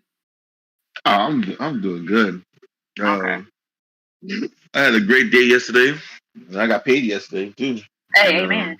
Amen. Yes. I picked up Yakuza 0 for $9.99 on GameFly. There you go. There you go. With the GameStop. I feel you on that. I know. I'm looking for Neo 2, and so I picked that up for $12. And so I used my $5 coupon. I said, man, let me just knock that out and call it a day. I went to the Square Enix website. I got my 150 points or whatever. I just use that on different things. I got me what was that? What I got? Deus Ex, Mankind Divide. Mm-hmm. For the class, I got the steelbook. For that because I got the game already, and I collect steelbooks and stuff. So I got that. Cool. I got Shadow, Rise of the Tomb Raider steelbook as well. And so, man, I'm just trying to see what other games I want to pick up. And so I'm still waiting for Scarlet Nexus. I think it went down in price in GameFly. Tales of Arise, I saw that at Walmart for $50. Yeah. I didn't pick it up. Trying to pick up all the goodies. I see you. Yeah, he is. I hold back though. I had to hold back. I said, no, let me just get these games out of the way first before I pick them up. That, like my backlog giving me like the ugly face every time I pick up a new game. You're like, really, bitch? I'm like, yo, chill. Like, you gotta play us. I know. Oh well. Good thing our backlog can speak, or else. Scared the hell out of me. Oh well. So it's crazy out here. It is. Yeah. It is. I'm trying to beat a whole lot of games and trying to figure out what else to play after that. Mm-hmm. Right now I got Unity almost beat. That's gonna soon be platinum. Whenever I might get back on Dragon Quest 11. I need to get back on that. Can't put that on back. And then I need to get back on Death Stranding too as well. Yeah, that's me. Mm-hmm. No, another thing. I need to get back on Kana. Bruh, why you trying to make me feel bad? Because you're just naming games that I gotta finish. Like I don't appreciate that. Right? Like damn. Like really, man, I gotta finish both of those, man. Come on now. Well, that's my backlog. I got a whole lot of games that I need to finish. Yeah. I got First Light to go finish. I finished Ghost. I finished God of War, Horizon, Days Gone. Right. I finished all these other games. Knocked that out of the park. Oh yeah, Uncharted Collection too. I need to finish the first one of Uncharted. I beat 2, 3, 4, and Lost Legacy. And then beat the first one. Never beaten it. And so. Oh yeah, you ain't missing much. No, I'm kidding. Well, other than that, I got too many games to play, man. I know. But I had a story on the PS3. I did. There was a story behind that one. That was really. It was crazy because a lot of things happened that day. Well, the next day. So there was a newspaper about getting a job, right? And I was like, okay, working at the fair. Well, it was, in Louisiana, in Crowley, there's a thing called Rice Festival, and so they're celebrating the rice, different rice. People get cooking rice or whatever. So I was like, okay, I was like, we'll get this job then. And so you start from 7 to 10 o'clock p.m. Also like that. It was a long day, and so it was like, hey man, you gotta hold the ropes, bruh. Hold the ropes. I said, okay, I'm gonna hold the ropes, man. I'm holding the ropes and stuff, and different things happen. My father had given me money or whatever, and some other stuff happened, right? And so my partner I had, he was kind of like thrown off a little bit. It's like, dude, I was like, bro, what's going on, man? He said, well, he was just like, nothing, man, just chilling. And so later on, right, this woman dropped $20, bro, and I was like, oh, I said, man, let me give her back a 20 that she dropped. Oh, you a good one, because I would have been my 20 now. It's just my heart, you know. If I don't know who dropped it, I'll pick it up. But if I see somebody who dropped it, I'll give it back to him. That was my thing. Right. And so I try to go for it. Man, he's put his foot on it, and me. I was like, dude, I was about to give this woman back her stuff. So it made me feel guilty, you know. And I was like, hey, Pops, give me another $20, man. So I gave him $20, so I wanted to give it back. So the next day came in, whatever. Things was just happening. And this woman, this man had his woman doing the limbo on the rope and stuff. And I was like, yo, what the hell she doing with a short skirt on? I was like, bruh, what the hell's going on here? I sat there. I was like, dude, this is so many things happened through those days that at the end of the day, I got paid, right? I got paid over $300-something. And I was like, oh, that's a PS3 right here. He was like, all right, let's go. I see you. I was like, oh. I was like, no. The pawn shop had a PS3 for $300-something. I was like, oh. I said, let me go ahead and go to that pawn shop and collect that PS3. Man, got there, picked it up. I told my aunt, I said, hey, can you go to GameStop? Well, I need to pick up a game. And so I went to GameStop, picked up a game, picked up Metal Gear Solid 4. That was the first game I picked up. And that was Army of Two. So I was like, I'm gonna pick that up too. I missed that game. Oh my god. I still remember me and the homie, which I was talking to them about in chat right now. Because I was saying I had all these huge gaps. And in the meantime, like my homie started like game sharing with somebody. And also he was Gamefly. So he has all these, he's like 8,000 bronze trophies ahead of me. Because he's playing all these random ass games while I was playing like Destiny 2. like on my PC. So I wasn't getting no trophies and shit. So he had like months on top of months to just get ahead of me. Yeah, so now I was telling them, they were talking about shameless plats. I was like, I never really had any. I was like, but right now I ain't playing no games, bro. All no holes barred, every $1.50 2-second platinum, I'm gonna take it. I was like, I told him I'm coming for his ass. Because we used to be the same trophy level. And I was like, yo, you not gonna play me like this, fam. I'm coming for you. So booting up that My Little Pony real quick. Yo, everything. I'm telling you. I was playing stuff I didn't even know existed on the PlayStation Store the other day. I was like, yo, this is great. Some of them was kind of fun though. I'm not gonna front. Like one was like a little pinball game. And I was like, yo, that's kind of dope. Oh yeah. So yeah, it was an easy plat, but I was like, it was fun. So I was like, why not? Right. Especially easy platinums, man. I'll platinum 5 games back to back. Well, I did that on stream the other night while I was talking to Kay. Kay was like, you should stream it, and I was like, Kay, man, you trying to get me caught? I was like, I'm trying to be secretive over here, and she was like, stream it. She was like, wait, did we get the plat? Like, she literally like went like a block and a half, and I was like, all right, plat. I was like, next game. plat. Next game, plat. And she was like, when you gonna stop? I was like, I don't know. I'm on a roll. I was like, you know what? He's 444 or 441 right now. And I was like, you know what? I'll stop after I get to like 420. I was like, everything else, I'll put legit. Because it's not like I ain't got the amount. It seems crazy, but I got the games to catch them because I got like 90 games in my backlog just on PlayStation alone. So I got the games. It's just, have you ever played some games on PlayStation and you'd be like, yo, did I ever get a trophy in this shit? Like, you'd be like, I'm like halfway done with this game. And it's because the trophies are just really weird. So yeah, I hate that, man.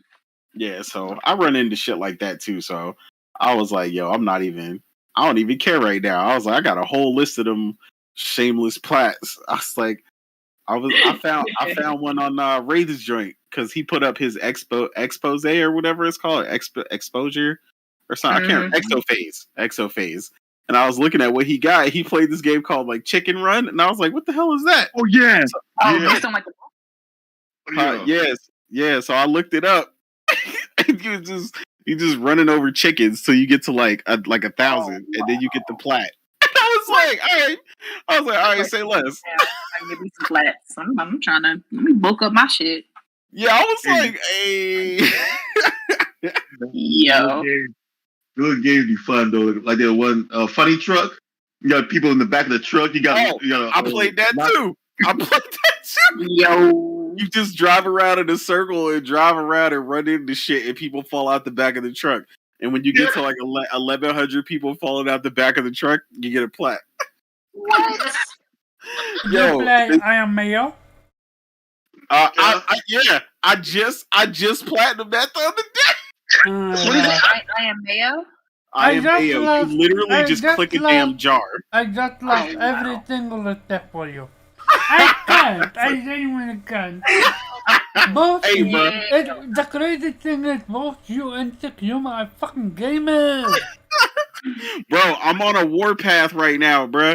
In war, there are no rules. When I'm done, I'm not gonna do it no more. But right now, I'm chasing this man with everything I got, and this man got too many damn bronze trophies. Oh, I can't. This is my friend. I've gamed with him since who? Hell, before Burnout Paradise. You wouldn't know. He's not on Twitter or anything. Okay. Gotcha. Yeah, he's just like my PlayStation. I met him on PlayStation 3.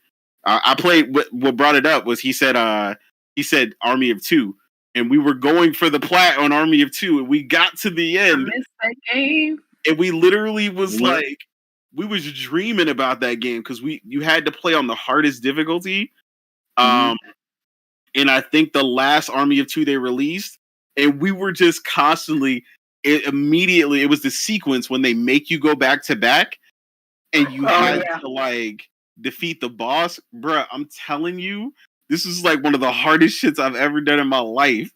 And like by the time we were done, I was like, I don't even want the rest. I was like, I'm gonna leave it right where the fuck it is because it took us like all night and it was like 7 a.m. by the time we finished or something. Yeah, it was hard as hell. Yeah. So yeah, definitely. this is for the people in the chat that are actually listening. If you guys thought that after the podcast is over, we all call good night and go away. Most of the time we don't. We just talk. Thanks. Yeah, that's true. Hello, Cyber Dragon here. Hey, hey! Don't you have a fucking modding to do? How dare you be here? Hey, Cyber, thank you for being a mod, as always. Go ahead, tell your story. Man. I'm mod for like 10 different channels, man. I see you. Yeah, you're a mod on Persona, Body, what's it name? Roundtable. You're overall and nowhere. Man, I'm very seriously. I love that. Yo, man, I blocked all the fools, man. A lot of them, man. I had one guy coming after me hard body. You might have heard of him. Acute Perspective. Oh man, me and him have massive beef, boy. But I did a Spaces a while back. Y'all might have listened to it on trophy hunting. Because people they look at it as though it's a chore. It's not a chore. It's part of gaming, and it's also part of real life. Because in all your teams you root for, they're playing for trophies, man. Oh, they definitely do. Diploma is a platinum. That driver's license is a platinum. You know, you got to earn those things. You know, I used to not think of it like that until I realized some people were failing the shit out of their driving test. I felt like 7 times. I was like, bro, what you doing? Yo, you know what's crazy that I found out though? Depending on where you live, certain parts of town will actually have an easier driving test. That is true. And I was like, what? I was like, because I remember somebody was like, nah, they was like, yo, I went around the block and then we came back and we parked and then I got my driver's license and I was like, hold up, what? Because this place was famous for it because they would make you go around the block, come back, and then they would make you do a 3-point turn and then park. And so they were famous because they never made you do parallel parking, which is where most people failed. Mm-hmm. So now, of course, nowadays that shit's easy as fuck. My backup camera, if you failed parallel parking with the camera in my Hyundai, bruh, my camera it has the top down view with the back, so you can see back, like the actual back with the actual lines and the whole thing. And you have the top down aerial looking view. You literally couldn't hit it if you tried. Someone find a way. Somebody probably would. Yep. And also, shout out to Microsoft because it's one for them doing achievements. Sony would not have copied and did trophies. That's very true. We're gonna give them something. Yep, and trophies, embracing trophies. People don't realize they check your PlayStation activity. I got an email last year. I'm going to get an email next month because of my activity on PlayStation. They're looking at the services you're using, your trophy level, games you're playing, stuff that you purchased. They have a file on you at their headquarters on every game on this planet. So those who are in high regard will get an email. Simple as that. That's what's up. Do you get anything out of it? Huh? Do you get anything from PlayStation? Oh, well, I'm part of Sony Awards too. So every time I purchase stuff in the store, you reach every increment of 1,000 points. That's $10 off of something. Before, they used to do that with the trophy system, but trophy hunters were taking advantage of that by having multiple accounts. So they're platinum games, like one game like 8 or 9 times. So they was raking in, getting games, a lot of games. Get like $1,000 out of Sony for games. Gotta ruin it. So they shut that down. Hey, but they all monitor your activities. So last year I got the email. You might have heard of well, he's in the community. Big Money. That name might ring a bell with some of y'all.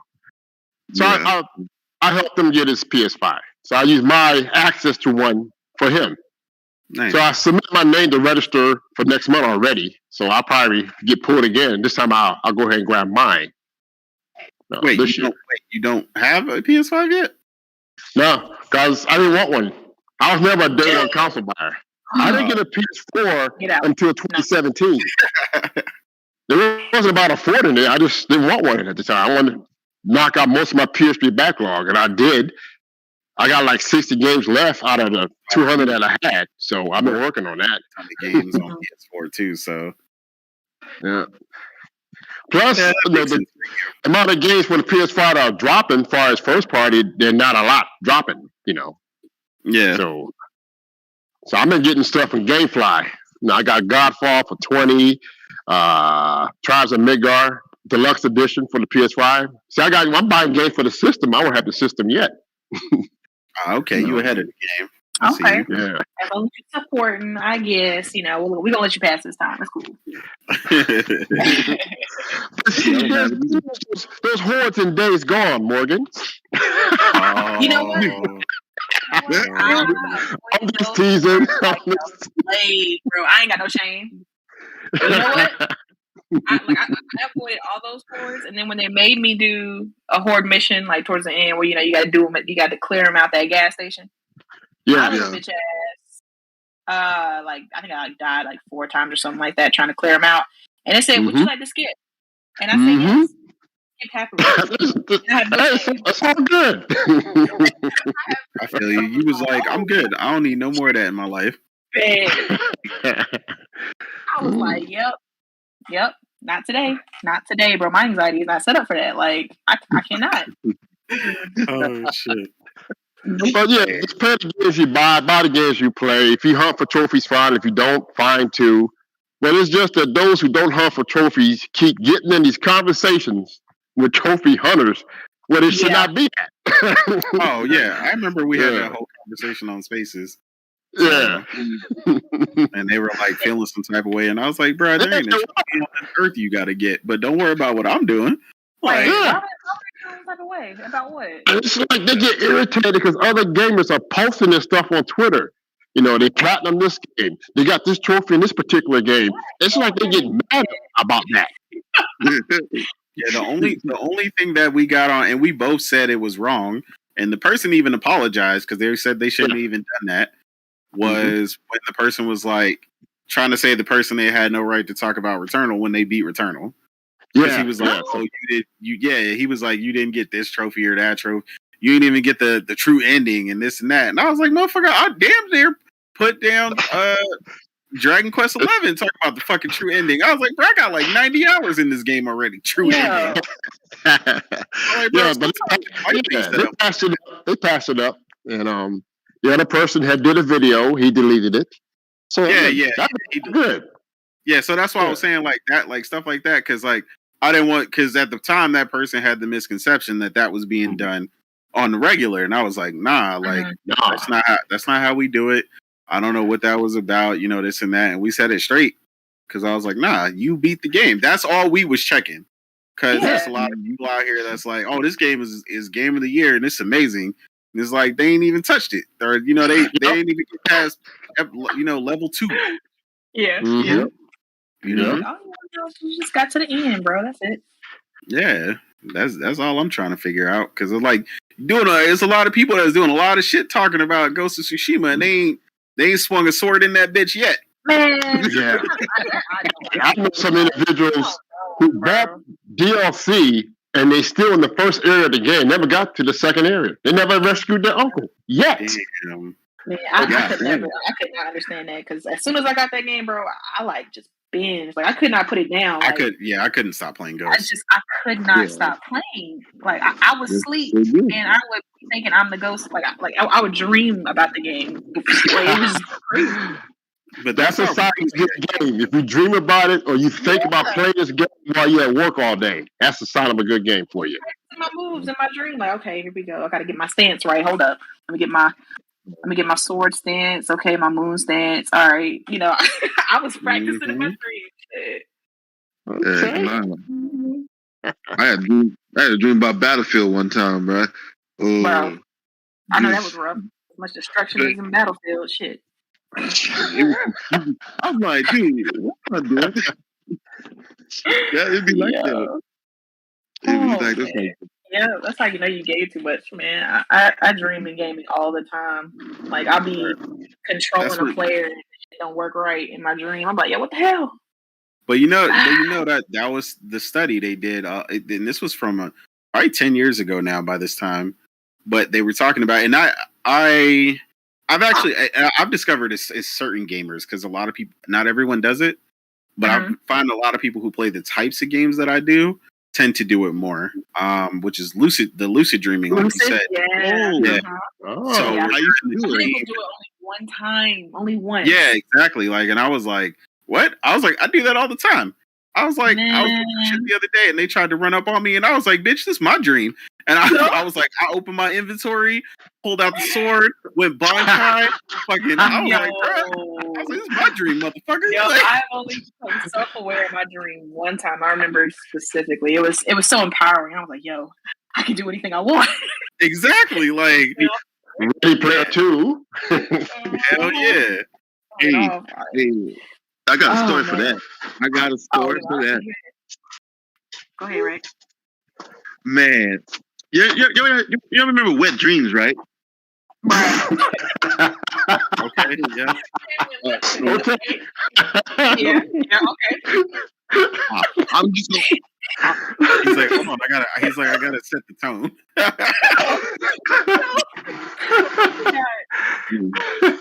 Wow, Rick. That's a strong one. Hey. I can't sugarcoat it. I got to be real as it is. So okay. Well, you might want to wait till, depending on how real this story is, you might want to wait till Omar cut the feed, bro.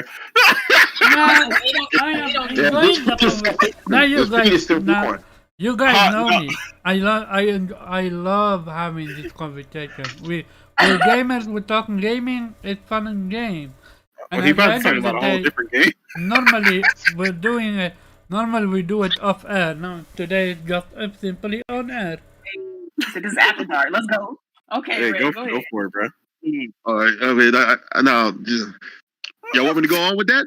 I mean, just remember you on YouTube. I'm just saying. Yeah. Okay. Well, I'm gonna go with the other one then. I'm just gonna call it right here and there. And okay. See you guys. For you, I'm gonna do a quick shout to Carlos and Roger. Shout out too. See you guys next time. Oh, and I hate what I'm about to say. I really do, but he is a friend of mine, and he asked for it. Otter Nation for life. I hate myself. Yes. Otter Nation. Blame it on Blue. That's all Blue fault. I hate him, but we call it a day. No outro needed. You guys know who you are. Later.